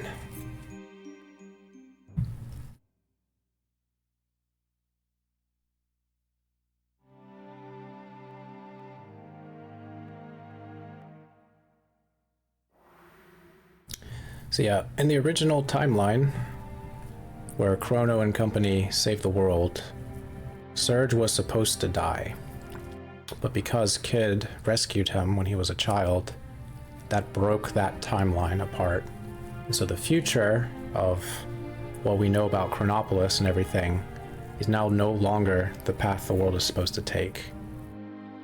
So where we are located is where all the mess that future would eventually turn into as the result of Lavos not being destroyed. It's all kind of brought here in a jumble. And that's the basic explanation of it. If you guys want to read more about it, look up a Chrono Compendium. do a great job of keeping track of the Chrono Trigger lore and the Chrono Cross lore. It's very confusing. Way to go, Surge. It's all your fault. Yeah, he didn't ask to be poisoned. No, okay, so this is Wazuki and Miguel. So before Surge survived the drowning, he was poisoned by a cat. They made their way into where Chronopolis is actually located, because the time where he was going to be drowned hadn't happened yet. So fate chose him to be the arbiter, so he could get access to the frozen flame. The frozen flame healed him, but it corrupted his father, Wazuki. Wazuki turned into Lynx, then went on to try to murder Surge as a child by drowning him. Kids saved him. It's a lot, okay? Anyway. And Miguel is here. He's been trapped here for like eternity, and he's a little bit crazy for good reason. Because he can't die, he can't eat, can't sleep. And there's nothing here but ghosts. So he's like a final guardian for the frozen flame, or something like that. He's kind of been designated to keep out anybody who would seek the frozen flame. I like the theory. I don't know if it's a well-known theory or just what I proposed, but I like to think that Miguel is actually Chrono with a different name. Because if you look at Lena, she looks a lot like what Chrono and Marl's daughter would look like. But that's not canon. But you see, Miguel is a white element, and he's incredibly strong, and he's essentially a swordsman without a sword. So I think it's interesting that he could be thought of to be Chrono. Anyway, he's really devastating, so we gotta be very careful in this fight. So, see what happens. Okay, we got the good start. We'll use anti-black. We don't want that to hit Harley, so we got lucky. Sprig, and it doesn't matter if it hits Sprig. Anti-black makes it so that you can't use any black elements until it wears off, or you remove it. But we need to use diminish, otherwise we're going to die.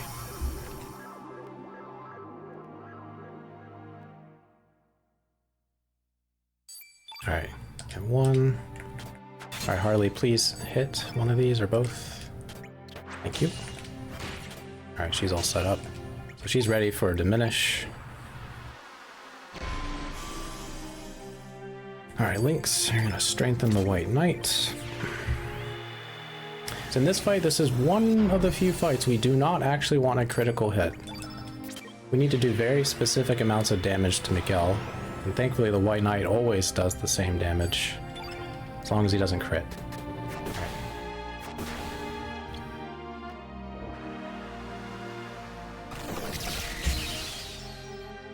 Holy Dragon Sword. He's alive! He lived! Alright, 1, 2, 2. Alright, 2, 3. We don't want to crit. Don't. Oh. Nice miss. A 99% miss. I think that's our third. He died. Okay. Okay. Do this. One. Revive. Miguel's just being a jerk like he normally is. Okay. And then we're going to do this.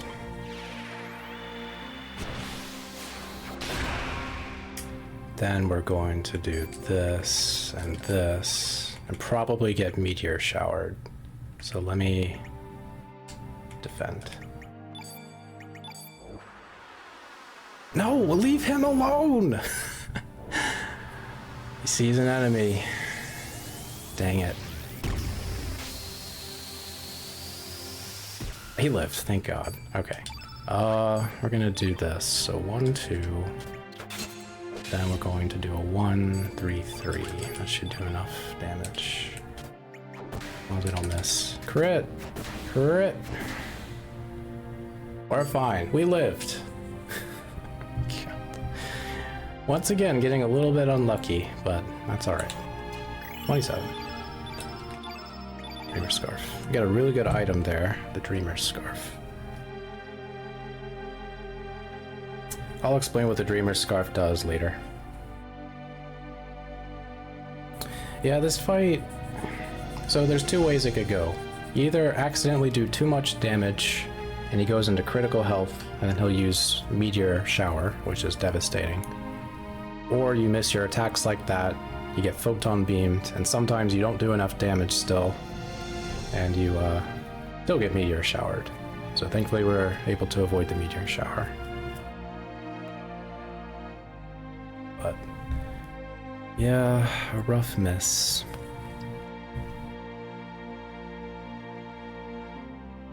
Okay, so Miguel, talking a little bit about Chrono, Luca, Marl, how they saved the world from Lavos. They blame Surge, that everything's his fault, blah, blah, blah. This is where I normally take a second restroom break, so I'm going to get ready for that. But it's really sad because Miguel is not an evil person. He really wanted to leave and he can never see Lena again, so he deeply regrets that. So, anyway, I'll be back in a few minutes. Just in time to witness destruction.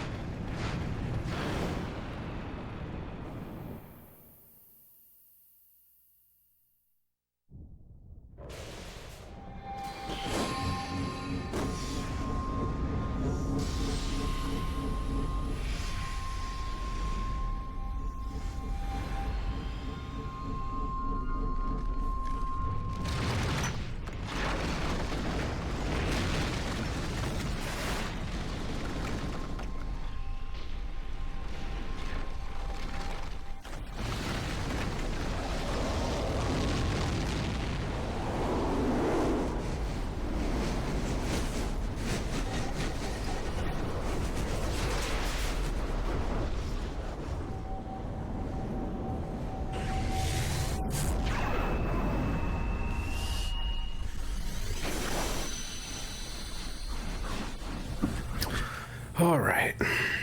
Oh yeah, boom. It exploded. And we were saved by a very friendly dragon.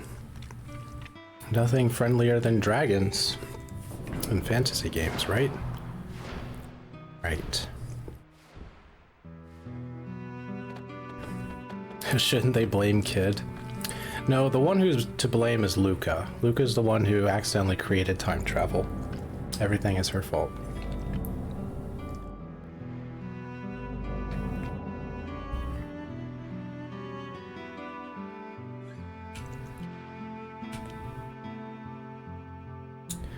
Okay, so coming up is one of the most nerve-wracking parts of the speedrun when you're on a PB pace.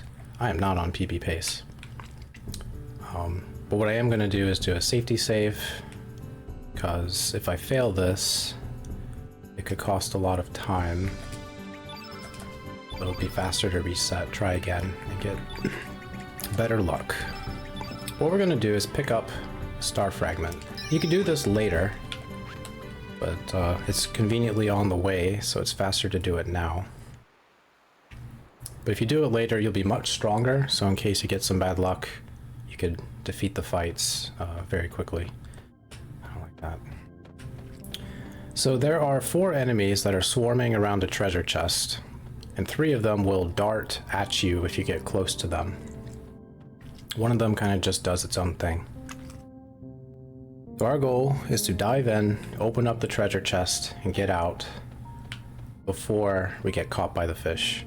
And if a fish hits us, usually the fish will swarm onto you. And in this game, when they do that, if you run away, you immediately get another encounter.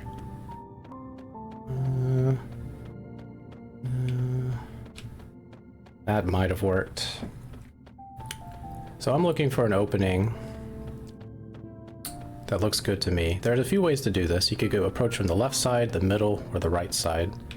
I like the right side, but it requires a very specific pattern. Well. Oops. Let's try that again. I won't reset again if I fail it. I'll just be very sad.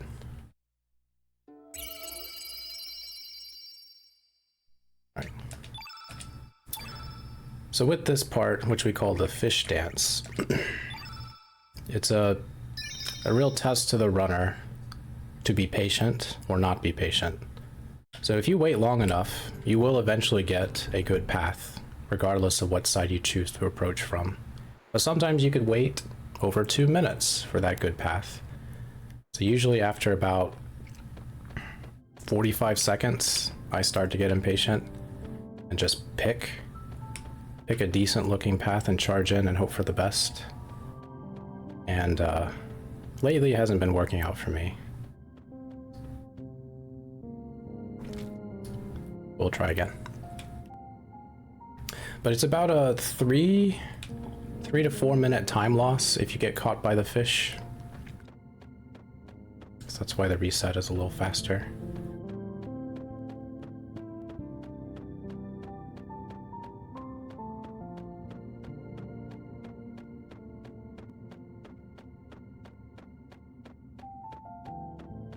Dang.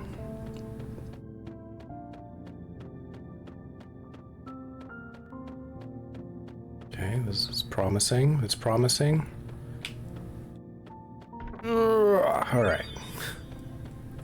There we go. So I'd still be in the fights if I had not reset. Whoop.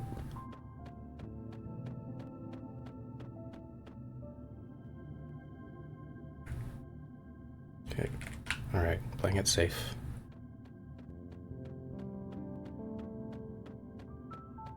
Okay.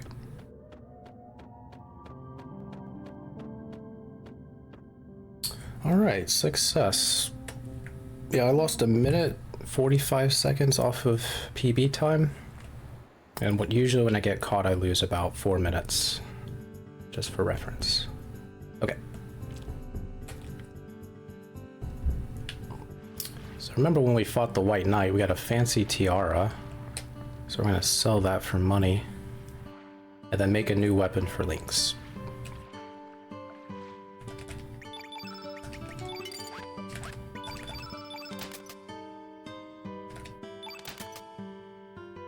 Just get that out of the way.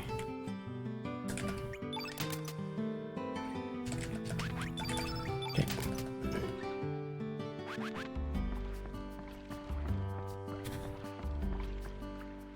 So the stone weapons are the second best weapons in the game. Sometimes there's a second tier, or a tier after that for other characters' weapons. But after the stone weapons, there are the spectral weapons. And then the special weapons like the Master Mune, the Einlanzer, and Floral Rod. Alright. So gauntlets for Scarf. Take the Swallow. Stone Swallow, please. Gauntlet. Honor.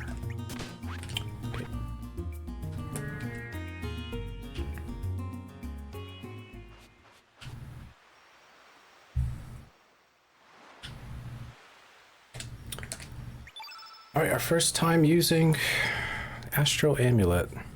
So up to this point, we weren't allowed to use it as links, but once we defeated Miguel and freed up that dimension, distortion, we now have access to crossover.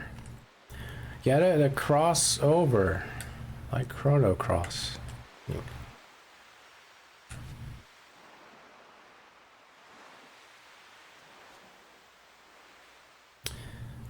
So the stone weapons have a unique property where they have the ability to auto crit with their fierce attacks against machine type enemies, which are called matter type, classified as matter type. So we're going to be fighting a couple machines soon, and having that auto crit ability is really helpful.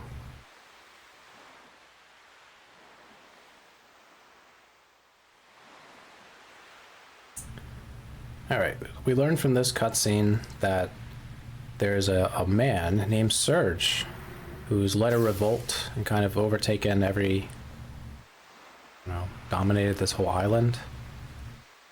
And suddenly the island is full of monsters like these shadow cats. So there might be a connection. So we're going to investigate a little bit to see what we should do going forward, and then proceed from there.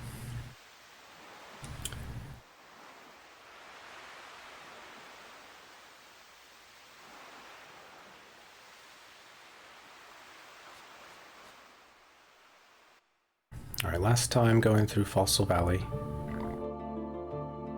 This time there are 3 enemies to dodge instead of 2. Get over your cat. There's 1, 2. That guy is almost always up on that ridge, so I almost never have to dodge him. Oh, he's in the loading zone. Okay, he didn't jump out at me.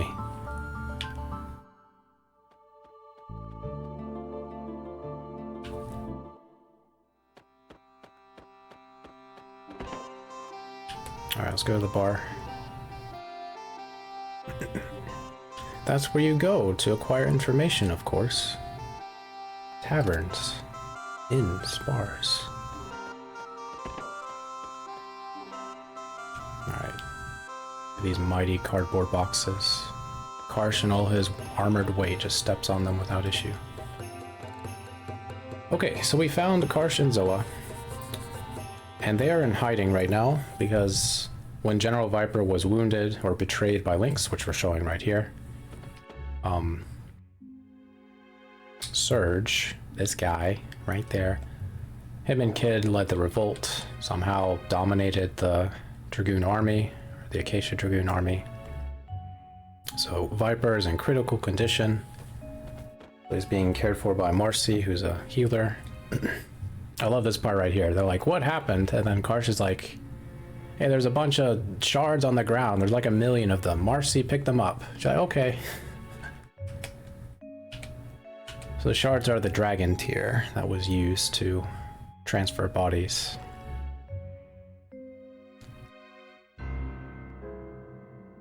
So now we're going to try to regroup, gather our forces, and do a counter-strike. So we get a choice between Karsh and Zoa. And I would always pick Zoa because he's more fun. In speedrun, we're going to pick Karsh. Rename him. The reason we pick Karsh is because we need to do his side quest. And you could do it later if you pick Zoa. But by picking him early, you get access to the side quest a little bit early. Karsh hates littering. Indeed. A very clean person.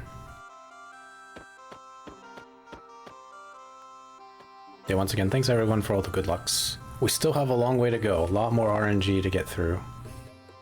So we've had a kind of a rough time, but we can start bringing it back. We're still on schedule.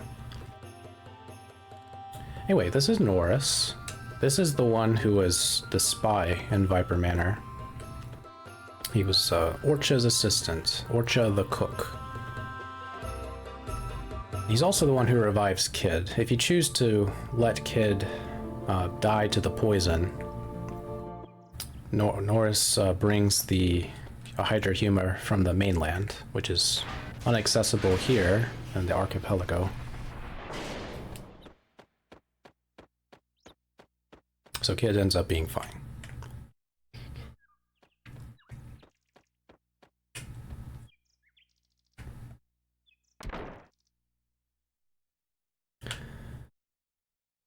So poor Riddell. Wrong place, wrong time, Riddell. She's the only one here. Everybody's left her. So the poor military invades. Thinks she knows a whole bunch about their operations. This captain is very rude to her. It's like, yeah, she needs some torturing. And Norris is like, no, not the candles, please. So he disagrees with his officer.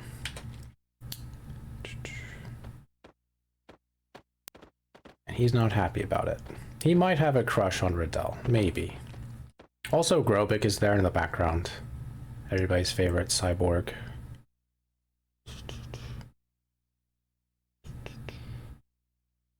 That's not true. He's definitely not my favorite cyborg, but he's got good hair.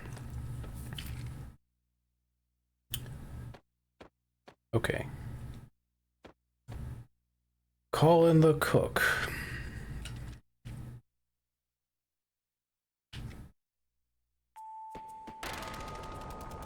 Alright, the traps are disabled in Viper Manor, so nothing will fall on our heads if we walk on the red carpet.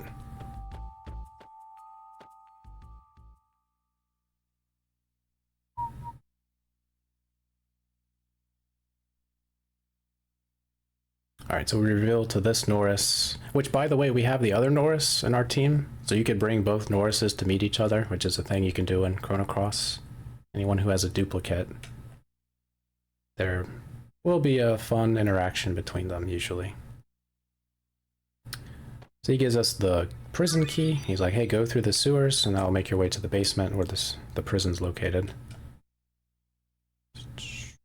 And he'll assist us from above.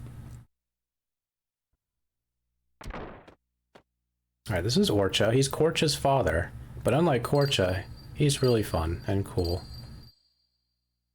So the whole Cha family is pretty good, except Korcha. But poor Orcha gets used without his knowledge. When he hears a bell, trying to think what it's called later, he kind of turns into like a demon, and he's susceptible to suggestion.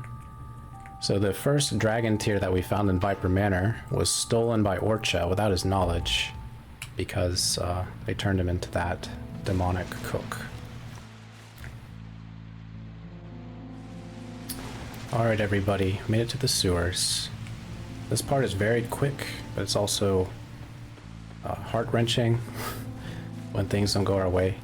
So these enemies, they're a bunch of trolls. They have a path that they walk around, but what they do on the path is very random. So they could just suddenly stop and turn around or walk into a corner, like this guy. And so when they get in our way, there's not a whole lot we can do besides wait for them to move. We want to try to blitz through this area, but sometimes we just can't. That wasn't the best first screen.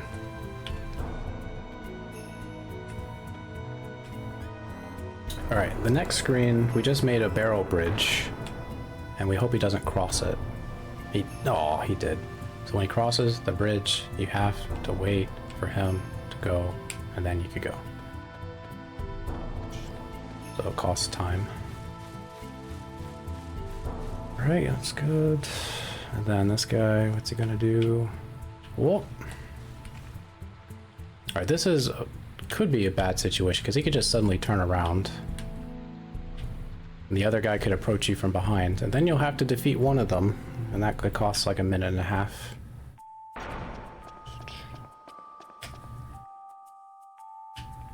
Alright, so far, not a great sewers. We're about halfway through. So we closed the flow, which allows us to cross over to this side. Up above, there's a treasure chest that contains a magic seal, which I think is a +4 or +6 to your... Oh, wow, look at this garbage. Oh. Okay. Thanks, game. Okay. Alright. That was some bad luck. So around the corners, you can just glance by them and not incur an encounter. But in some of these narrow hallways, they can just kind of wiggle slightly, a pixel to the left, and then they get the encounter with you. So they don't always wiggle, but it's better to not chance it. But there are places where the little narrow paths open up, and it's much safer to go alongside them.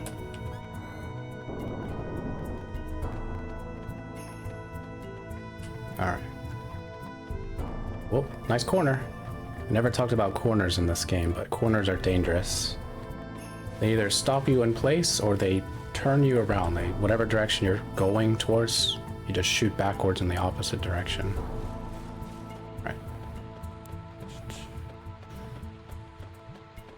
Alright, we finished with the sewers. But there's still a boss to fight.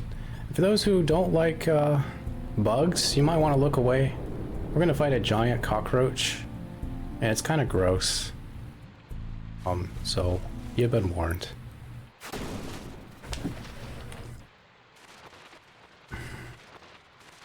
It also carries its babies on its back and uses its babies to attack. Alright, Sprig, don't miss. Said it once, I'll keep saying it. Don't miss. Oh, I reset, so my camera is back to the default. What a terrible mother. Alright, we got a good start, so there should be no trouble to this fight.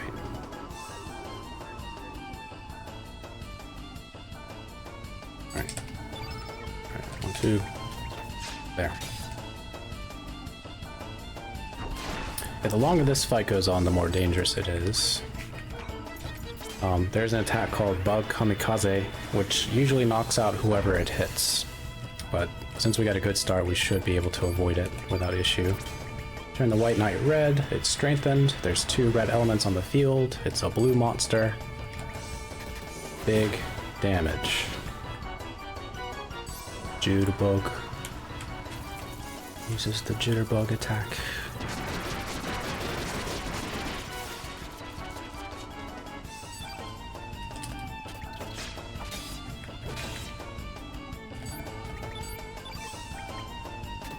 Okay. Success.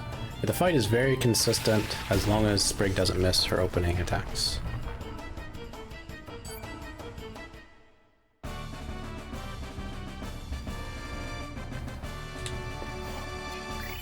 $29, hey, +2. Lynx needed that. Okay, cool. Normally when we leave Miguel, we want to be about 29 or more. And when we leave this area, we want to be over 30 if possible. So we're on track for that. All right, here's Fargo. This is our pirate captain friend, not the dirty cheater, the one who has a great parrot.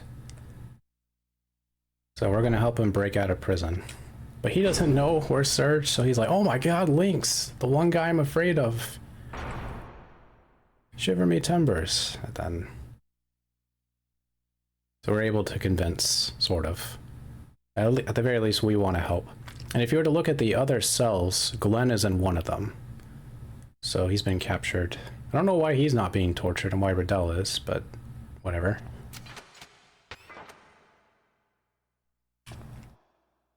So Fargo, this Fargo is a man of honor. He will never forget what we did for him. We'll repay the debt. Alright. No Candleman. Another world has no Candleman. Nobody who can see into the future. That Zen-like state. Anyway, we saved Riddell before she could ever get hurt, so... Alright, so this is Orcha. And this is one of the last times we need Sprig to not miss. Because it kind of matters in this fight.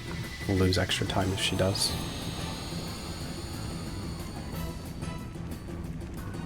Alright, Sprig. Okay. Good job, Sprig. If all goes well, we should have skipped one of the final attacks that Orcha would do. It's a little bit dependent on if Lynx misses his attacks, but he gets an allowance of misses. Because the White Knight is still our main damage dealer. Alright. So we're going to turn the White Knight blue, because Orcha is a red element. Harley's going to go for a 3. She doesn't have to hit this, but it's nice if she does. It's just for the stamina. We're going to turn Lynx blue. If we didn't get the start that we did, he would go right now and use a fireball. But because we got a good start, we skip that and are able to do extra damage with the 2 blue elements on the field.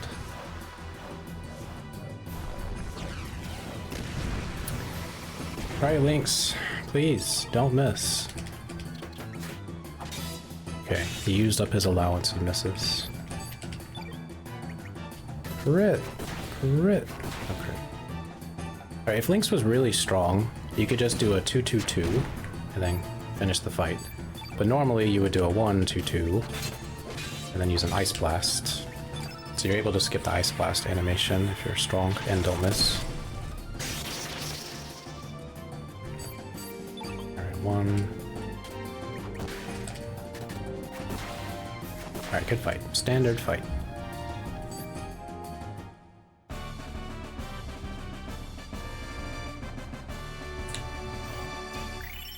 Good. Good. His HP is still really bad. But we have a backup for that later. It'll cost a little bit of time, but it's necessary. Alright, so we returned Orcha, so he wants to join our team. Orcha's pretty strong.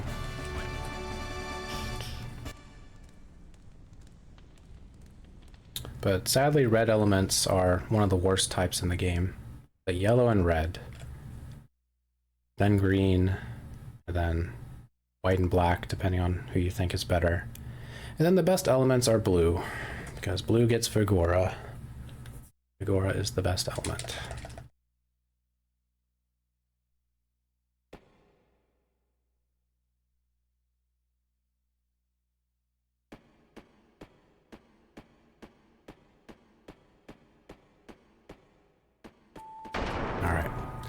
This next room has a problem with turbo. So just like the poly cutscene, if you hold turbo down, nothing happens for like 7 seconds. So it's better to mash. Just has a lot of lag. Alright, so this fight, Harley's gonna take care of herself. She has the means. She unlocks her level 7 tech earlier than everyone else who gets it naturally. Lunaire Reddick. He missed. He builds up to level 7.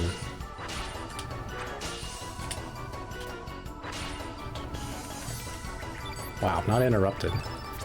And then if she does around 500 damage, her magic is really good. Normally she's in the 450 range. If she has less than 400 damage, then she's pretty weak. I'm not sure how much. But her magic will affect the Grobic fight a little bit, and the fight afterward a little bit. Alright, so she's pretty strong. Good job, Harley.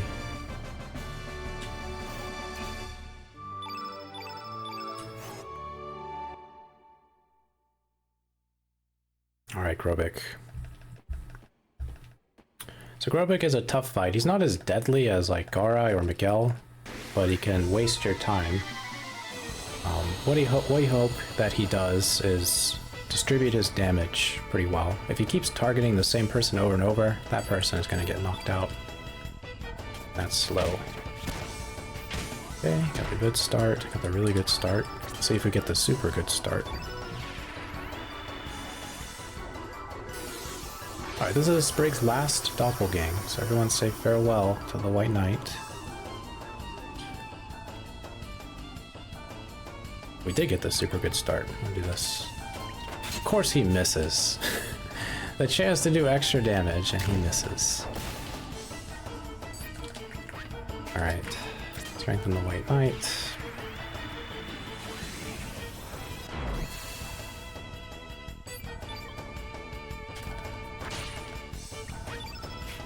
and the White Knight. White. Grobic is a black element, one of the strongest black element users. Alright, crit. Crit. No crit. Alright, because Link's missed, I have to do a second run up. We can turn Link's white. They can contribute.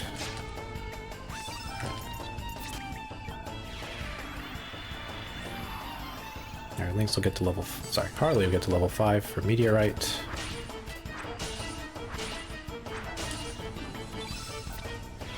She's pretty strong, so she'll do decent damage. 74. Then hopefully we get a crit!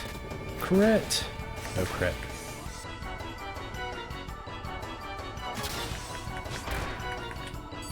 Alright, if we get a whole bunch of critical hits, it's theoretically possible to skip his hair attack. We haven't gotten a single one. Hair cutter. I'm gonna call it hair beam because that's pretty much what it is.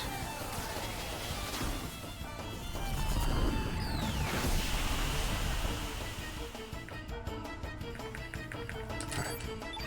If we don't miss, as soon as I say it, should be able to defeat him before he heals himself. Alright, good. Standard Grobic fight. Does it cut their own hair though? No. Because the hair is fake. He's a robot, cyborg. So he never has to cut his own hair.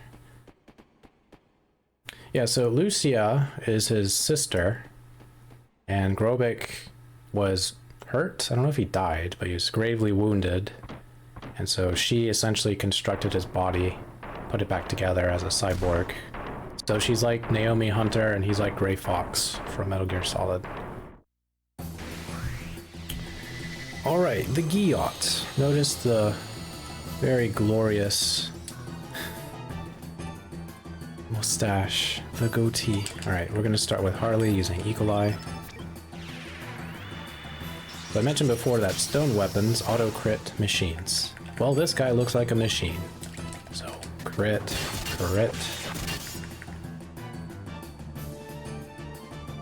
Nice dodge.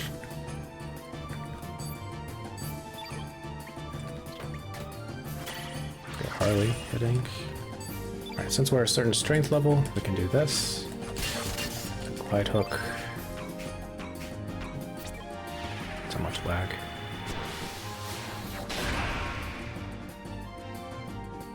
Alright, the Guillot, one of its rare drops is a screw, which... is that really a rare item? Yes. Did not get it. Screws are used to forge swords. So later on, we're going to forge a stone sword later. I said later.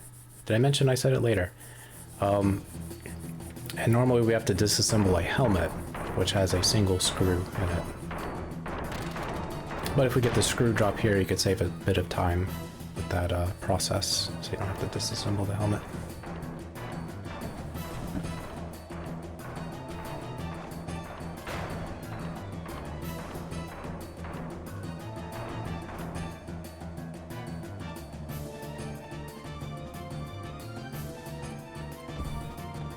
Help us, Belthazar. You know how to use magic.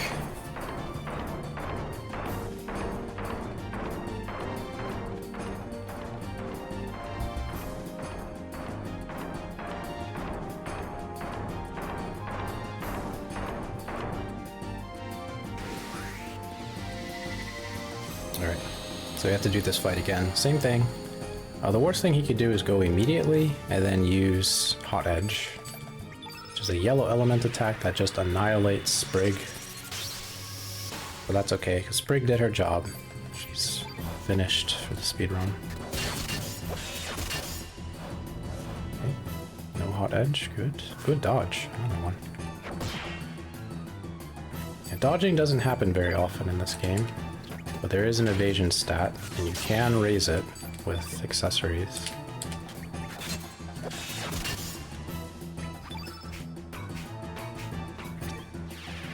Cool. You did good, Sprig. Indeed. She only struggled with the highwayman. I had to run away from that fight. Other than that, she did really well. Alright everybody, back to guessing games if you feel like it. We're gonna get Karsh in our team. He's already part of our team, but we're gonna use him for this next portion. He could be anywhere from 24 strength to 38 strength. And normally he's between 29 and 33. If anybody wants to guess Karsh's strength, we have like a minute and a half. We're hoping he's 32 or more. That helps with one fight. But 25, 32, 32, 37, thanks for the good luck. 28. In one of my D-Rust runs, he was 38 strength, which is outrageously strong.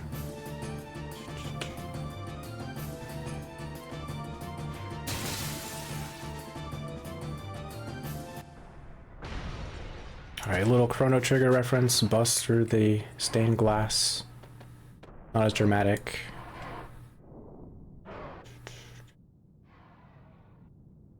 Alright, you guys ready for the laggiest part of the game? I'm ready.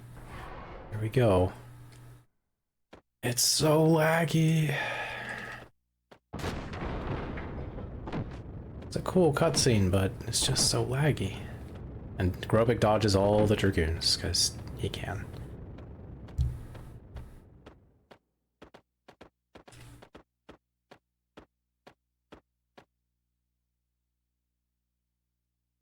Alright, in all characters we use Grobic later at the end game, but this isn't all characters, so we're not going to use him.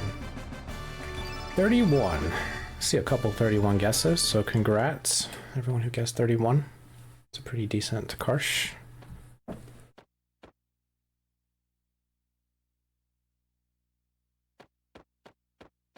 Alright, we're gonna set up Karsh so he's super strong. Oops. Sorry.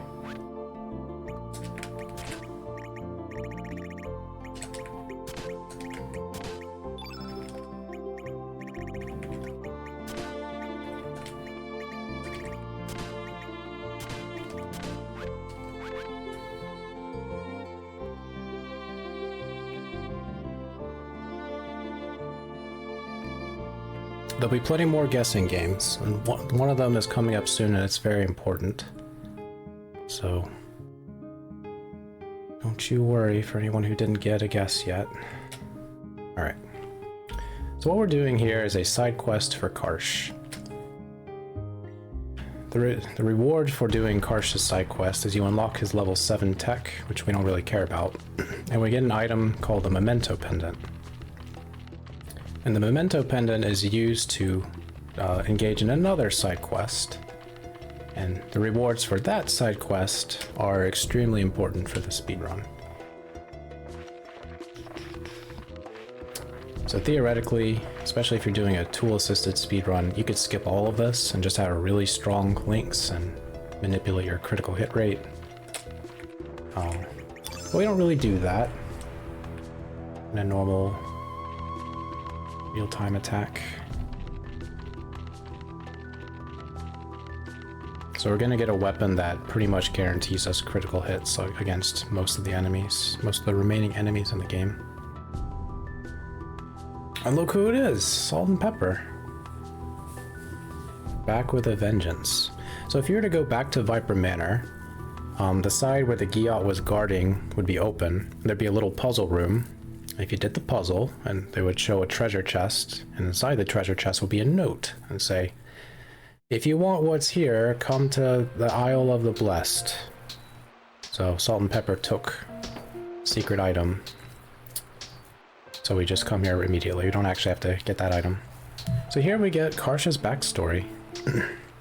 See cute kid sprites for Glenn, Karsh, and Dario, but no cute portrait for Riddell. She was too cute. If they put that portrait in the game would break. I don't know why she wasn't given a portrait, but whatever.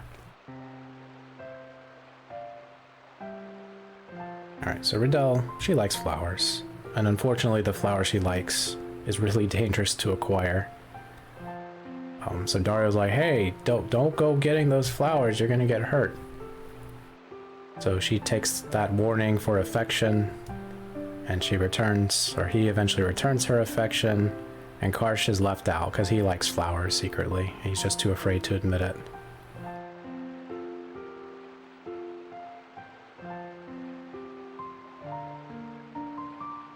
And Glenn is watching the whole time. Glenn is always watching. So time passed. Dario breaks the news to Karsh, like, hey, we're gonna get married, and I know you have a crush on her. Is that okay? And he's like, yeah, sure. So Karsh does his best. Swallows his bad feelings and just tries to let it go by throwing the flower away. It's so sad. Karsh missed out on love. Anyway, so he became extra eager about his job because now he's got nothing in his life to hold him back. His broken heart. So he hears tale that there might be a legendary sword over here. Let's go get it.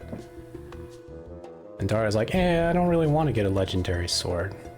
He's like, nonsense, let's do it.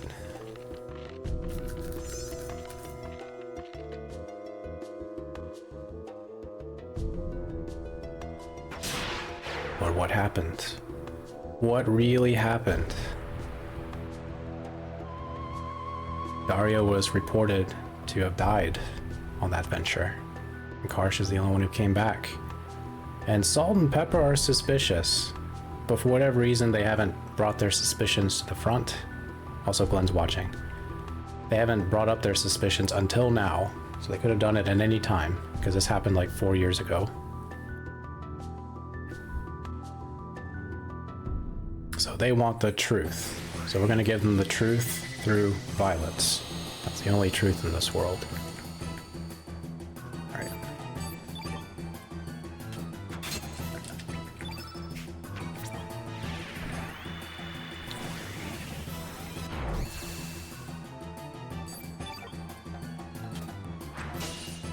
Okay, so we buff up Karsh. So Salt and Pepper are once again yellow element, and Karsh is green.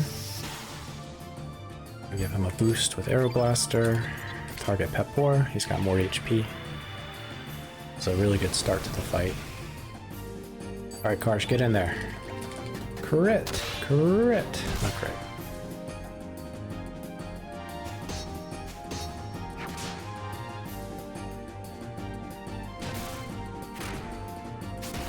Okay, their damage is no joke, but because we have the two green elements on the field, their damage looks pitiful compared to what they could do.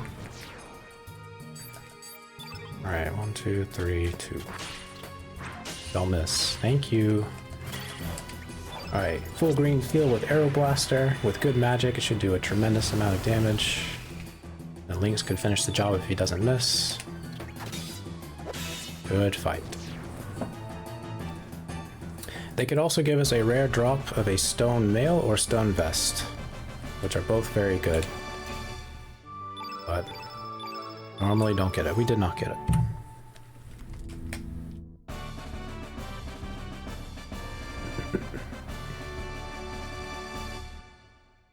So Karsh is like, you knuckleheads, I didn't kill him. And they're like, okay. And that's it. They're very sorry for not believing in him. Karsh is their idol. They wish to aspire to be like him. Anyway.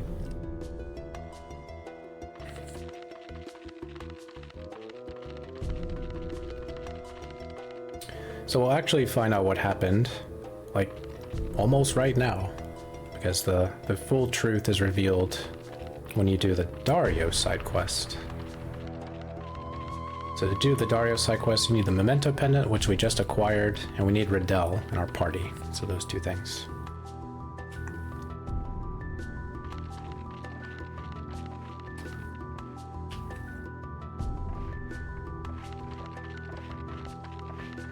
Alright, but before we can go to the Dario side quest, we gotta do a little bit of story.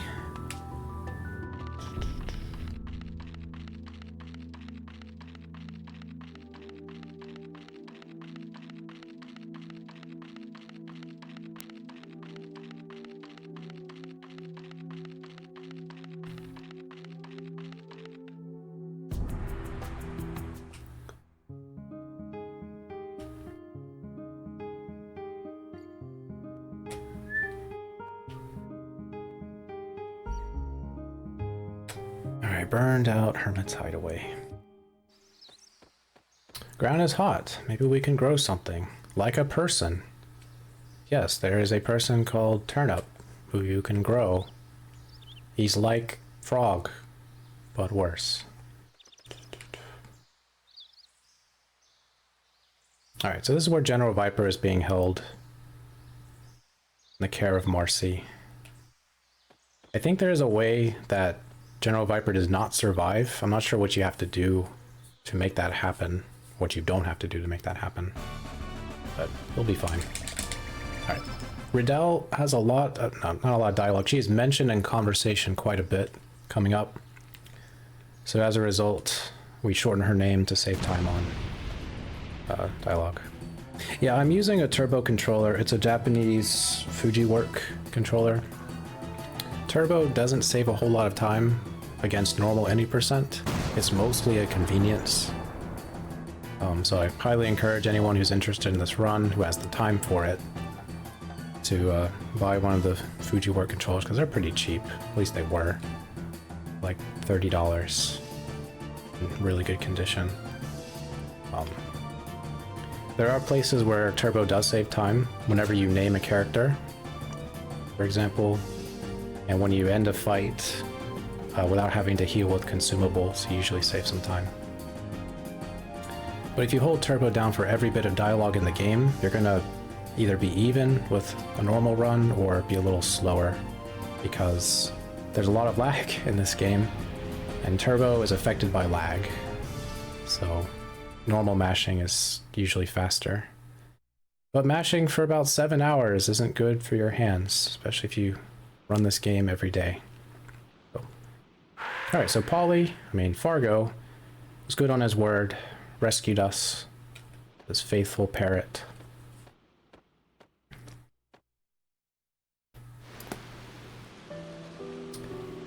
And we felt bad because Kid was brainwashed and she meant so much to us. That's why we rejected her twice. Remember her? Remember how important she was?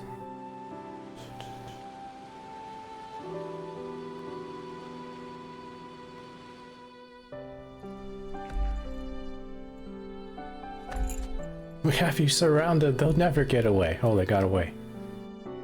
Nobody expects a giant pterodactyl to swoop in and save the day.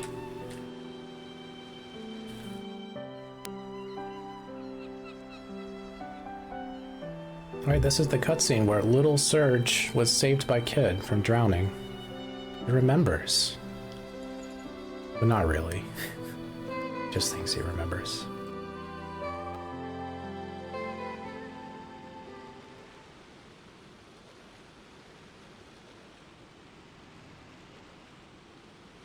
Okay, so big important guessing game. Need to guess Marcy's magic. If anybody wants to guess, now's the time. Marcy could be anywhere from 16 magic to 27. If she's less than 16, I'll quit running this game forever. That's not true. On average, she'll be 20 to 22. We're hoping she's at least above 20. So get your guesses in. The higher her magic, the faster the Dario fight will go.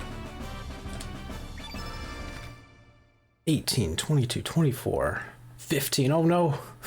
Why? Why? I'm gonna rename Fargo. I realize he has a lot of dialogue. 16. Alright, you guys want the Dario fight to like last 3 minutes longer than it should? Fine by me. Just gonna fall behind schedule. Alright, here we go. What is Marcy gonna be?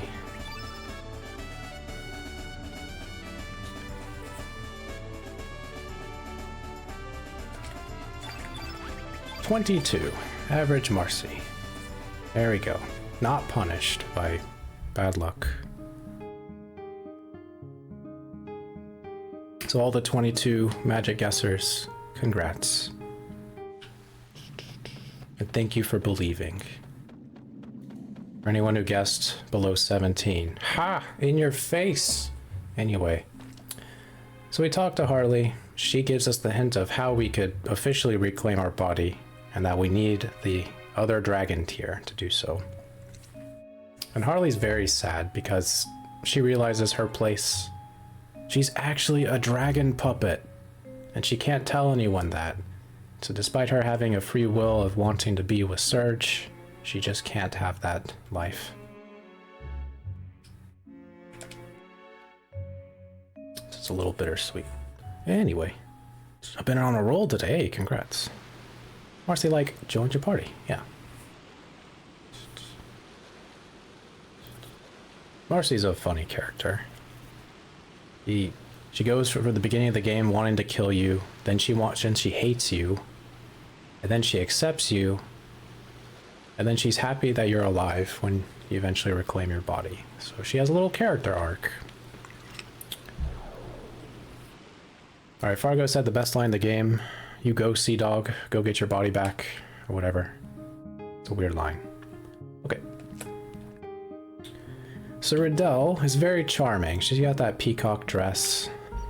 So she's gonna go slap a dragon because she can. So let's go, Riddell. Never mind, she's running in high heels. Just ignore that.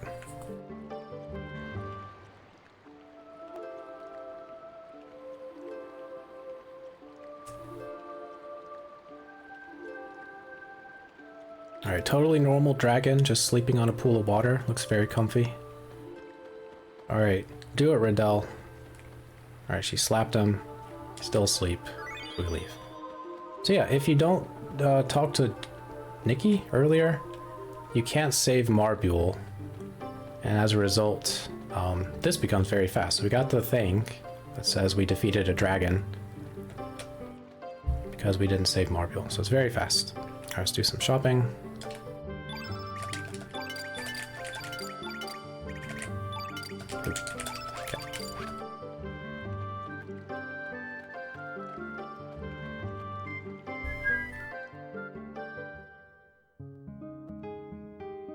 Yeah, normally you have to find a dragon, fight it to prove your worth, and then you get rewarded with their elemental blessing.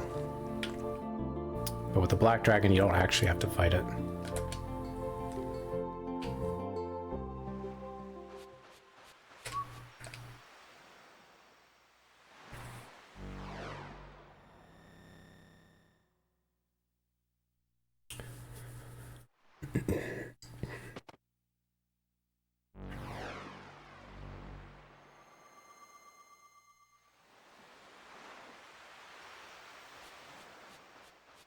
Alright, let's do a menu. Enjoy the Chrono Trigger remix.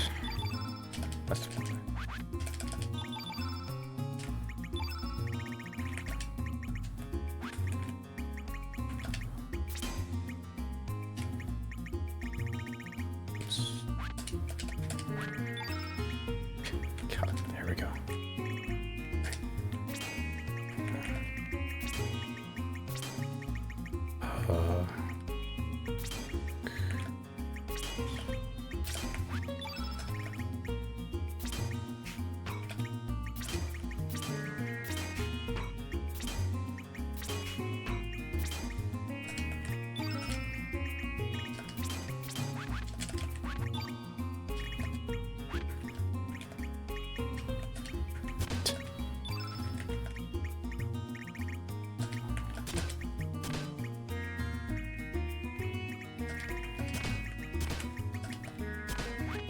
Okay.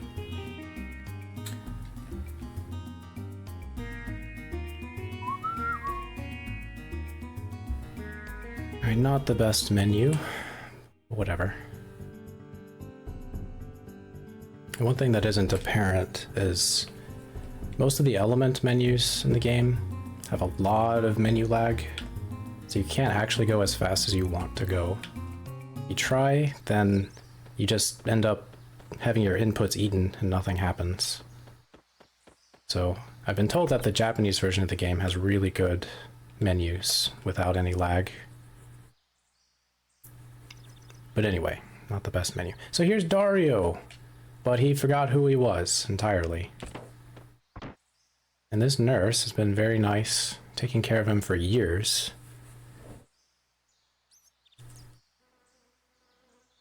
So Riddell, who was betrothed to Dario, is like, hey, maybe I could jog his memory. So they present the memento pendant, which was from Dario's mother. So that jogs his memory. Yeah, still wearing plate mail. Yeah. It's only 100 pounds of plate mail armor every day.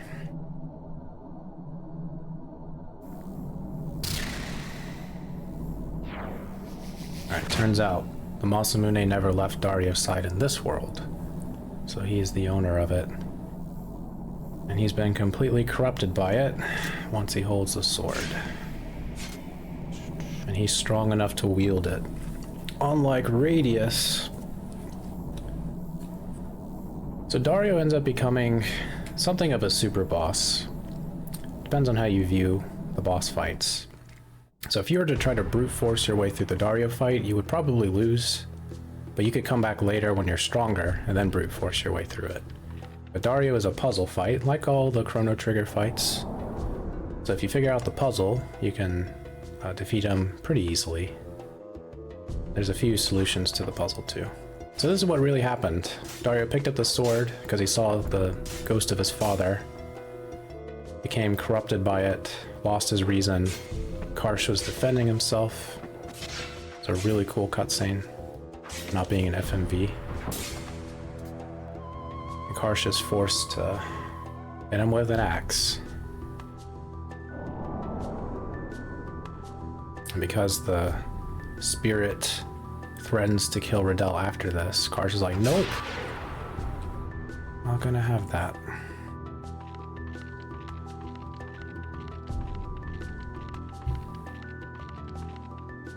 Well, then Link showed up. He's like, hey, you probably are going to be responsible for killing Dario. Let's just say he was killed by demons. Just do as I say, everything will be fine. And then he takes the sword. Alright, so the Dario fight, the way you solve the puzzle is you recognize that Dario will always respond to an elemental attack with an opposite element. Every time you use a white element, he'll use a black. Every time you use a red, he'll use a blue. And then you just try to work him so that he'll never actually attack you. So see how this goes. This fight has some RNG to it. Like he could knock out Marcy at the very beginning of the fight for unlucky.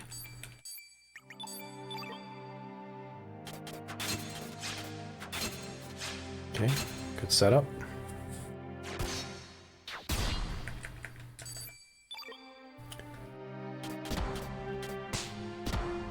Alright, we have a 20% chance to burn Dario. Let's see if we get it. If we get the burn, it's great, because we could save some time. But not really likely.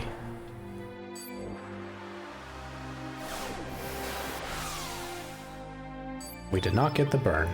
I'm not surprised. Alright, Riddell. Do your thing. Good job, Riddell. Thank you for your service. Farewell.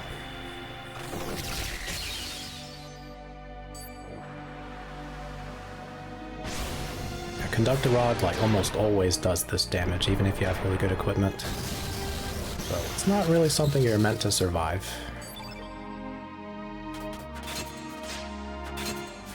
This, no, just go, just go. It's fine, it's fine.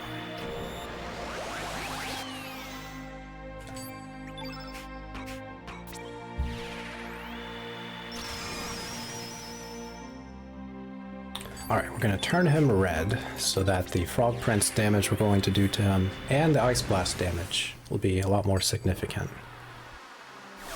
He also helps us out by using a Numble, Puts our first blue element on the field.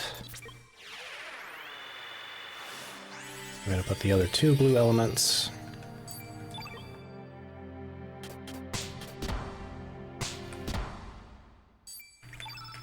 A lot of the actions we're doing are to help set our stamina in a certain place.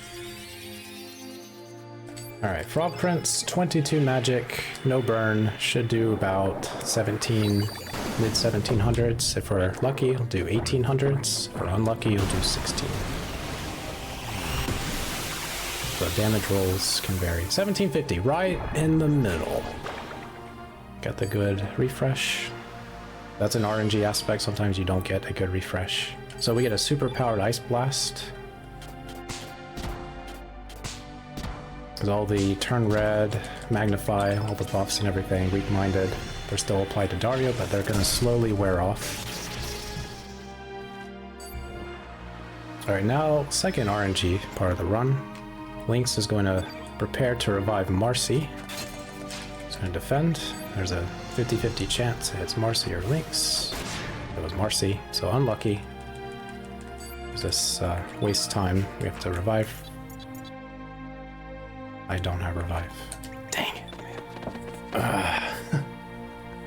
I messed up. Dang. Well, we get to watch that fight again. I'm sorry about that.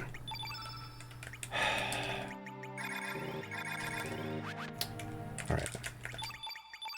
So, there. That's all I had to do. That's all I had to do.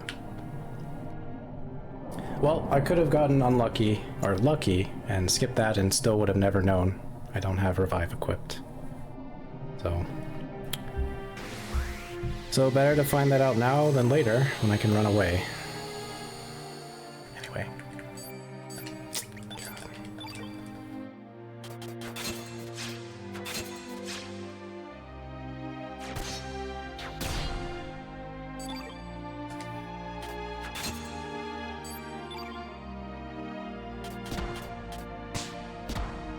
Ah, the miss.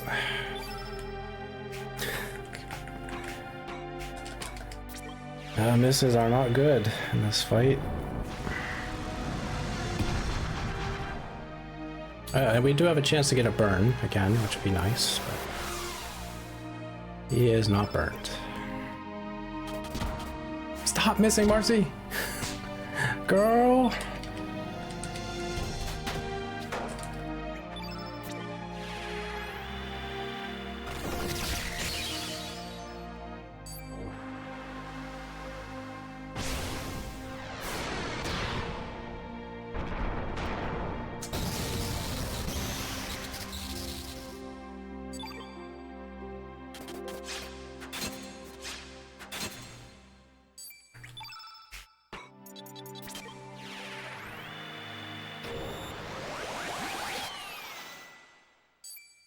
Alright, magnify, and then turn red.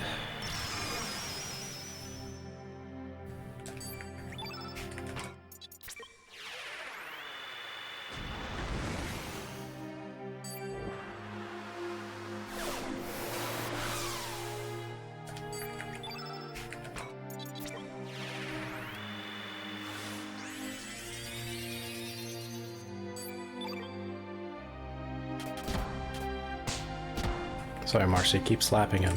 He deserves it.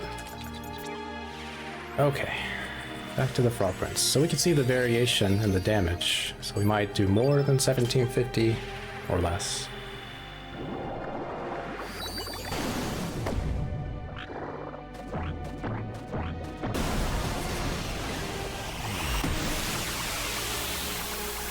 Oh, a slightly higher roll. Game's trying to be nice to me. But I got the bad refresh. So that's bad. So when that happens, you definitely don't want to defend. You want to hit so that Lynx gets 2 stamina points. He missed a 92%, so what else is new?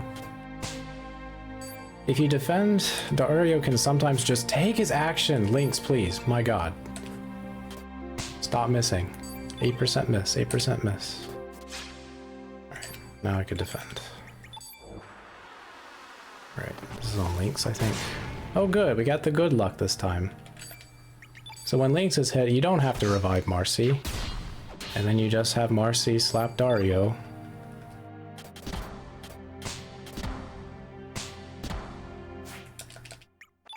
An Ice Blast. So when you do have the burn, the Ice Blast damage is significantly better. So a lot of time has passed thanks to those misses and the bad refresh. So our Ice Blast damage would normally be like the 400s, 22 magic, but we had some misses.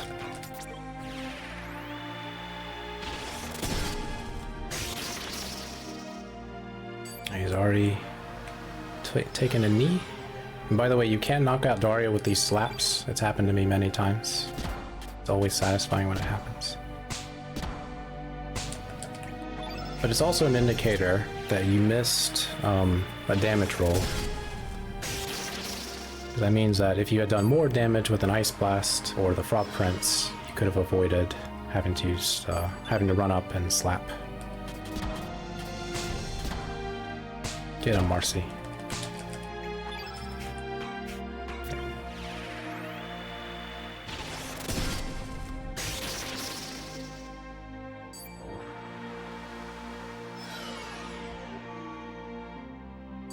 Alright, should be just one more.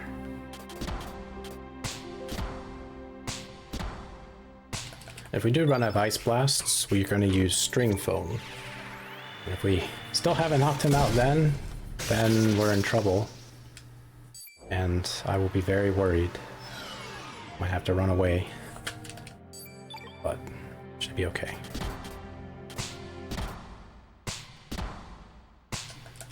Alright, last Ice Blast. Yep, that's how he goes. He'll always respond with the same element, whatever opposite that you used. So you can avoid all the dangerous stuff he can do. That's the Dario puzzle. But you don't have to use Ice Blast, you could do other things. Alright, success. Success with a lot of time loss. Okay. So our reward for defeating Dario is worth it. Worth all the time invested. So we get the Master Mune, the best weapon for Lynx. And then we get a Dreamer's Scarf, which we're going to make use of very soon. I'll explain more about what the Dreamer's Scarf does. There's Masa and Mune. They're talking about Doreen. Doreen shows up. Their corruption disappears.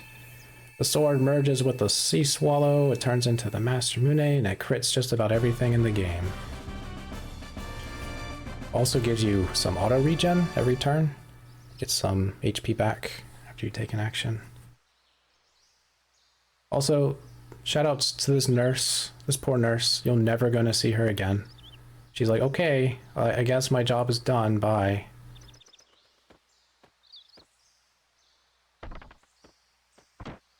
And they ignored her.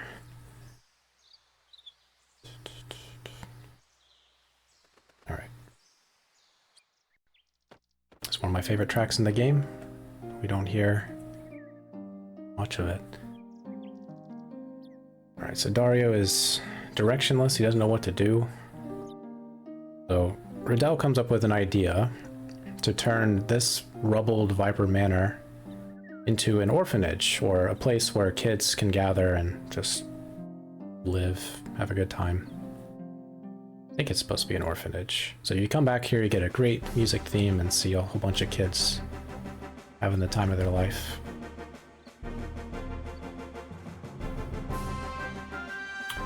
Also, we're going to get Fargo in our party. If anyone wants to guess his strength, you have a few seconds. He could be anywhere from 24 to 34 strength. He's normally 29 or 30.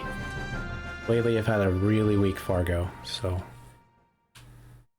I'll delay it slightly if anyone wants to get their guesses in.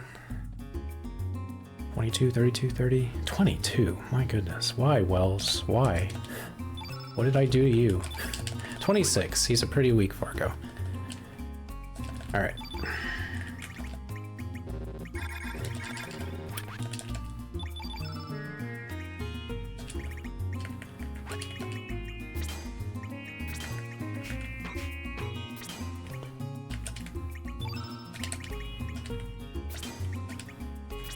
Okay, thank you, lag.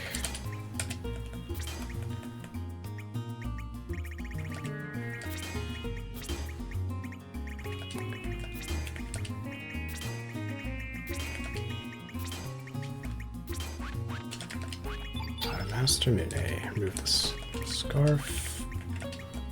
Take an honor, you take a scarf. You take a scarf. Elbow pad. So helmet. And the honor. There you go. Alright, all set up.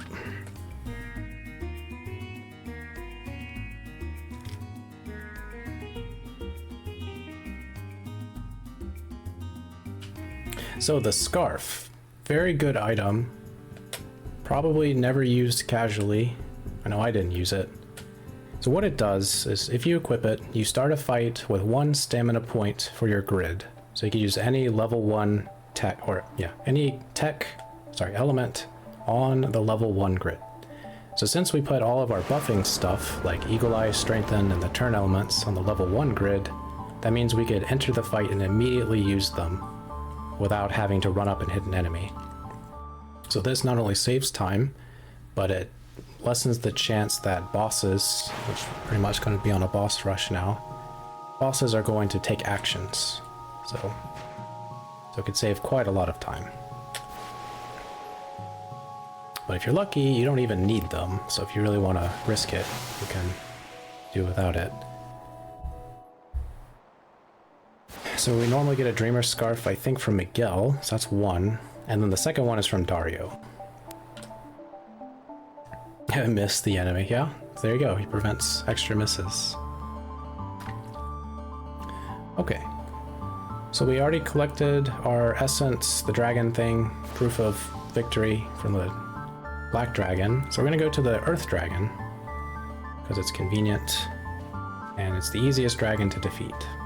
We've also defeated a number of enemies, such that we're going to get a mini star. So I never talked about mini stars, but every star level, which is pretty much every major boss fight in the game, you can think of that as a star level. Every star level has a certain amount of enemies you need to defeat to get something called a mini star, which is a little mini level up. So whoever is in your team has the chance to get a +1 to strength, magic, resistance, get extra HP, things like that. And whatever you get for the mini star, that is what you are going to get on the big star. It's a direct reflection. The exception to that is that you could get a +2 to strength instead of the +1. So the very first rock roach encounter in the Earth Dragon lair is our first mini star. And we're really hoping Lynx gets a +1 to strength.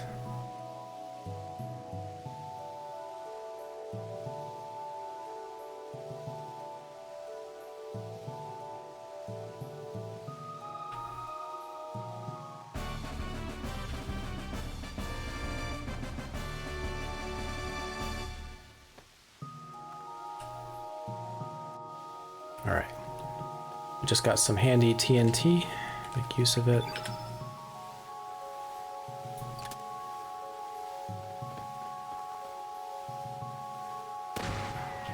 Plug up the hole. And away we go. So the stronger we are, the faster the rockroach fights normally go. So these enemies have 21 AP on average, which means if we're unlucky, they will take... well, they'll go immediately if we're unlucky. Eagle Eye. I think I might have entered this fight a little early, which could be a problem. I'm gonna find out soon. So everything here is yellow element, so green is strong against yellow. Whoa, it's female. Less HP, go for that first. I really hope that I didn't enter the fight too early. So what ends up happening is you need the rockroach at the edge of the platform. And if you're even like a pixel away, you can't push the rockroach over the edge.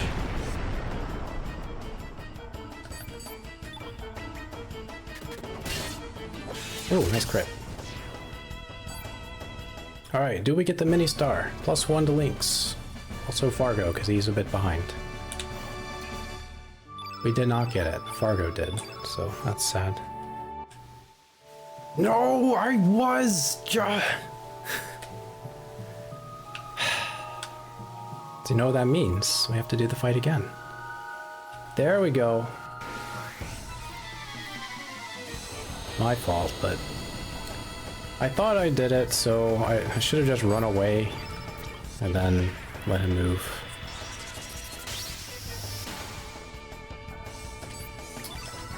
Oh well. No, we can't. Once you get one mini star, you can't get it again for that star level. So grinding encounters, the most you could get is HP gains after the mini star.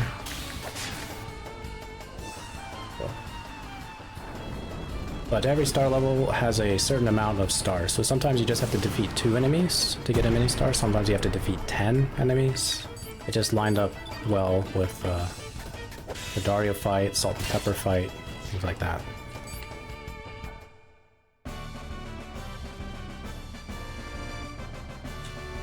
I am high spirits, but why? High spirits is an absolute good. Anyway, we pushed him down, plugged up the hole. Okay. Alright, one more fight.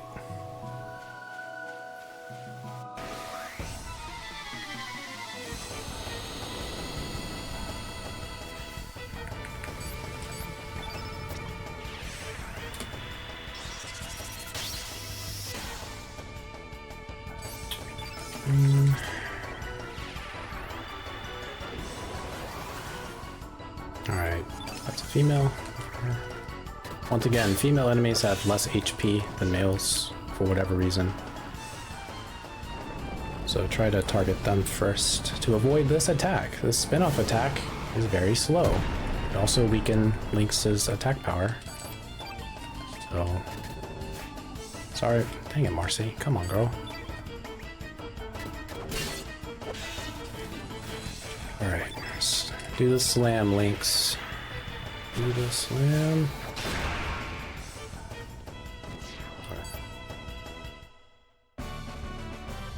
No, thanks for the good luck.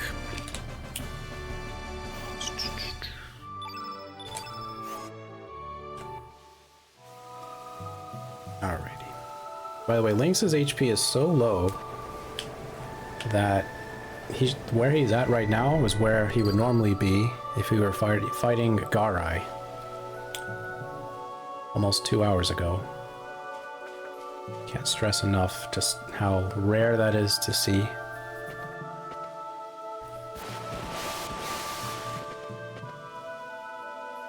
You almost never have to worry about HP in a speedrun.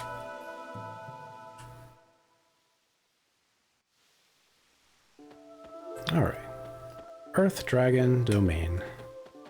So if you come here in the other world, instead of the Earth Dragon, there will be the Cryo Sphinx, which is a hidden boss.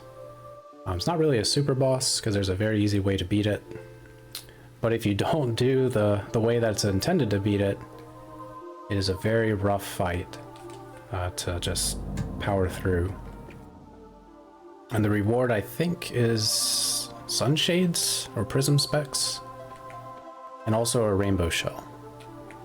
It's one of the rainbow shell locations. But we're not going to fight the Cryo Sphinx.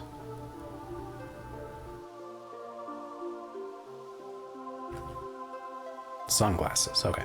It's one of the really good items that boosts your damage output.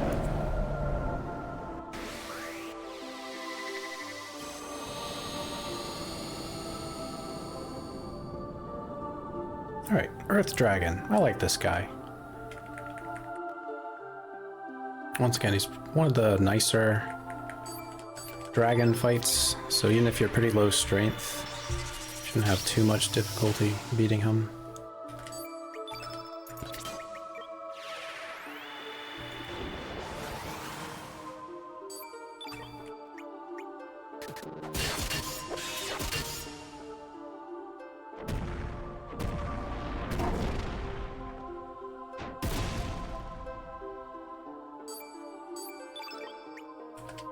Okay, I'll do a 2-3, that works too. Alright, if we are strong enough, I could skip this strengthen. We're not quite there.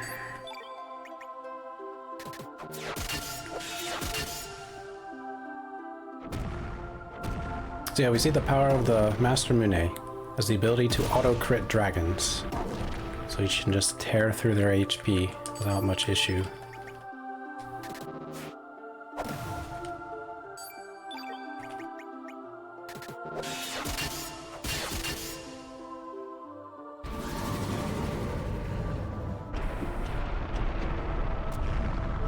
Alright, first dragon.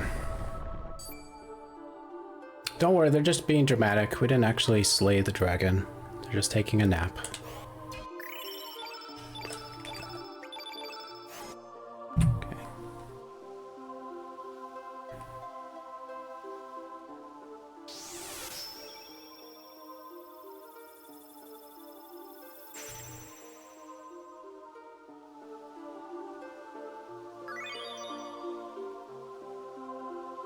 Okay.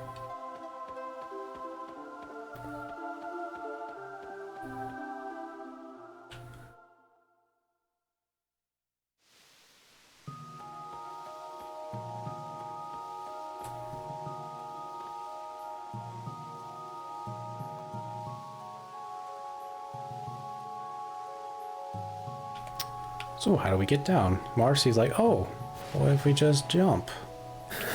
Great idea, Marcy.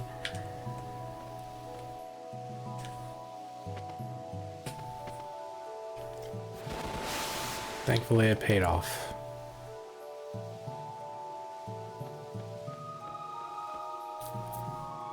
And by the way, for those who missed some of the lore talking, story talking, Marcy is Fargo's daughter.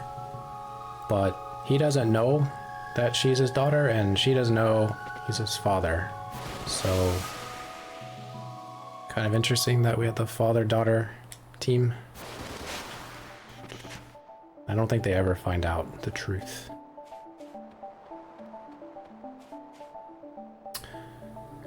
Anyway, we're bringing Fargo along. We want him to get some extra HP. And he is somewhat helpful with some chip damage. But Fargo is going to be in our final team. Marcy is pretty much only useful until the next upcoming split. And then she'll tag along a little longer, and then we'll replace Marcy with Glenn once Glenn becomes accessible. Alright, Water Dragon Isle. Way to remember the lily pads is always go to the northernmost one. Yep, he does have a son. So the son is Nikki, and the daughter is Marcy. So this particular Fargo, I don't think he knows he has children at all. I'm not sure about that. But the other Fargo, who's the dirty cheater, he knows about his son, but he doesn't know about the daughter.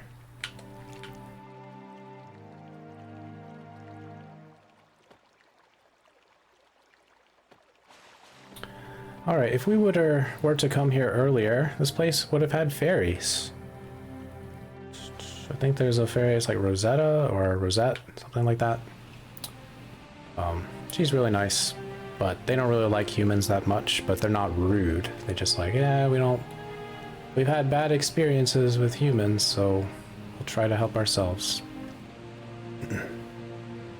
But apparently I think the dwarves in the Hydra marshes showed up here and exterminated the fairies. So that's why we get this sad music.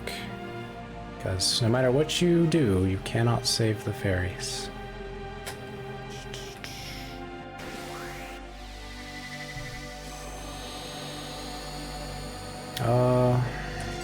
Yeah, cool. Alright, so we got the good luck. So there's a 50-50 chance that this encounter will be a triple encounter versus a single enemy. And if it is a triple, I have to run away, because we're just not strong enough to fight it. And even if you were strong, the fight would take an enormous amount of time. Slap the thing. Slap the crab. There you go, Marcy. Yeah, you can save one fairy. Sadly, this speedrun skips saving one of my favorite characters. Alright, will somebody hit this crab, please? Thank you.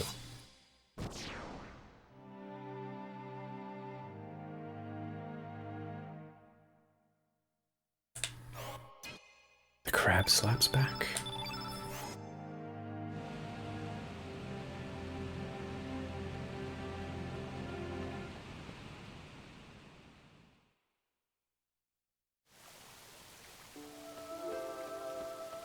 Alright. Show up to the water dragon. I really like this dragon's design. It's very creative. And it looks very friendly.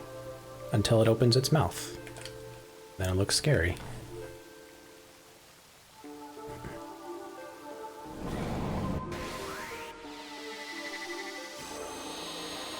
Yeah, good old frog dragon.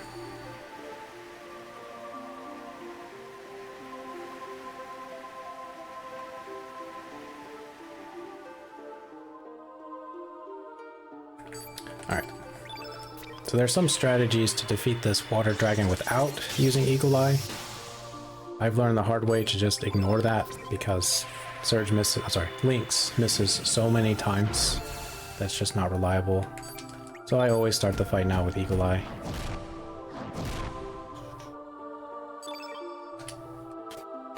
Alright, then we turn red. Whoop. There we go.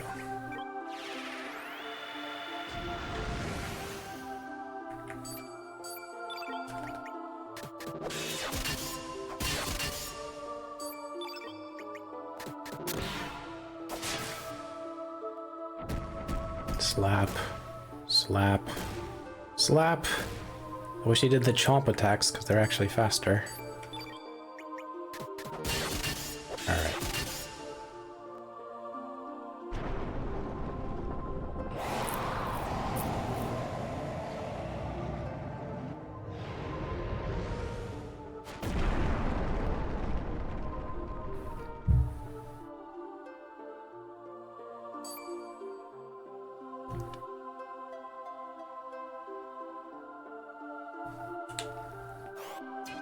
Come on, Lynx, get some more strength. I need it. You're not out of the woods yet. Alright.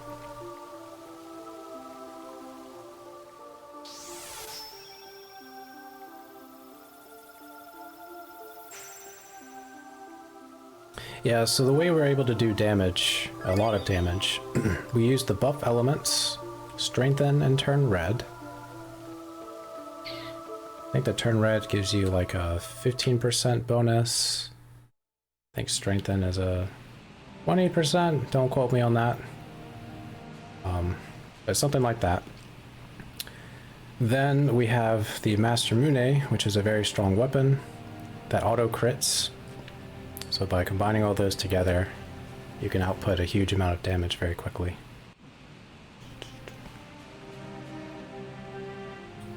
Yeah, buffing elements are something I never use casually, so...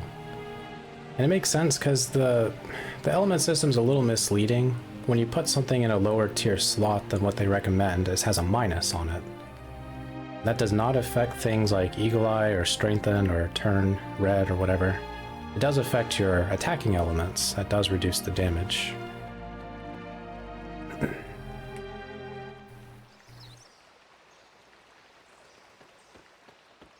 So it makes sense to have not used any of those buffing stuff. And then there are also debuffs too, but we don't have those. The only debuff we have is Diminish. And we are finished with using that. Alright, so here we go. This split is the worst in the game for RNG. It's very long. And there's a lot of aspects to it that can cause us to lose time.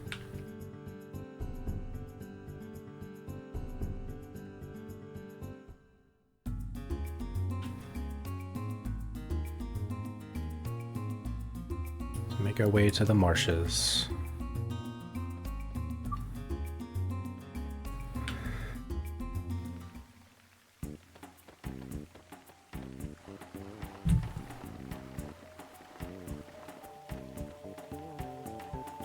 So we could have come here earlier if we chose to save Kid from being poisoned. If we had come here earlier, we would be very weak compared to how we are right now. So there would be 2 fights that we'd absolutely have to do. And at our strength level then, those fights would have taken a long time. But if we're lucky and don't miss, these fights should be over almost instantly. There's the Biba. Most uniquely designed creatures in the game. They start off as enemies but become our friends.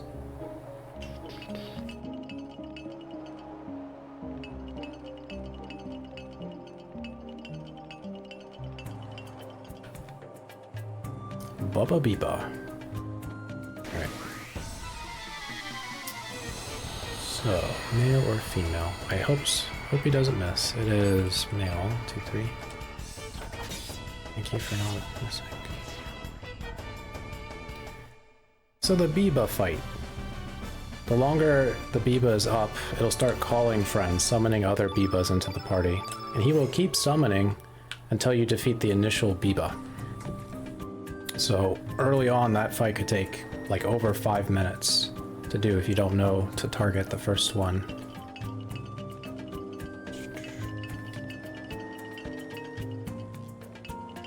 So if Lynx were to miss his attacks, he would almost certainly summon a friend. So we would focus on the one we just hit and then use Glide Hook on the other one.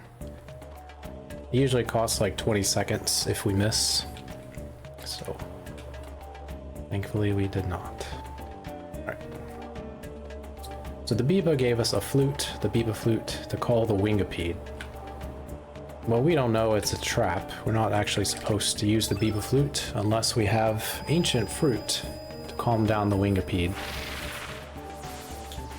So since we have nothing to feed it, it attacks us instead.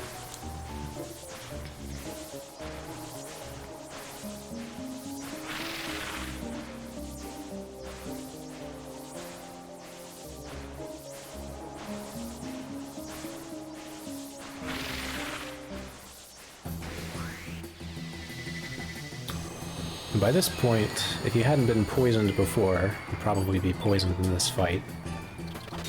And early on, poison is an extremely devastating status effect. You take damage every step outside of battle, and then in battle you take a certain amount every turn. So it's not bad when you have like over 300 HP. But when you have like 100, your HP goes down very quickly. So that Wingipede, I think, has a poison gas attack that hits everybody.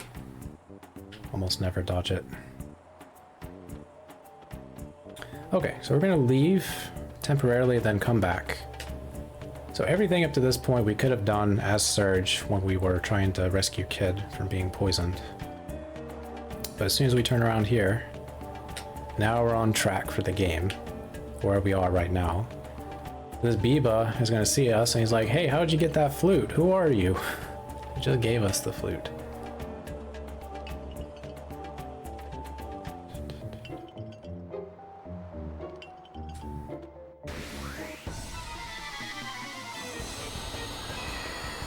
Alright, male or female? It is female, so 2-2.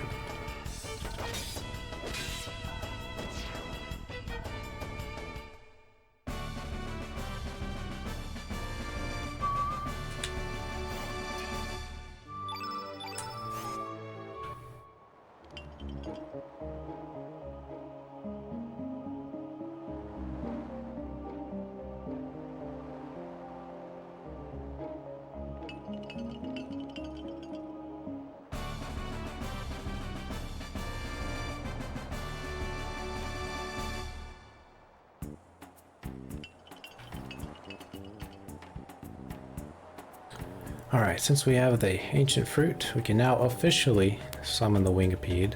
We're going to do it right here.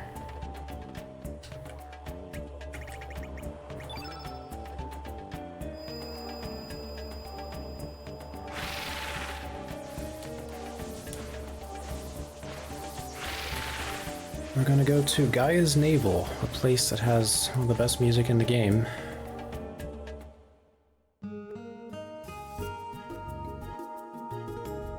It's also an island that has been unaffected by terraforming. You'll find out later.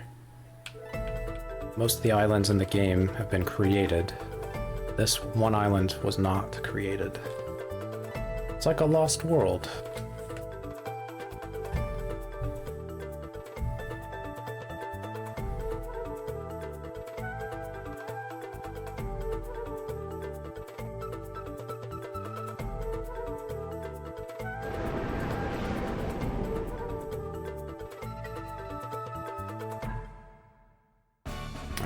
So Leah is somehow related to Ayla.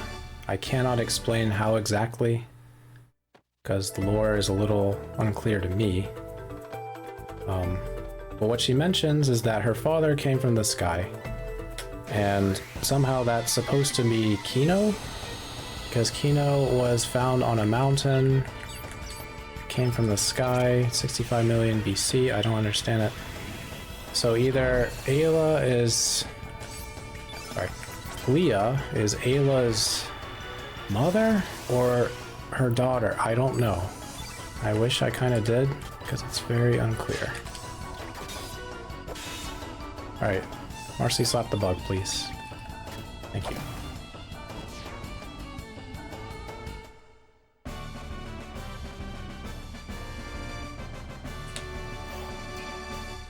So it's weird if Chrono is Leah's father, then that would be weird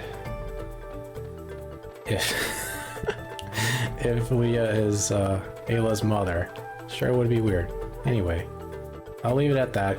Good luck looking it up in the lore and figuring it out. The point is, she's supposed to be a reference because she looks like Ayla. She's also really strong. Uses a big ol' axe, which is fun. And everything in this place is green element, pretty much, and she's yellow, so she can help you out if you need the assistance.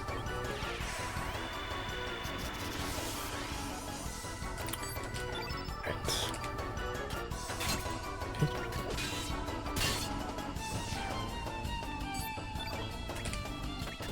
Good miss. Good job, Fargo. Who's this? Female? I'll do 3-3. What? No! I don't know what the percent chance was. I think it was 94. But he shouldn't have missed. So our goal is to defeat these mantis encounters before they could use that stinger attack, because stinger is slow. Alright. This encounter is going to give us a mini star. I really need the +1 for links, please. I didn't get it, man. Very unlucky.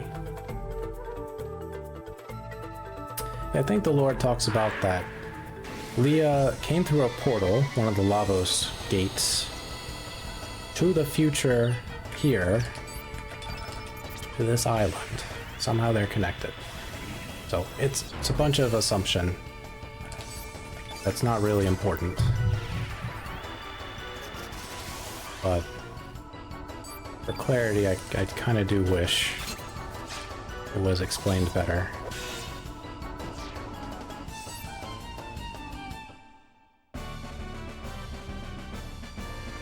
Yeah, the literal translation would provide any sort of... I don't know if it would solve everything, but it might clarify some of the questions.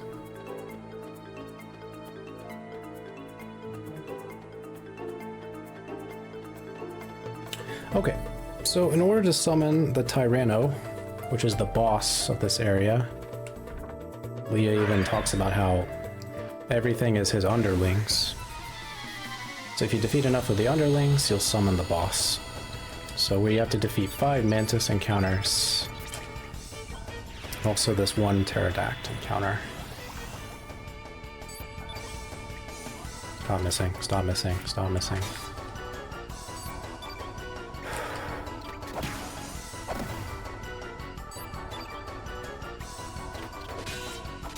Alright.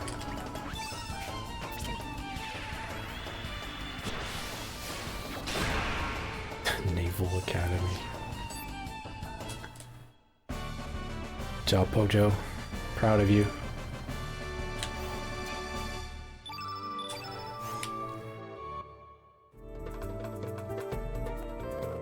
Alright, so I mentioned before that this split has a huge amount of RNG. the reason for that, one was the Biba fights, which went off without a hitch, nothing problem. Nope, nothing was a problem. The other thing are these encounters. We're hoping to get a single mantis like this every time. Sometimes we get a triple enemy encounter, and when that happens you have to run away, because they are not worth fighting. You end up losing so much time as a result. But so far I haven't had to run away yet, and we've gotten pretty good fights. So we're doing really well as a result. There's only one more mantis encounter.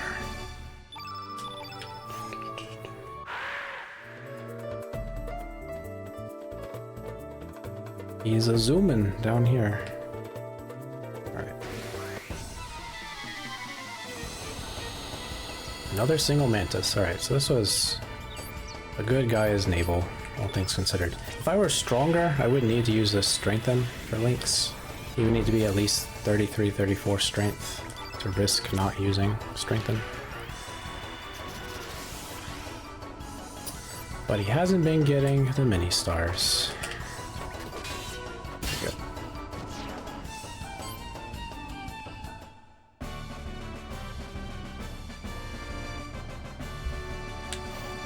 Alright, so the random element of getting good encounter types is over. I got hit by the stinger attack, I think, once. So that was really good. So now we have another random element. We need to steal a power seal from the Tyranno. Here he comes. Here comes the big boy. Tyranno's been eating a whole bunch. Looks like a big dog to me. Give him head pats. Anyway. So for those who missed it, the steal rate in this game is based on your fierce attack. So you can build up your chance to steal by hitting enemies a little bit. So Fargo, 1, 2. And if whoever is stealing gets hit, their hit rate goes back to 0, or whatever it was initially. Now he has an 87% chance to steal. And if he is successful, run away. If he's successful, he has a 90% chance to steal the thing I want.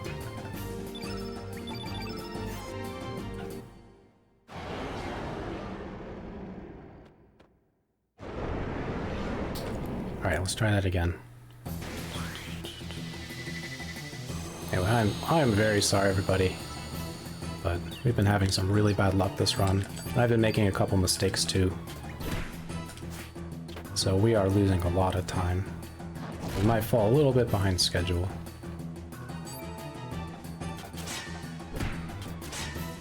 Alright. What cannonballs? No! Speaking of mistakes, I mashed. Well.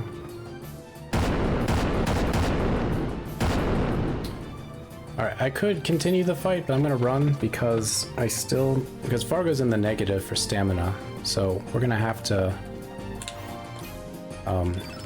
use a lot of actions before I could steal again. So, but anyway, that's Fargo's cannonball attack. It's pretty good.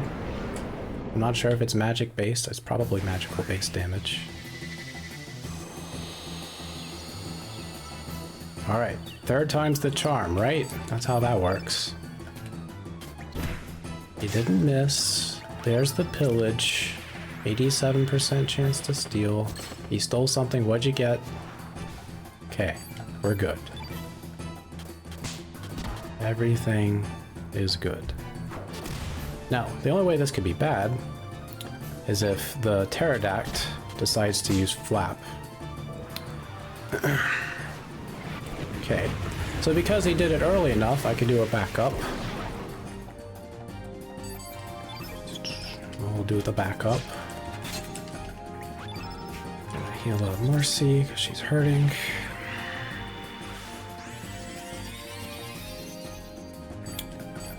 Oh, you, Marcy, continue to get to level 7. So we're going to use Frog Prince.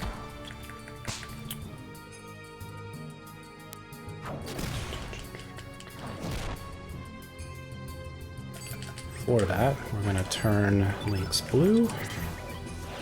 Lynx is going to cast Ice Blast. I know.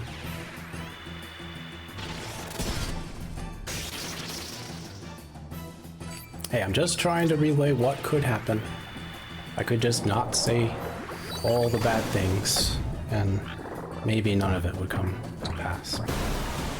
This is for everyone's information. Alright.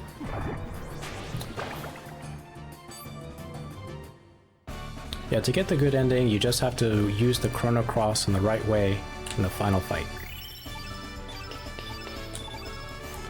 There are a bunch of endings in this game that utilize defeating the Time Devourer without the Chrono Cross. But that depends on who's in your party and then when you fight. Alright, so we're gonna do Power Seal right there, and then Sigil. Okay, so I just equipped the Pendragon Sigil. This is a really interesting accessory that doesn't get a lot of utility because it's not really well understood. But for the speedrun purposes, we know what it does. If you have the Pendragon Sigil equipped, what it does is it absorbs an element, whatever the element might be, and it converts the element power into damage, in addition to turning whoever has it equipped to that color. So, we'll see the result of that in a second. Fargo, gonna Eagle Eye. We purposely want to set up a green field here so he'll use Carnivore and not the Bad Breath attack. He did it early, that's unfortunate. So notice that the top right corner of Lynx's bar is going to turn green. That means he absorbed the Carnivore. So now we're going to buff up Lynx. So strengthen and turn yellow. So normally you're able to output about 1,000 damage per hit, thanks to the Pendragon Sigil. But since Lynx isn't very strong, it'll be like 900. Ugh, even less. Alright. So now we're gonna have Marcy on standby for the Panacea if we need it. Okay, we don't need it for Lynx. Okay. So we're not strong, so he's gonna use the heal plus. The result. But we'll be able to finish him off. Alright, go in there, Marcy. Slap the dragon. Good job. Alright.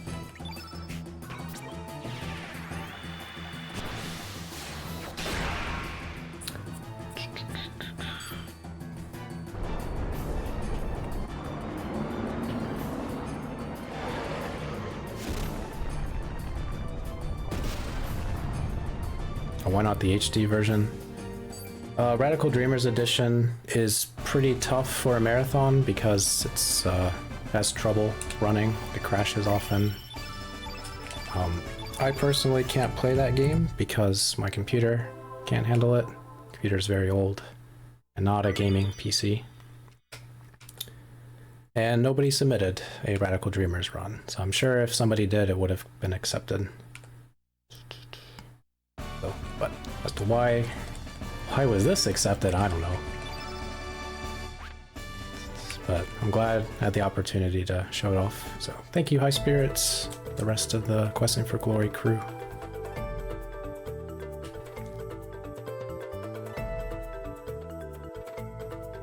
Thank you, and I'm sorry.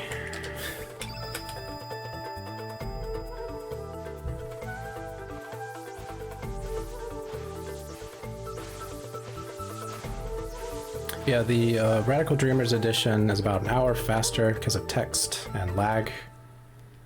And I think there are a couple of differences in some fights, but I don't actually know for certain.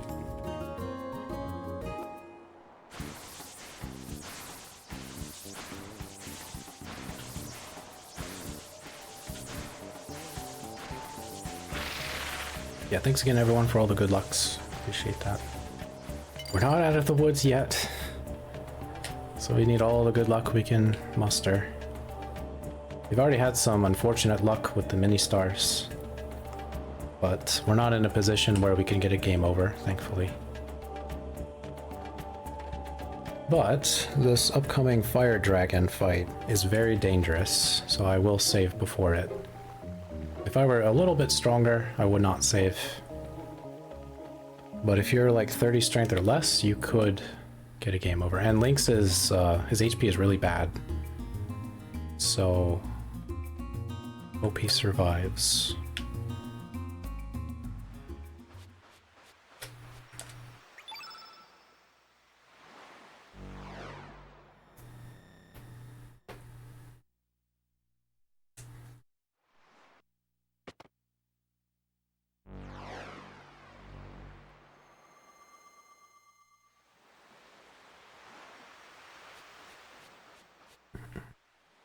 Alright, see if we get this graphical glitch. Nice. So if you are still in the forest and enter the boat, it renders your character sprite without missing a torso. Because it assumes you're still in the forest. So you can easily get that little graphical glitch. Yeah, you're Lynx for quite a while. Once you hit disc 2, or just prior to disc 2, there's still a lot of things you could do as Surge. But if you're just trying to finish the game, you are Lynx for the majority of the game.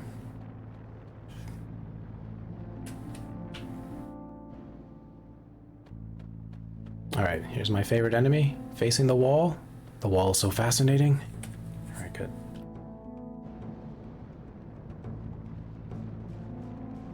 Oh, I didn't save. I think there's a save point up here. If not, I should be okay. I'll know when I have to back out and redo the fight, heal up, things like that. But I won't take a risk if I have to. Oh, okay. Let's see, is there a save point here? There is, I don't see it. Alright, get rid of this poison.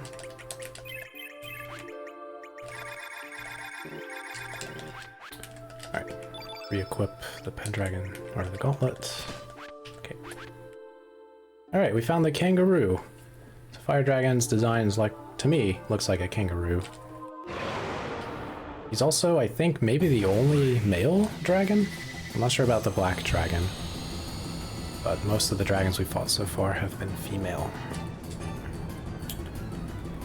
Almost as fascinating as candles.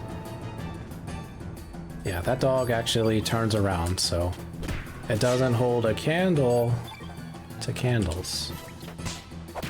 Alright, I'm done. No more puns. Alright, Eagle Eye. So little fire dragon is not actually considered a dragon. So we don't auto crit. But if we do get a critical hit, it was just a lucky roll.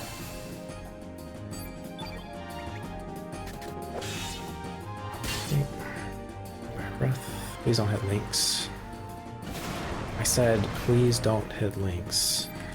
Okay, blue.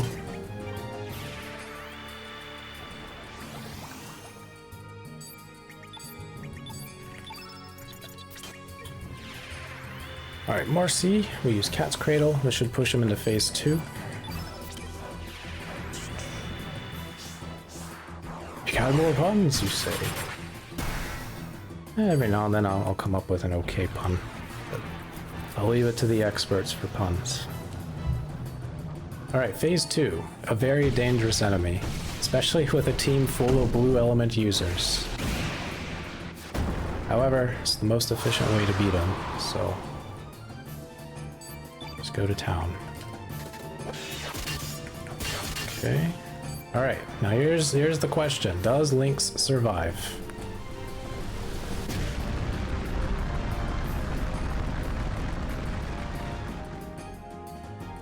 He did. Okay. And then Marcy slapped the dragon. Let's do this. Then 1. 3. Not enough. I think Marcy's miss mattered a little bit. That's okay. Marcy slapped the dragon. There you go.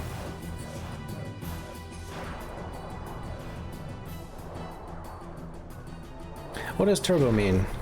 Good question. It's just mostly for text. I have a Fuji work controller, a Japanese controller. Pretty nice. And I have it set on the center, which I think is like 15 hertz, so 15 inputs a second. If you turbo too fast, it skips over the dialogue, and turbo too slow, then you can mash much faster. But it's more of a convenience thing. It doesn't save a whole bunch of time.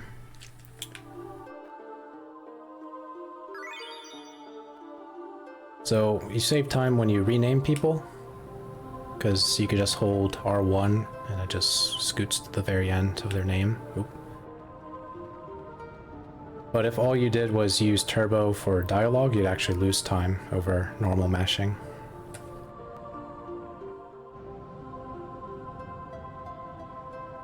Yeah, we're not fast forwarding. When you finish the game, you unlock the ability to fast forward when you do a new game plus. And I think the Radical Dreamers edition of Chrono Cross just has that initially. So that's not the same thing as turbo.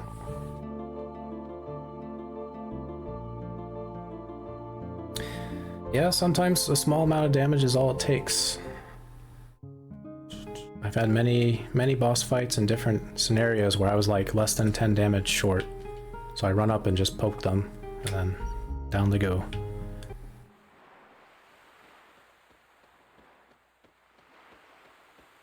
Alright, let's get rid of these burns. So we did it. We defeated all the dragons except the Sky Dragon. Ointments for the burns. Good to go.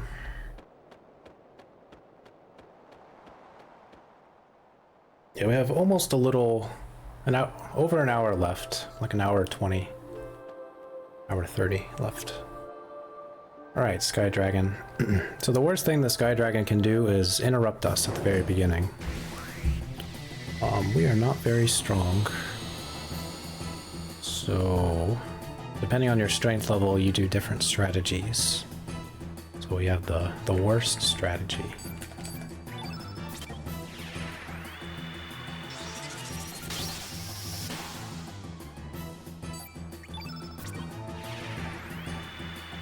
Alright, if you're strong enough, you can skip the Sky Dragon from using its healing attack. Healing action.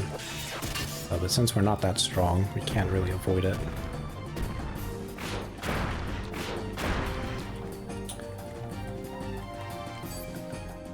3, please hit. Thank you. A glide hook for massive damage.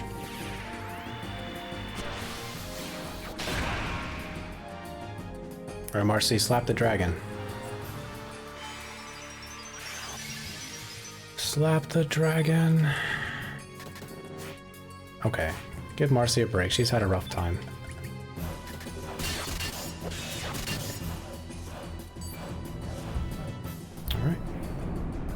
So a pretty normal fight for our strength level.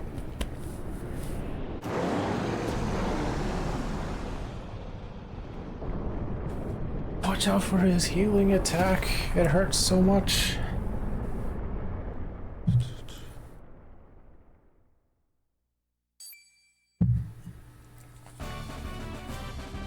Alright, we've proven our worth. We defeated all the dragons. 34.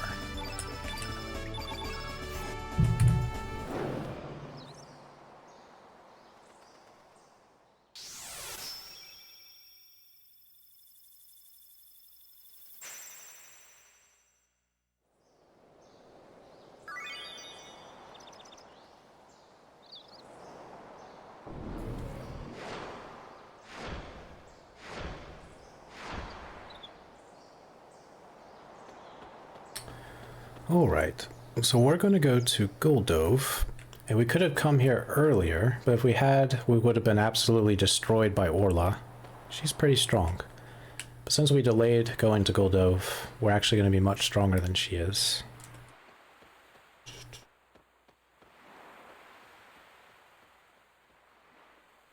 But Orla, a fan favorite for many obvious reasons. It's a shame we get her so late in the run, because otherwise we might probably use her.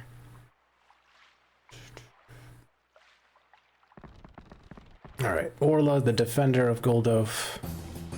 Because we know Korch is a coward, he ran away.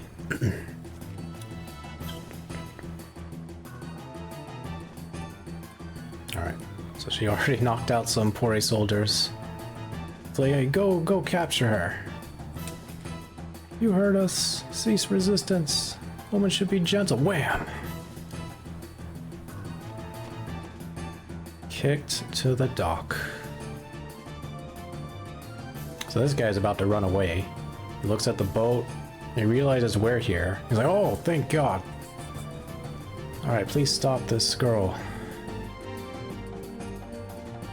Alright, one of the types of enemies that the Master Mune auto-crits is humans. And Orla happens to be a human.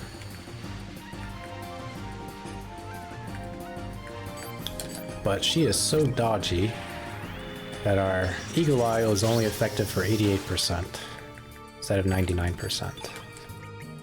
Alright, good, we hit her.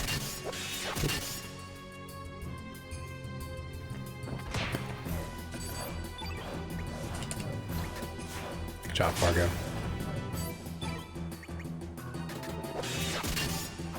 Alright.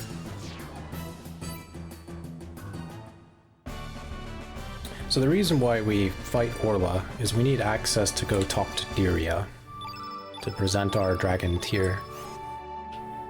So in a sense, this is a story mission, story quest.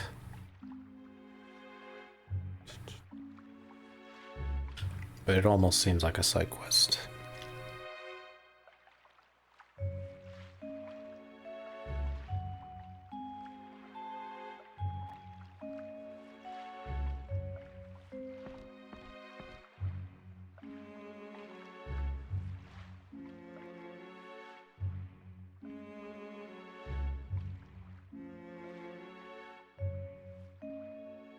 Alright, so Orla promises to join our team once we get our body back.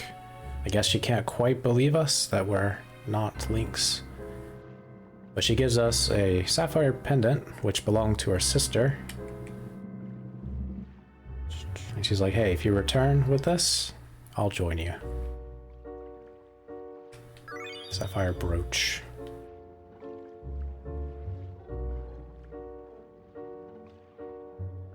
Also, we hurt her really badly, so she needs to rest. Alright, back in Goldove.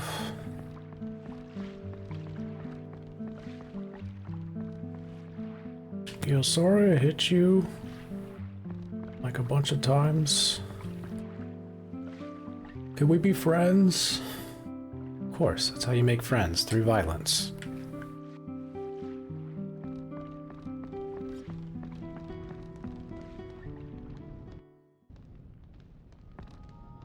Alright. Dario knows that there's no way we could possess the dragon tier unless we were Surge. So she's like, okay, here, take this proof, the dragon emblem, that you are trustworthy. Go to the other world and get help from Stina.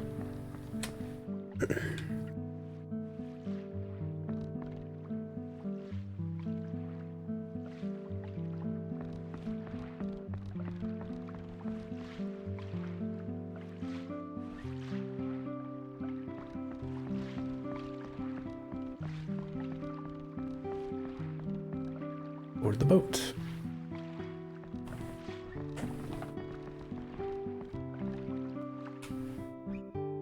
Alright, but before we go visit Stina, we need to visit one of the best characters in the game.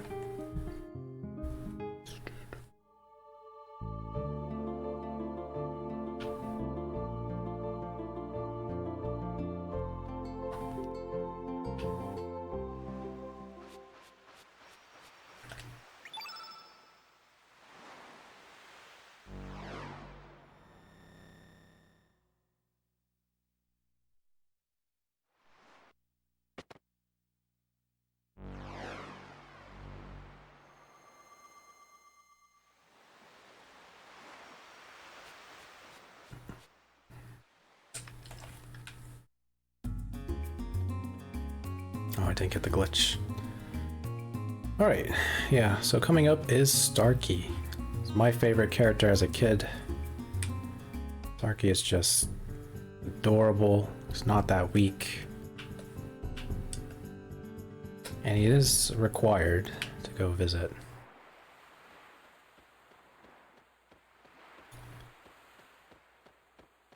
If you come here with the star fragment, so you could have picked it up just before this, but I picked it up a long time ago, Starkey will appear. Because he really wants the star fragment. There it goes! Alright, pay attention to the guy down below. He's just gonna kind of float away down. There he goes! Alright. Alright. Mega Starkey. Just like the Sky Dragon, the worst thing he could do is go early and interrupt us.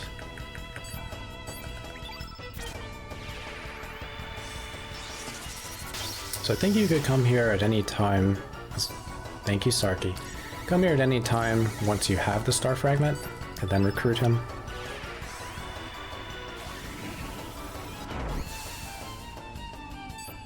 Alright, Starkey is also our last mini star.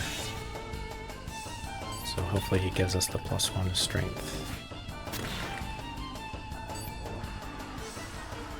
Of course, Starkey from outer space. He's here to be friends. Which is why he uses a radiation attack. Oh, this... We're fine. Everything is fine. Beep.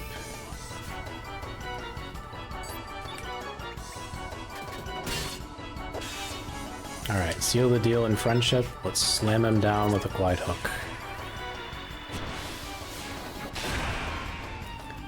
Now we're totally friends. Alright, give us that +1, please. I need it. Thank you. Finally. The first mini star. Alright, no joke, this is tough. Catching Starkey. It's either immediate or it's going to take a while. Oh, got him. Nice. I could be chasing Starkey for like 30 seconds. He moves very quickly. Anyway, but I got lucky.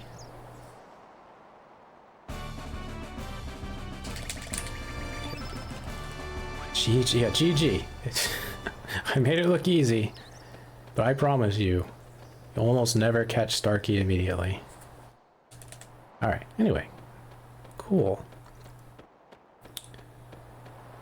Alright, so we have a choice. It's no longer a choice now, but normally in a speedrun you have a choice to go out of your way and forge some equipment for safety, or to proceed without doing that and save some time. So in this run, we can't proceed ahead, even if I wanted to. I was going to forge equipment no matter what for safety. But one of the requirements is Lynx needs to have 400 HP. And he does not have 400 HP. He's very far behind. He's been so far behind this entire run. So, for safety, we'll take the extra 30 seconds to get some good stuff.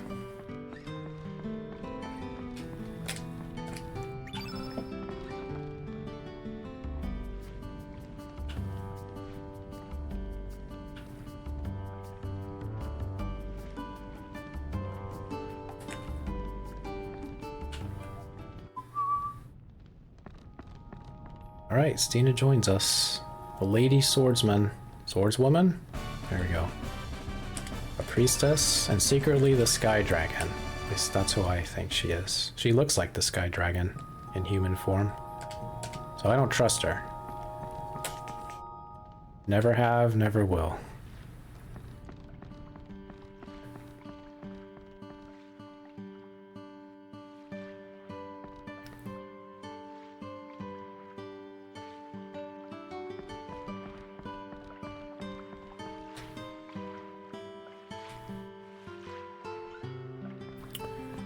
Alright, forgeth the equipment, ith.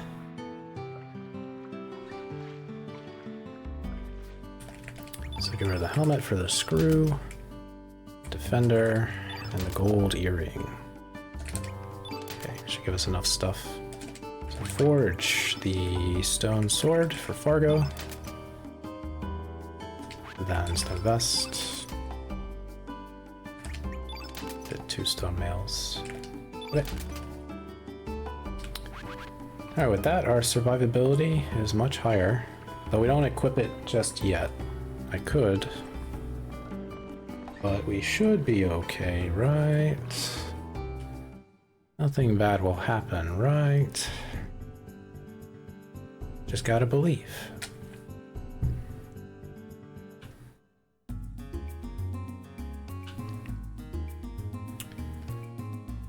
Alright, in this version of Mount Pyre, there are behemoth-like creatures that'll charge us. And most of the time you're safe if you just go immediately left. But very rarely they will turn left and then you have a bad day. Okay, not punished.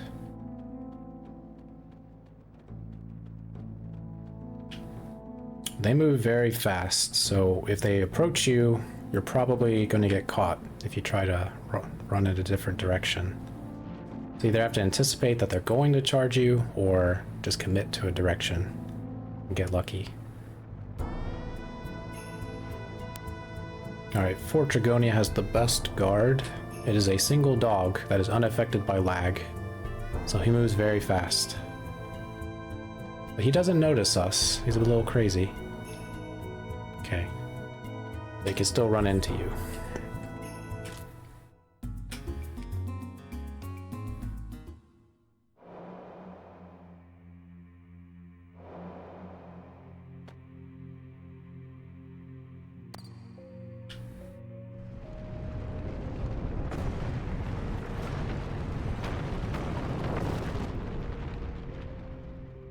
Alright, let's heal up. Oop.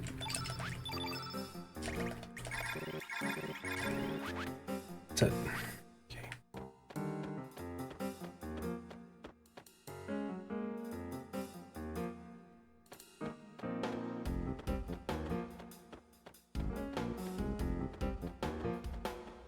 Alright, so for those who don't know why we're here at Fort Dragonia, the idea is we're trying to reclaim our body, and we know we need a dragon tier to do it. So we have one. It's given to us by Stina. So we come here, we can make the change, and all will be well. Alright, Dark Surge is pretty rough. There is a chance we could get Feral Cat Skip, not on this run, but normally, if you're decently strong. But it depends on when Dark Surge goes. So normally we try to set up Eagle Eye and turn white.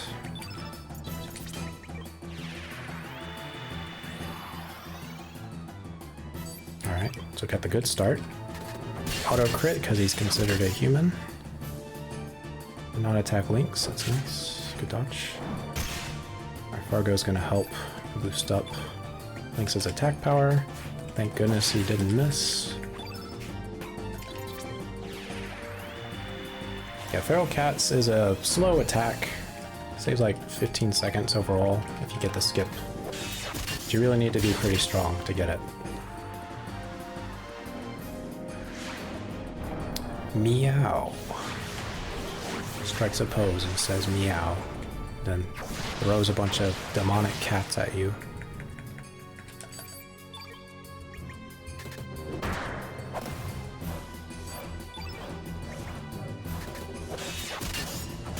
Alright. Success. We also have feral cats, so we can throw our demonic cats at him, but it's not as effective.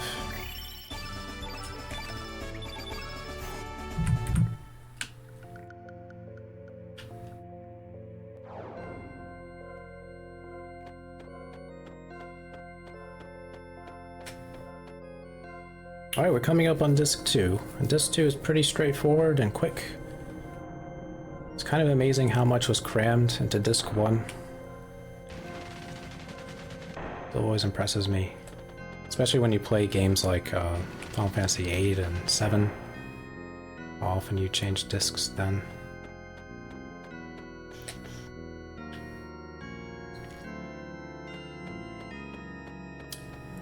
And there are a lot of things in Disc 2 that you could still access. So I know sometimes they just permanently block off things depending on what disc you're on. But you can still do a bunch of side quests, I think. Alright, and this is my last restroom break, so I'm gonna take a hike. Once we get into the room, we get to hear some lore about the Reptites and Lavos.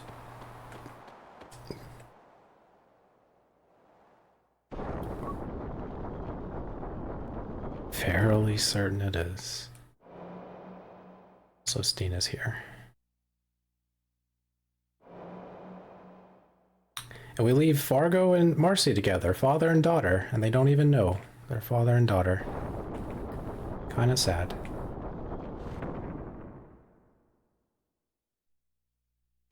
Okay, I'll be back.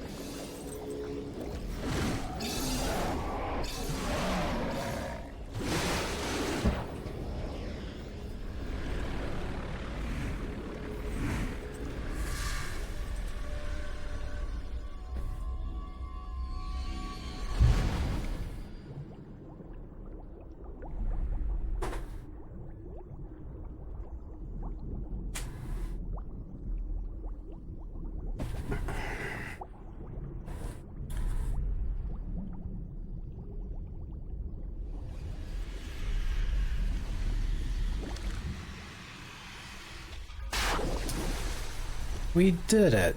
We have a new body. And apparently we have enormous hands. Look at his hands in this shot right here. I think they're bigger than his face. Huge hands. Anyway.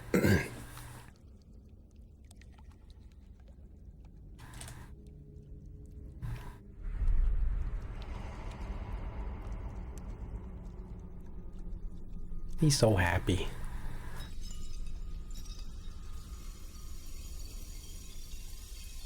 With that, we somehow get clothes. Don't question it. Maybe Piccolo is in that room, has a clothes beam attack. Marcy is so happy to see us. Did a whole loop in her arc.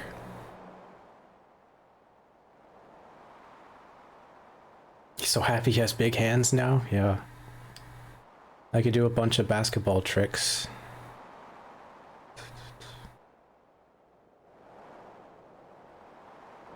Surge soda. I had that like once when I was a kid. Never again.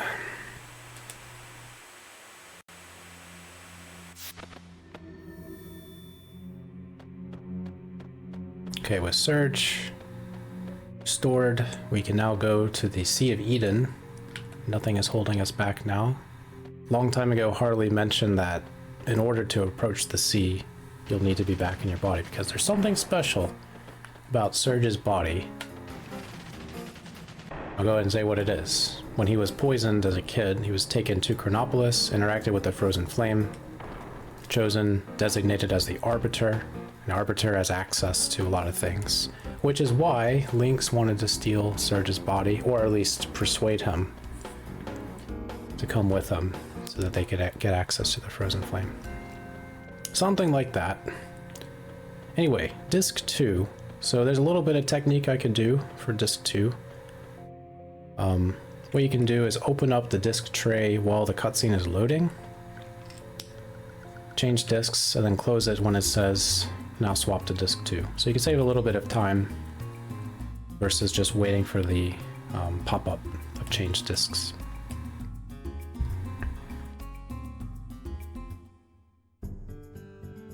All right.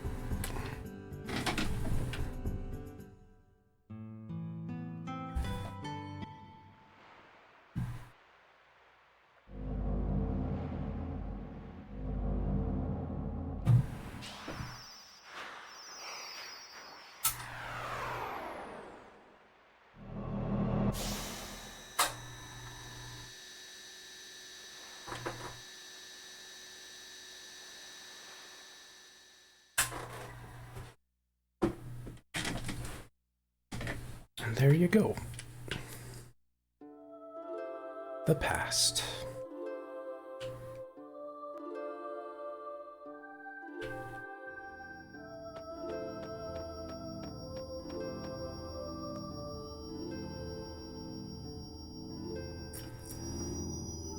I got a menu to do. Unequip Marcy is over here. I'll go ahead and give her the for safety memento pendant. Some extra magic defense. Stone mail. Gauntlet, her seal. Stone sword, stone vest. That's, well, sure, you can take it. And then the second scarf. Fargo needs all the scarves. It's a very cold neck.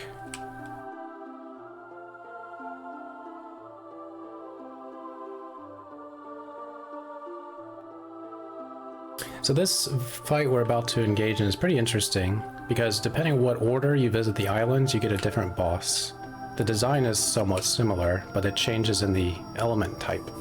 So the order we're going for is a red element. And the boss itself, Vita Unus, is a kind of an allusion to the Zeal final form. To get the mask and the hands.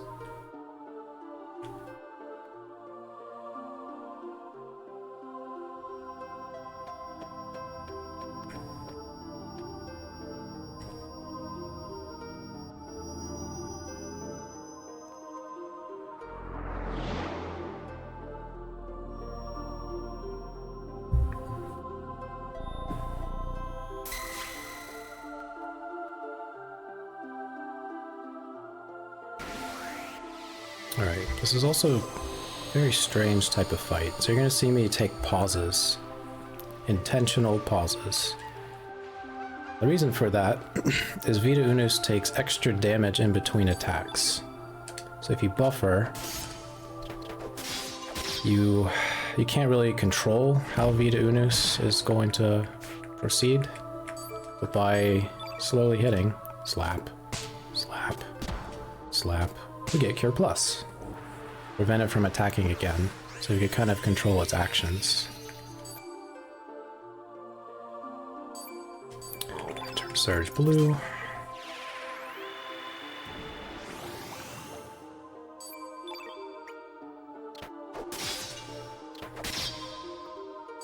Then this should give us green field. That's crit. Marcy with the super slap.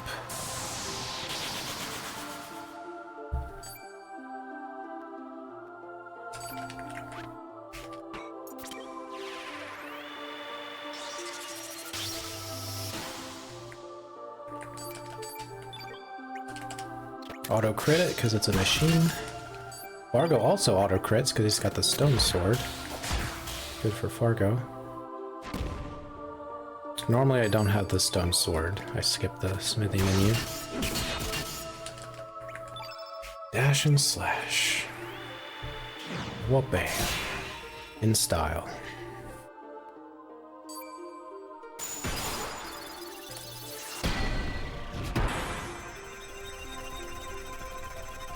Shoutouts to the Chrono Cross community over the years for fashioning all the strategies to defeat bosses. Some of them are very elegant. Always liked them.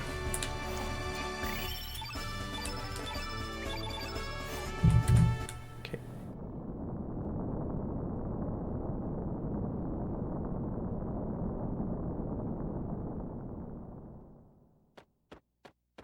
All right, let's do a menu.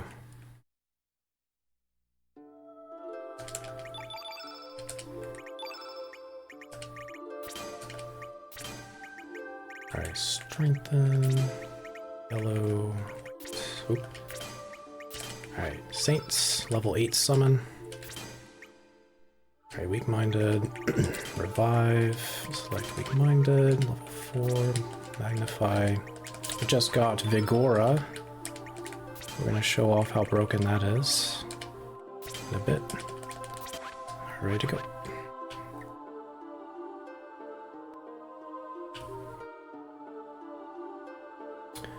And we made it to Chronopolis, the future society of 2400 AD, in a world where Lavos did not destroy everything. But how could it exist here? Good question.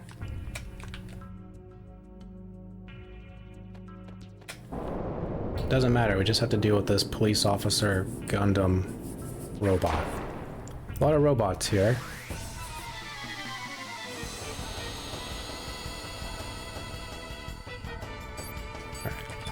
So the worst thing he could do is go right after this eagle eye. Don't do it. Thank you. Is he going for Marcy? Don't do it. She's had enough. Okay, Fargo.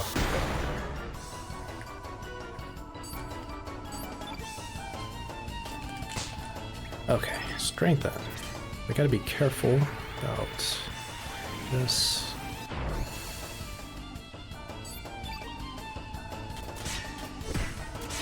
Alright, Vigora. Blue element that can only be used by other blue element users. Gives you a whole bunch of extra stamina. So you can do things like dash and slash. Then you could immediately attack. Break his armor. But wait, there's more. You can run up and 3, 3, 3, 3, 3, 3, 3, 3, 3. All of the threes. And that is why Vigora is the best element.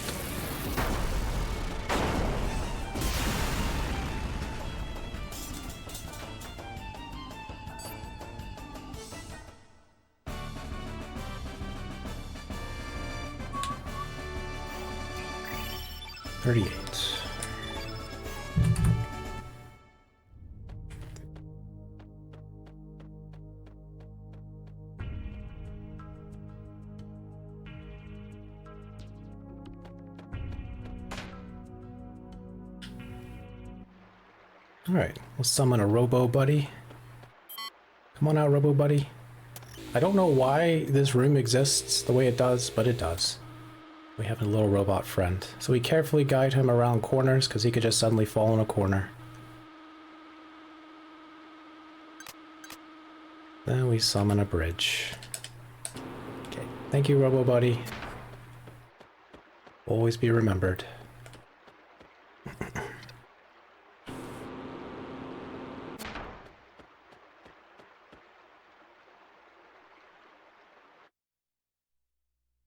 Okay, there we go. Alright, Chronopolis is a lot of things to explore to fill in some of the gaps of the lore. Rhyme unintentional. Down there's the Forget-Me-Not pot. That's a weapon for Sprig, an accessory for Sprig. Or it benefits Sprig. Please go away. There we go. Anyone who equips the Forget-Me-Not pot can defeat an enemy with it, and Sprig will get the Doppelgang ability. So you don't have to defeat enemies with Sprig. So if you were to explore Chronopolis, you would find evidence that everything in the, like right here, there's a map of the El Nido archipelago. Everything is essentially been manufactured in El Nido for the purposes of the Fate supercomputer. And everywhere there's been a little save point, that little pyramidal shape, green shape thing, that's Fate watching everything that's going on and influencing all the residents, denizens of the archipelago, the ones that are human at least. So it's kind of a very horrific realization. Almost everything you've been doing has been a lie, in a way. It's not been genuine. Some of the residents, so you learn that the population of the archipelago were once people from Chronopolis who were sent there. They had their memory wiped, and they were just there to populate the islands. Here they're talking about Luca's gravity experiments for time travel. Utilizing time eggs, you can go back in the past and do stuff. So there's a lot to explore here as far as information. Or you could just skip it, and it doesn't really matter.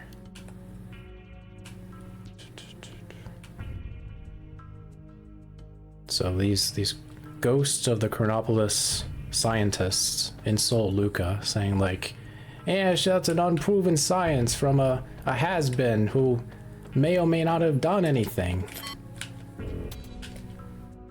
Meanwhile, they fiddle with time and cause a time crash.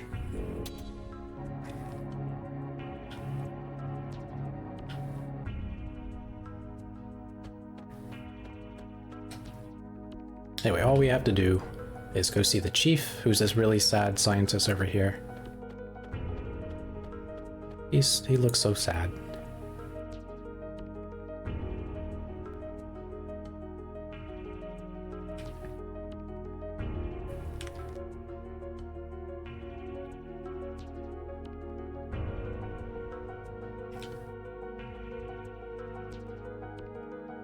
Yeah, so the foundation of Chronopolis began when Belthazar was transported to 2300 AD, and with his magical knowledge and ingenuity, Chronopolis was able to advance to a better state 100 years later. Because what he did, he went there, he made a Neo-Epoch time machine, and then came back to where we are right now to save Princess Shala.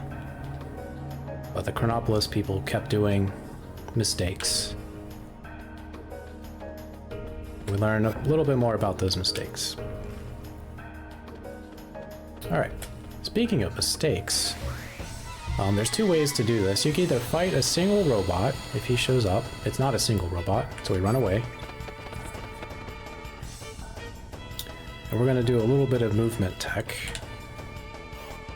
We're going to scooch forward. Oop. Get another encounter. And then with careful movement, we can open up that treasure chest and leave before getting another encounter.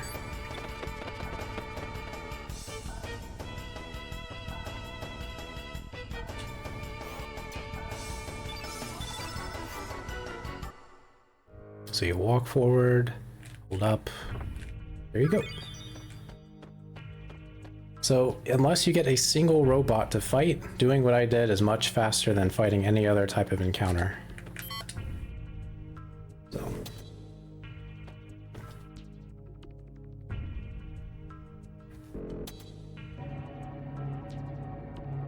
Yeah, there are a lot of little references to Chrono Trigger all throughout the game.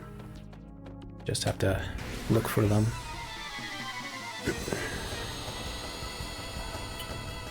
Alright, so we purposely get an encounter right here to stagger the two robots. If you charge up the center and get an encounter then, the game assumes there are two enemies on top of you. And so if you run away, you immediately get another encounter. So by staggering them, you could pick one side and then proceed.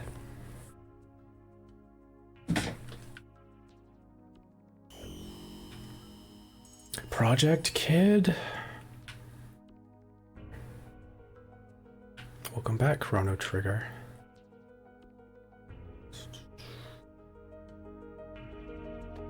Right. I get some of the best music.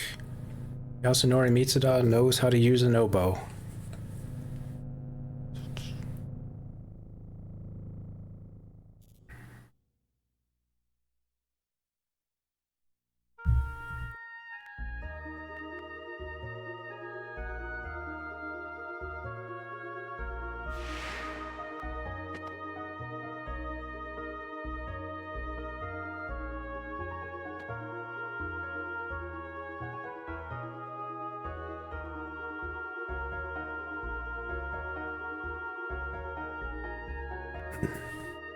Okay, so we learn, not really here, we learned that Wazuki was corrupted by fate, turned into Lynx.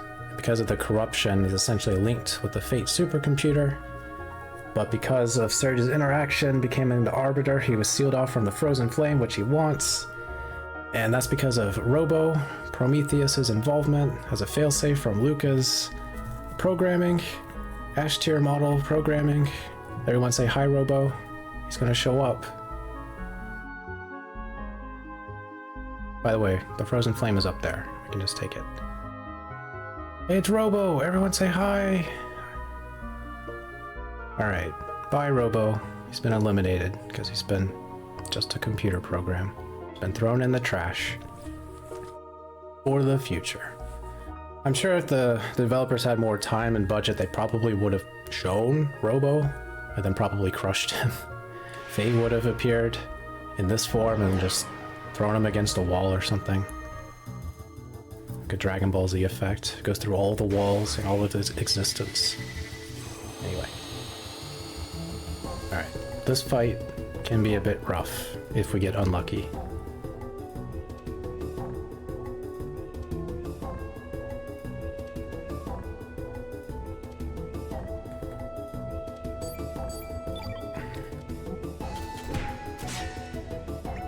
Okay, now punished.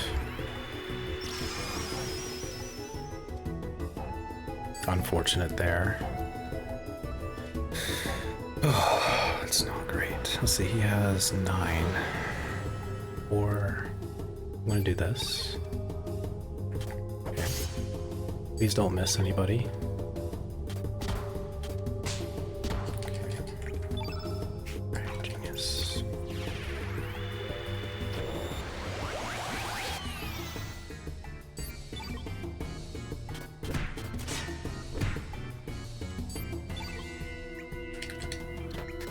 Alright, thank God he didn't miss. Alright. There's a lot to explain with this fight. One of the most important things was that we needed Fargo to use... Let's see. We needed Fargo to use Magnify before Fate could use Diminish. Alright, weak-minded.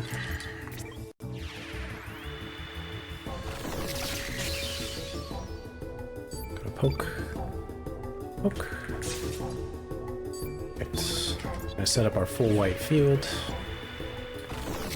So Fate is considered a black element, and by using another black element, you can increase its susceptibility to white element attacks. We just picked up a really strong summon, Saints, that does damage based on your magic. And wouldn't you know it, Surge has really high magic right now. Yeah, the actual minuses or pluses to the buffs and debuffs have no impact. I don't know if they changed that in the Radical Dreamers edition. But some elements you can't equip to lower slots. I think Diminish is one of those. Diminish and Magnify. And there you go. Almost 5,000 damage and a full heal. Summons are very strong in this game. They're just very hard to use.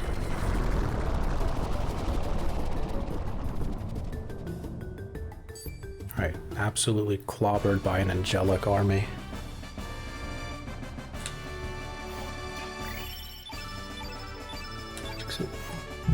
Okay.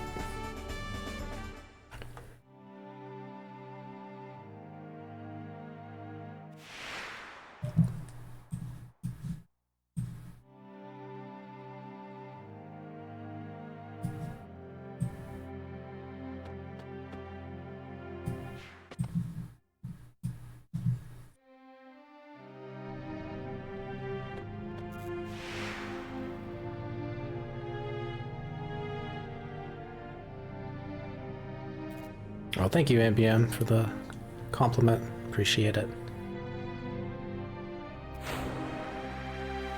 Yeah, the run's doing all right. We're gonna finish without too much issue.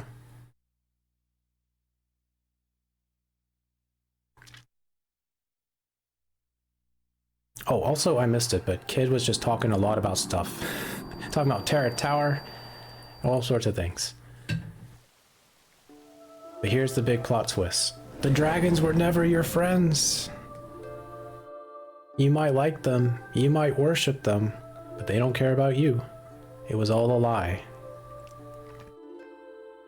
There's been an eternal struggle since 12,000 BC. Yes. Just when Zeal Kingdom failed. Between Chronopolis and the Reptites, Dragonians, dragons have always been looking for their revenge. But they're ready for it. 1,000,000 years of the planet's agony and pain and suffering. And the reason why they don't like humans is because we're purported to be offspring of Lavos. Because Lavos showed up, it influenced the humans' evolution. So therefore we're like Lavos. And the Reptites, you know, they don't really like Lavos that much. Kind of destroyed all of them.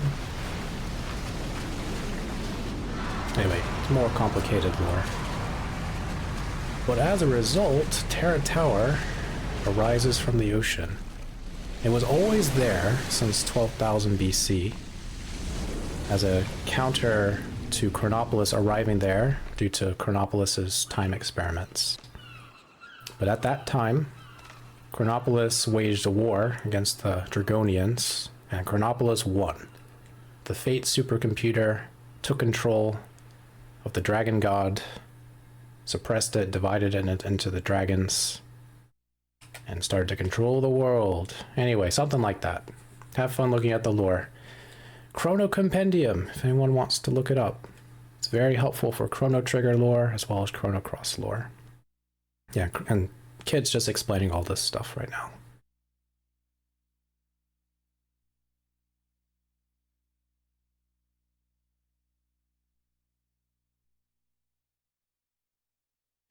All right, Chewbacca sound effect.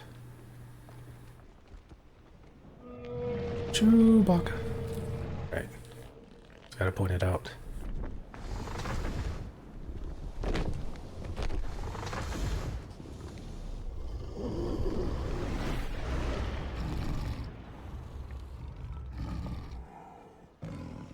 Look at the water dragon just wiggling in the air.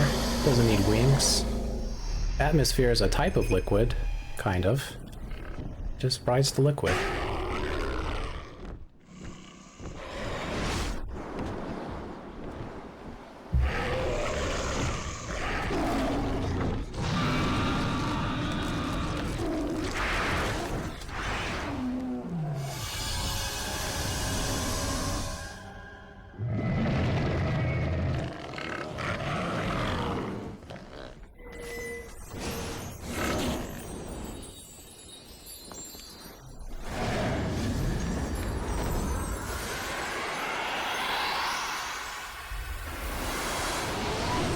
The sound design and the FMVs on Chrono Trigger.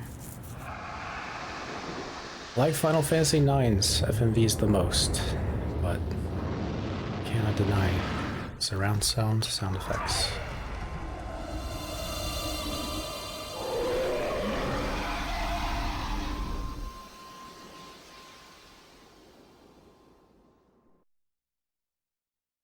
Alright, sadly, Harley has to bid farewell. She no longer has control of herself.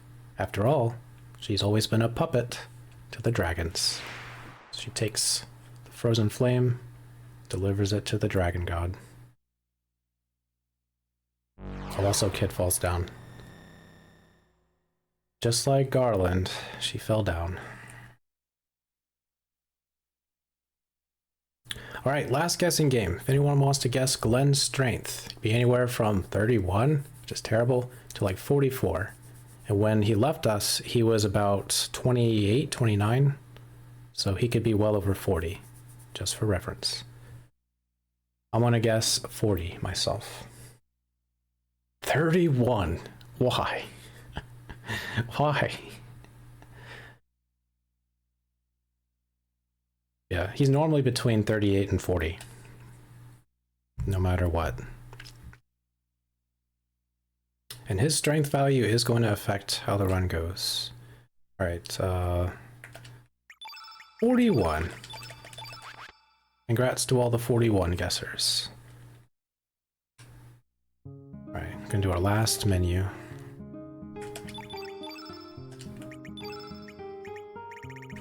Blue, equalize, strengthen, green, black. Alright, Fargo. Here you can take a Alba pad. Alright, got the Einlanzer for Glenn. Fancy stone vest. 2 Dragoon honors. And a scarf. Gotta keep that neck warm.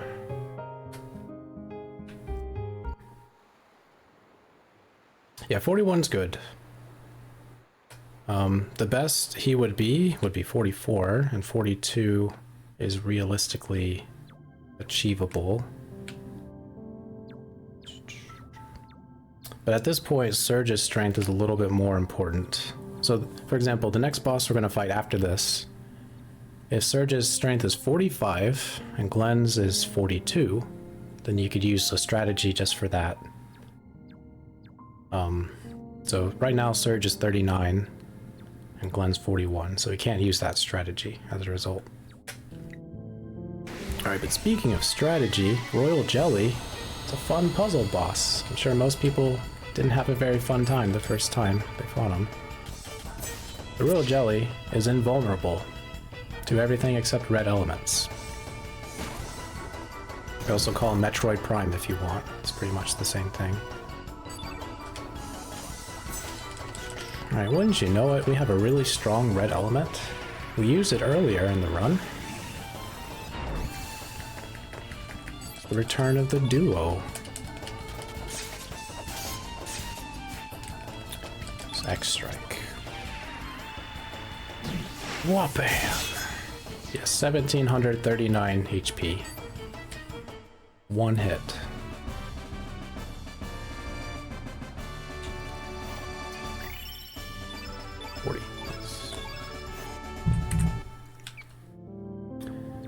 Yeah, actually, Surge's strength is okay.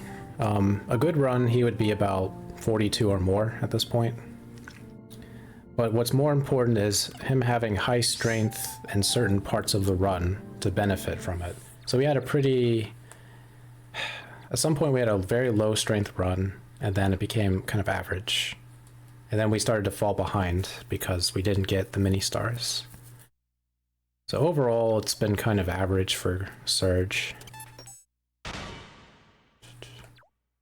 Alright, Starkey spaceship looks very comfy. Everything is pretty much egg-shaped.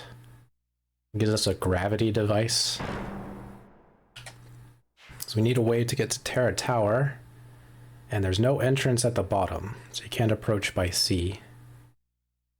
Only by air. Starkey does adorable things.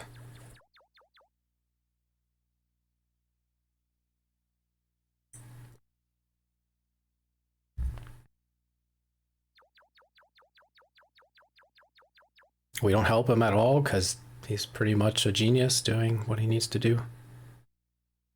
But Glenn's like, hey, why don't you just attach it to the thing? He's like, no, you don't understand. It's got to be more intricate than that. And then Glenn's like, all you did was attach it to the thing. He's like, no, I didn't. Then away we go. Alright, let's go to the moon. Time to defeat Zeromus. That's actually the run after this. Final Fantasy IV Free Enterprise is after Chrono Cross.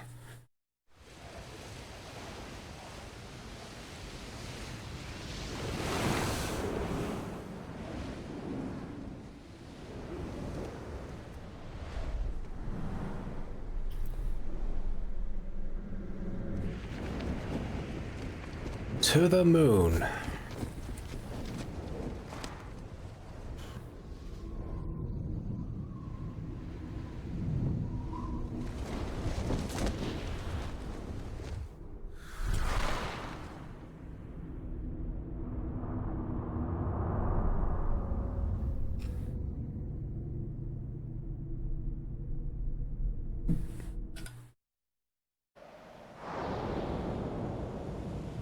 Alright, the Terra Tower. Always the test of the runner. By this point, almost every single runner of Chrono Cross is exhausted, and there's still a lot of things to dodge. A lot of things aren't easy to dodge, but I'll do my best.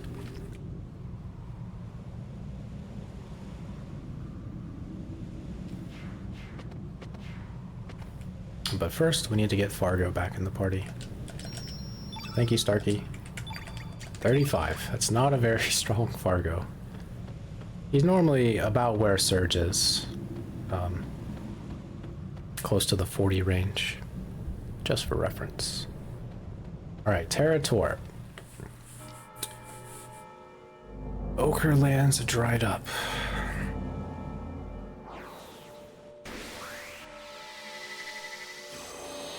We could get lucky and hit a 2-2-3. Normally he interrupts you, or you miss. Well, we almost got it. Dang, if we didn't miss that first attack, that would have been really good. Okay, anyway. So you can skip the 2 yellow elements that he just did, and he would use a single capsule instead if you had hit the 2-2-3.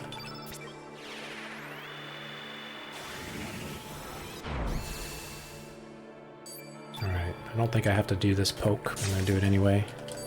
Strike.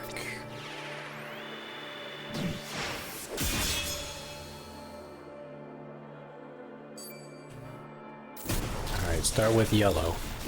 It might be important to start with yellow. It might mean something. So maybe we should pay attention.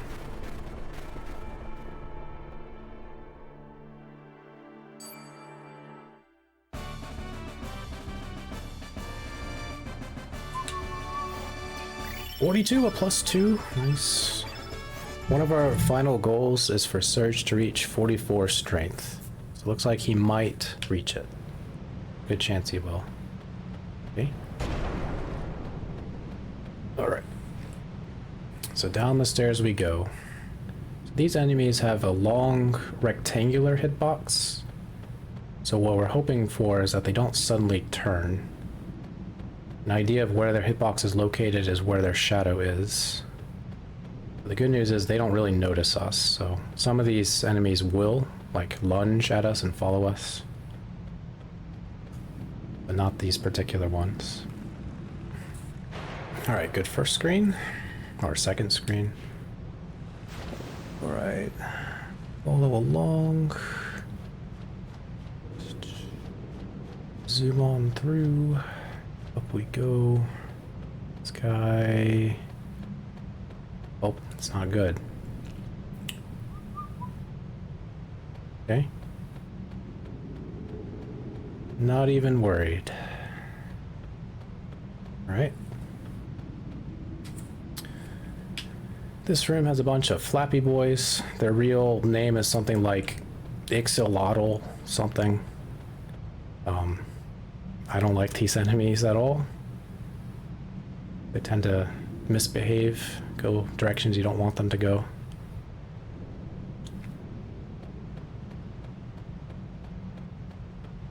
So our goal is to get to this bridge, and hopefully the guy up there doesn't go down the path.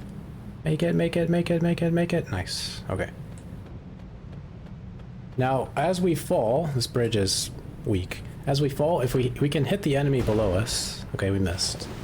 And if you did hit the enemy, you would get an encounter, which you would run away from, and then you would continue to fall down. It's kind of the most amusing encounter in the game. I've hit it, I think, 3 times before. If you could see him, you could delay your fall a little bit, but normally you cannot see him. Alright, this is a golem type thing. He says he was originally human. He was supposed to be in the game as a final playable character, I think. Once again, all the characters that the Chrono Cross crew wanted to put in the game, they were unable to do everything. So they settle with the, like, 43 characters that they have. But it would have been cool to have a golem character, I feel. Alright. We proceed.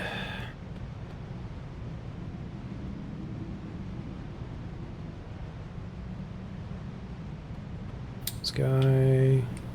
Whoop. Okay. Playing games with me. Only 43? Is it 43, 44? I don't know.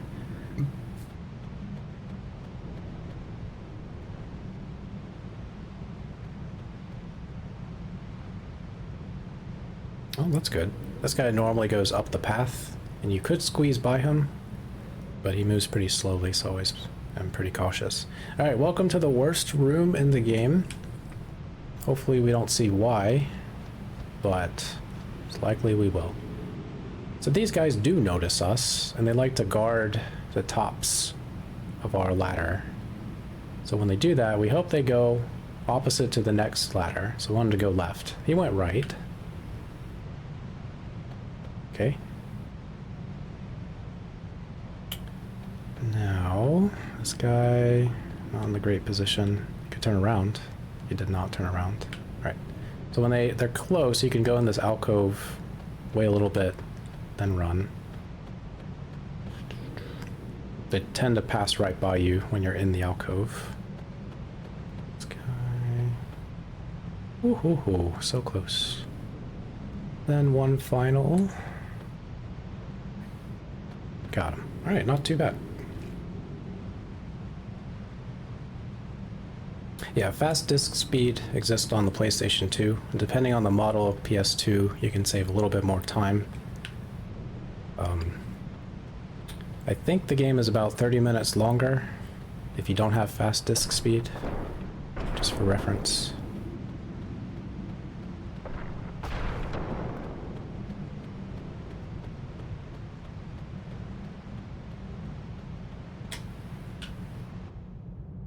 All right, we made it. That was a really good section. Only had a couple of pauses. It's been a while, but I actually might save some time. I've not saved much time this run. Alright, Pirator. The worst thing he could do is go right after Glenn. So hopefully he doesn't do that.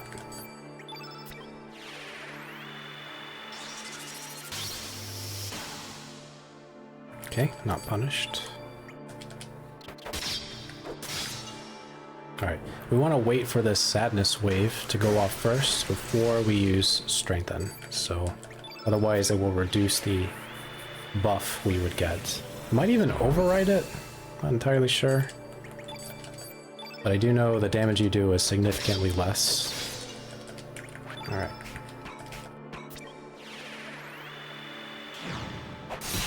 $1,008.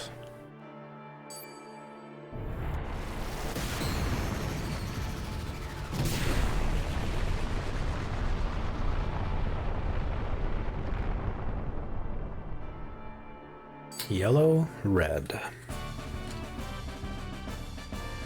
We're making our way.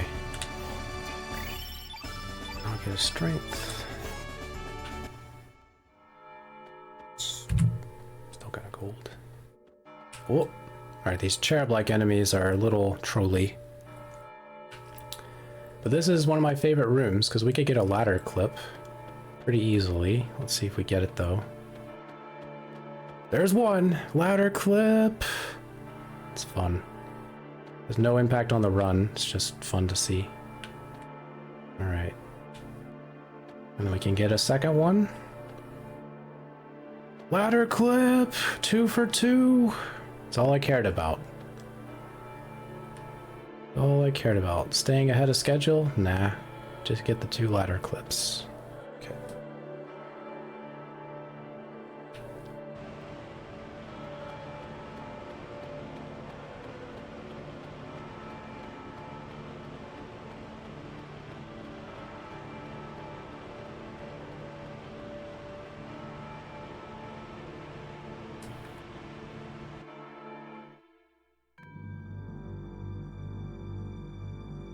All right.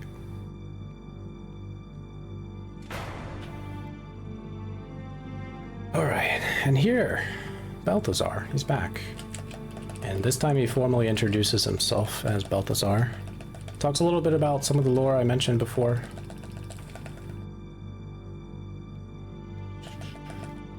So once again, this Belthazar is not the exact same one in Chrono Trigger, because instead of being sent to 2300 AD where the world was destroyed, he was sent to a world where Lavos was destroyed, so it was a prospering world. Alternate timelines. So he's explaining that during the time experiments of Chronopolis, Chronopolis was dragged back in 12,000 BC. And as a result, the entity, or the Earth, however you want to think of it, decided to take Terra Tower from an alternate timeline where humans were wiped out and the Dragonians reigned supreme, try to counterbalance Chronopolis' effect. But Chronopolis won the war, took control of everything.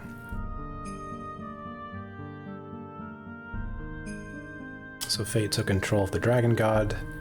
Fate studied the dragon's powers and created the element system that we know.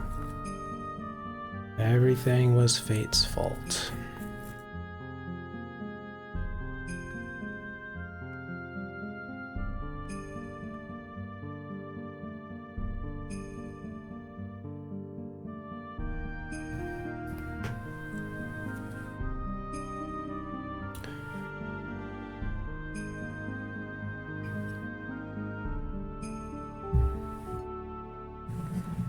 Poor dinosaurs, yeah.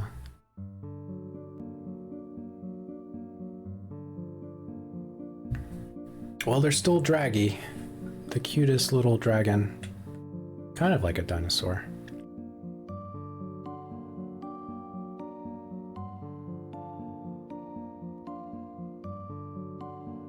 The Moon Dragon. You guys don't have the Chrono Cross? What a bunch of scrubs. We haven't gotten it yet.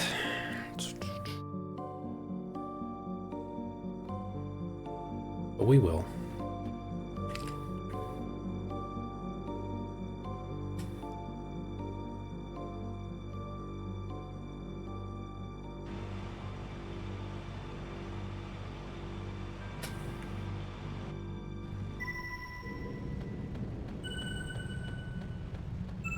Notice the sounds, the crystal colors.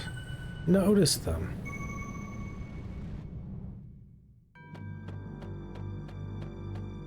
Yeah, the Chrono Trigger timeline, where, at least in the DS version, or the PC version of Chrono Trigger, where the Reptites survive in like their own little lost world.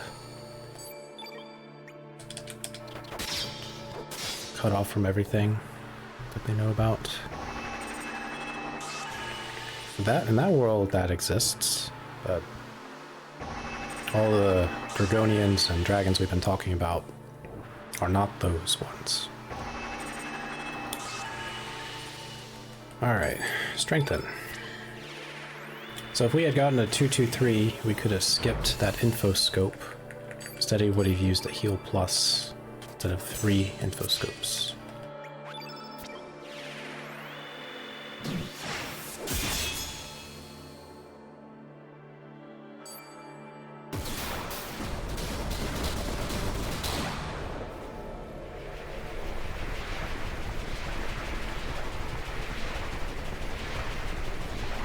Yeah, quite a lot of the tie-ins with Chrono Trigger are eventually explained.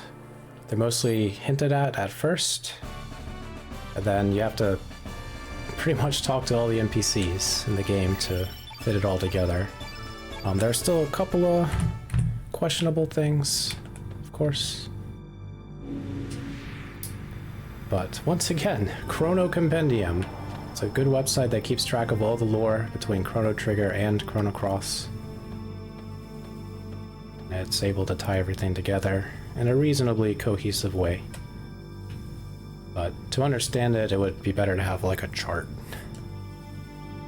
Explain all the diverging of timelines and the 2 alternate realities.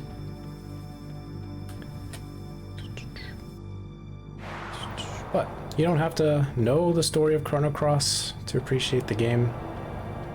It's an amazing soundtrack, one of the best of all time. The battle mechanics are pretty interesting. Unique enough for any RPG. And if you like puzzles, as far as boss puzzles, then it can satisfy you quite a bit.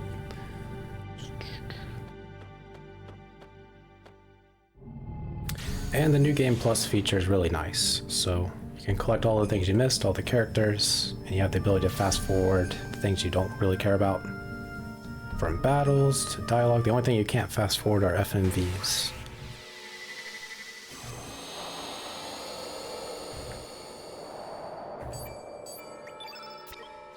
Alright, Luxator.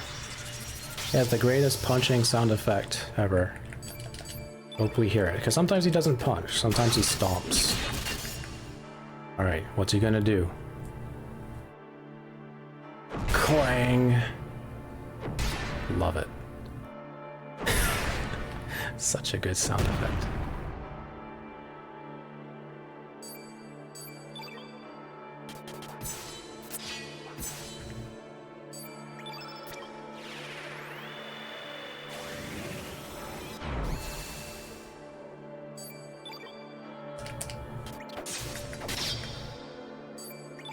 Alright, good fight.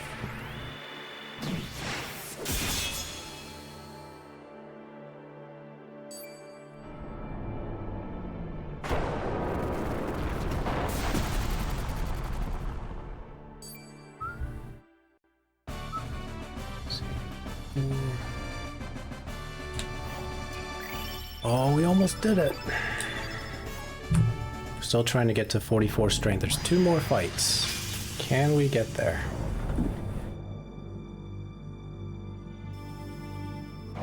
Yeah, depending on our strength, we'll do different things on the Dragon God fight. The result is only a couple of seconds of difference between the two.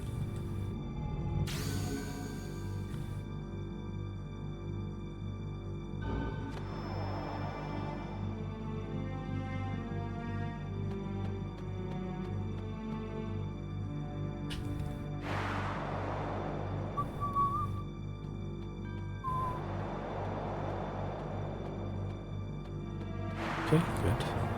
Yeah, the challenge here is just to try to go against the flow of the wind.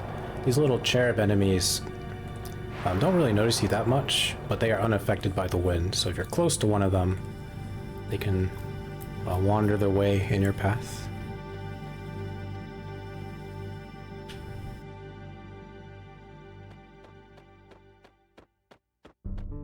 And I don't know what they were thinking with this room. There's like no challenge here, just dodge.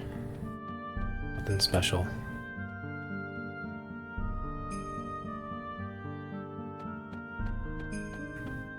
Hey.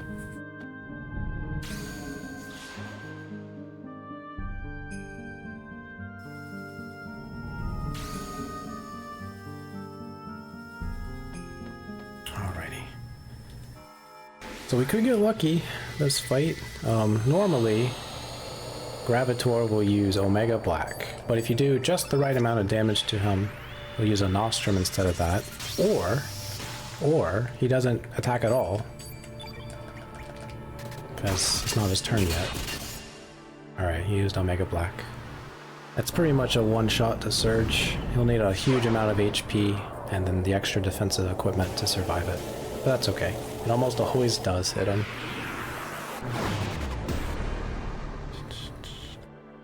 Alright, Fargo, we got the revive. Alright, Surge comes back with a vengeance.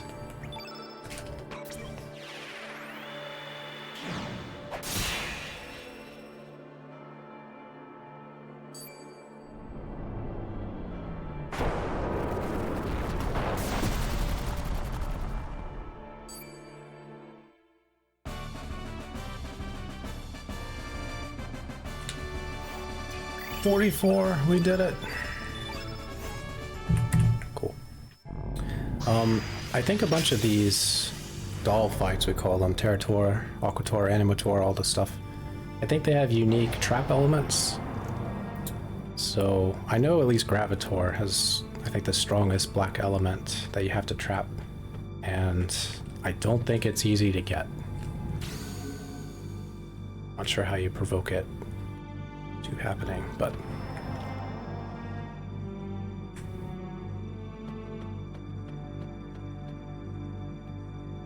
push the truck. Yeah, I gotta get the Mew under the SS Anne.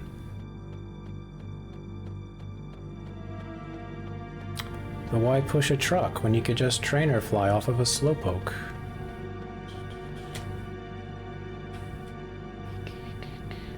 Anyway, enough Pokemon references aside. Aquator, one of the last elements.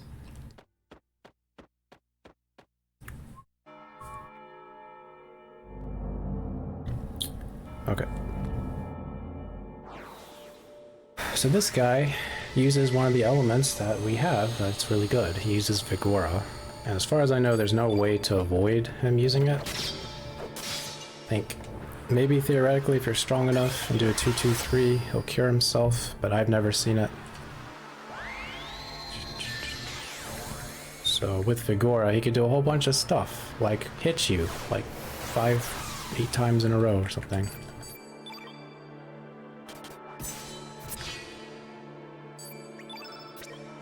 Alright, but he's blue element, and we know that X-Strike is a red element attack.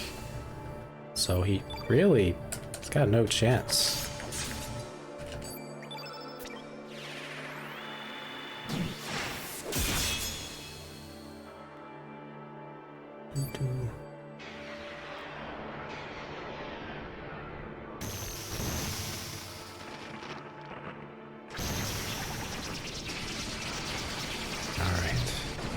That's the last normal boss fight.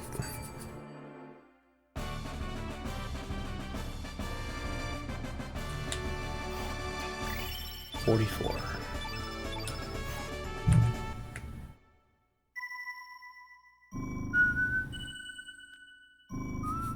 Here's your last hint. It's actually not your last.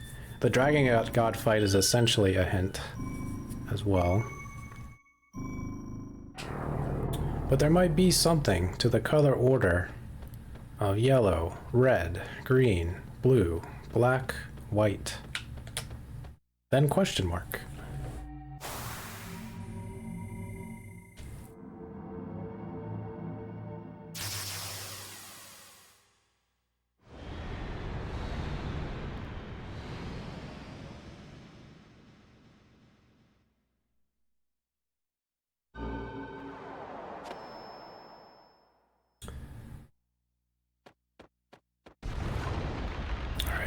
So where we are is the top of Sky Dragon Isle. So before, everything was covered in greenery, but these statues were still there. They were all covered up. These very terrifying dragon impaled statues. At the time we were just focused on the Sky Dragon.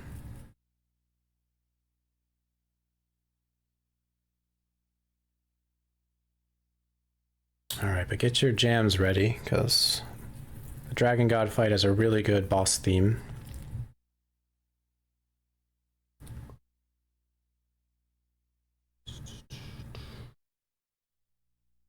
And I guess I won't talk through it, but I'll explain how the Dragon God fight goes. So there are phases to the Dragon God fight. Every phase has 1900 HP. We start with white, then go through yellow, red, green, blue, black, and end with white. So the puzzle is trying to do all that damage quickly and maintain our stamina so that we can set up for the next phase. So the only real questionable phase is the very first one, because we don't know how many times we're going to miss, or if it's going to go early, things like that. You'll also see me pause. If you buffer a 3-3, against the Dragon God, sometimes it'll interrupt you and then take an action, which can cost you like a minute or more of time, depending on what the action is. Or you hit him, do enough damage to push to the next phase, but nothing happens. Then you have to do a second run up and do a little poke to wake the game up to realize, oh, time to go to the next phase. So the pausing is necessary. There's a bunch of mechanics behind it. I'm not super technically inclined to explain it, but there are a couple of other runners out there like Super Handy and Izala who know quite a bit about what goes on behind the scenes.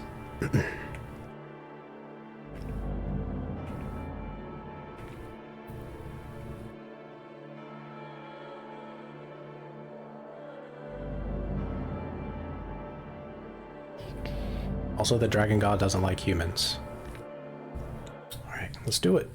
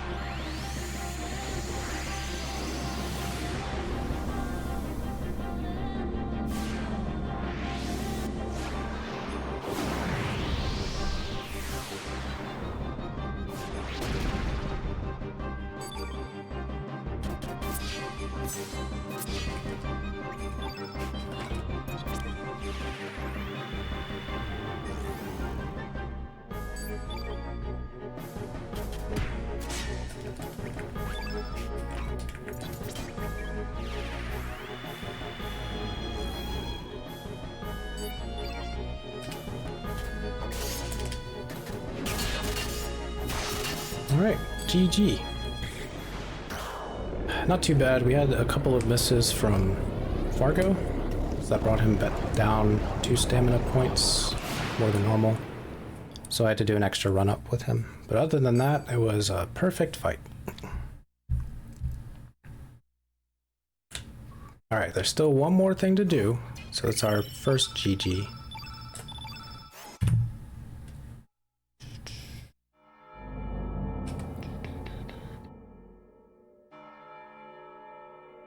We gotta do the thing that the whole game is for. Gotta save Princess Shala. Belthazar is the one who orchestrated this whole thing. He knew Surge was special. Like, we gotta get Surge in there. Free Shala from being merged with Lavos. Because only Surge can do it. Save the princess, save the world, that's right. Or you could just wall up the Time Devourer and then don't save Princess Shala. So, you could do that. Yeah, it's all Belthazar's fault.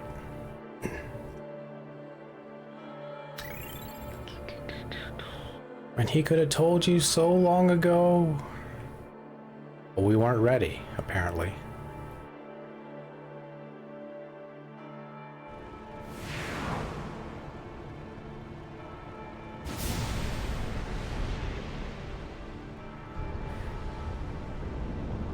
So one of the last random elements of the game is what element will the Time Devourer use? It'll use any green element from Bushwhacker, Bush Basher, Arrow Saucer, Arrow Blaster, Omega Green, and Tornado. So the fastest element is Bush Basher. Get Tornado or Omega Green, probably lose some time. But it's only a couple of seconds. Think of the fairies! Yeah, Belthazar doesn't care. It's like, nah, Princess of Zeal is more important than ecosystems.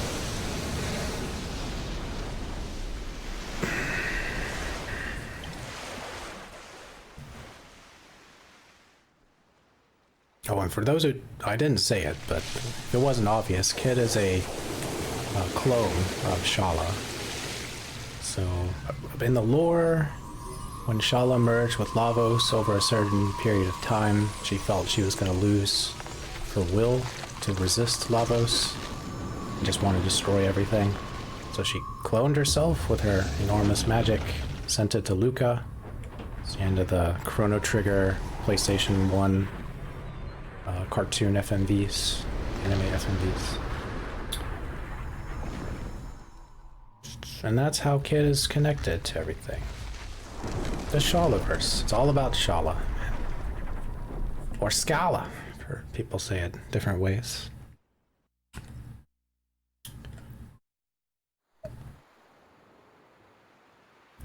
But it's okay. Shala's had a hard life. She deserves a rest.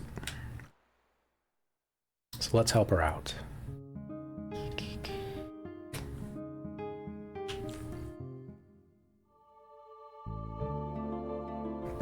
Alright, go to the one place we haven't gone on the mainland. That's not true. Haven't gone to the forest.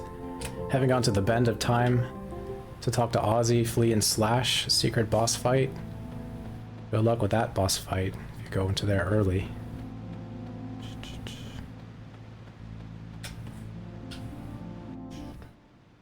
Plenty of things to do in Chrono Cross. Especially if you like to 100% things. Collect all the things.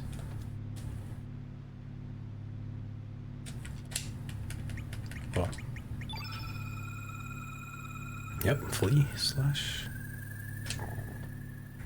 What? That is not a tier. There we go. Alright, Tier of Love, Tier of Hate. When combined together in front of Super Metroid bosses, images, makes a Chrono Cross. Perfect combination of sound and color.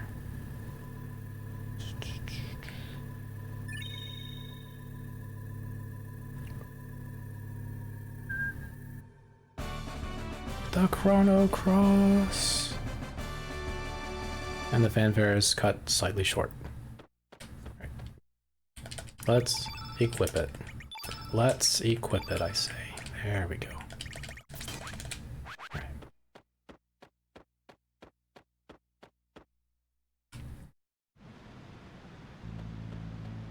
Wish every screen in the game had as much lag as this screen. You move so fast on this screen. It's great.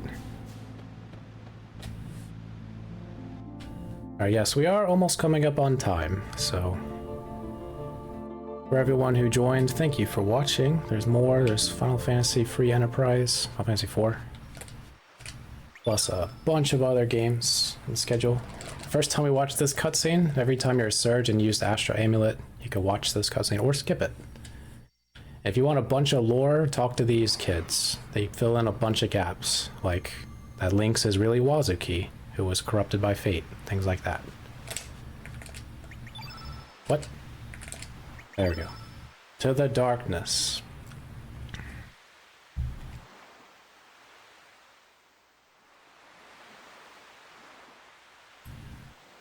Alright, there's one thing, one trolley thing that can happen.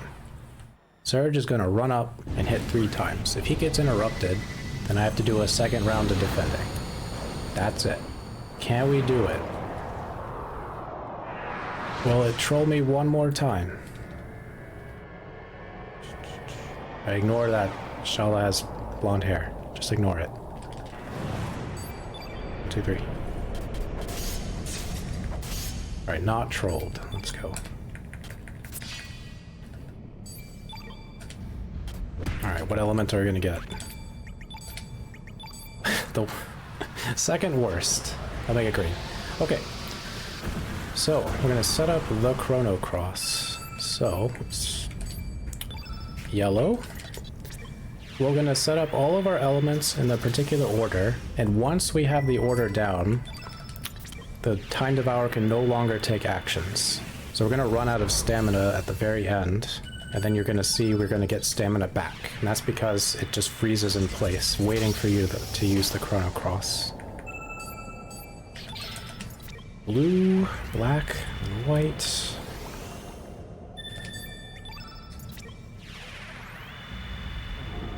Alright, here we go.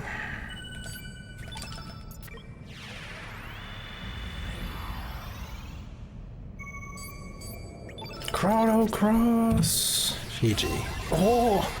Be my estimate by 33 seconds. No, 43 seconds. Let's go. Thank you everyone for watching. And for putting up with all the roller coaster of RNG. Chrono Cross is a wild ride. So. So with that, I think, well, I would love to listen to all the music because it has a really nice ending. But to keep to the schedule, I think we'll, whenever Questing for Glory is ready, I'll go ahead and sign off. Yeah, stay tuned for a bunch of more runs. Still many days of Questing for Glory left. Go ahead and let it go. We're ahead. Okay. There she is. We saved her. She's been here for millennia. Aeons, stuck in the darkness of beyond time. She's finally free.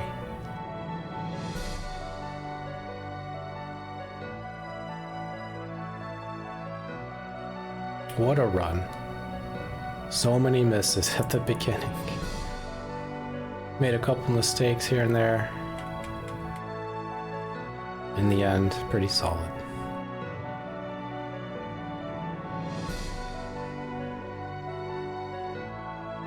Yeah, and there's a bunch of lore for anyone interested. I am not that great talking about lore. I usually talk like less than half of what I normally did for this run in a normal speed run. So thank you for keeping me company. The boat lock, yeah, there are a couple of soft locks in this game. It's usually caused when you're in an FMV and mashing.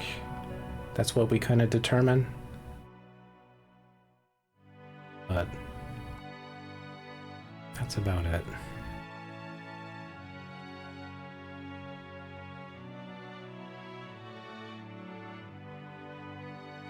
So we get our, what is this, our,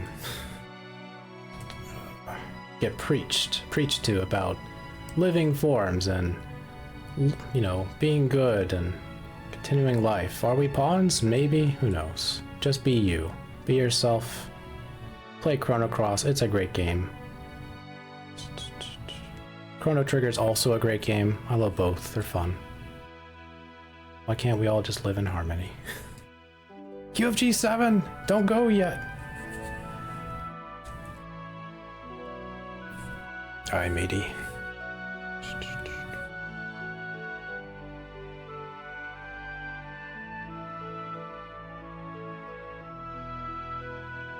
So, I'm not sure we're gonna see the whole ending, but when you do get the good ending, you'll see Kid at the very end of all the credits.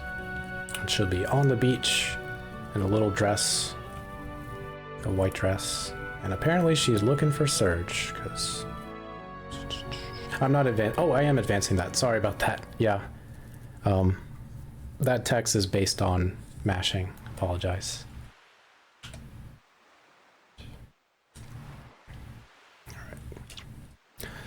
But our reward for doing everything is the worst reward. You forget everything ever happened. But we end up with Lena, so that's okay. It's like we never left. Don't scare me. Give me my necklace. Alright, here you go. Time to do another run.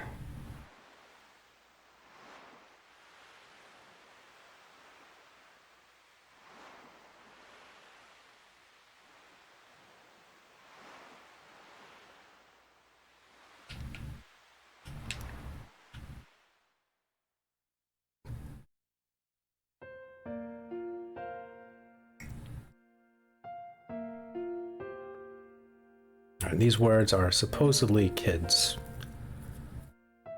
Thus the curtain closes on another tale. An eternity has passed. Fleeting dreams fade into the distance. All that is left now is me and my memories. Selfish much? But I'm sure we'll meet again. Someday, you and I, another place, another time. It's just that we might not realize. You are you, and I am me.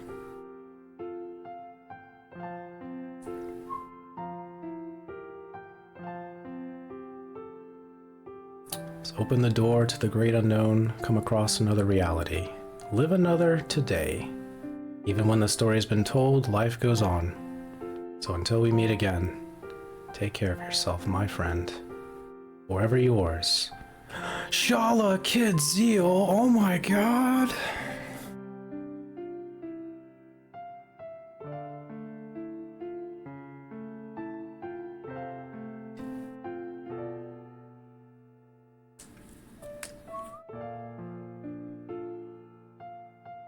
And because we're on fast disk speed on a PS2 Slim, we get this weird effect with the graphics right here.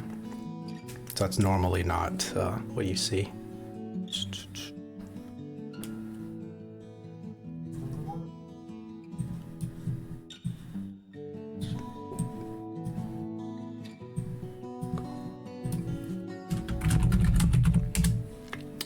Alright everyone, with that, if you want to hear the rest of this theme, check out YouTube. Yasunori Mitsuda has his own playlist. You just have to navigate through the Japanese text, but it's fairly popular, so you shouldn't have a difficult time. So have a great night, everybody. Thank you for watching. Stay tuned for more Questing for Glory, and hopefully see you next time.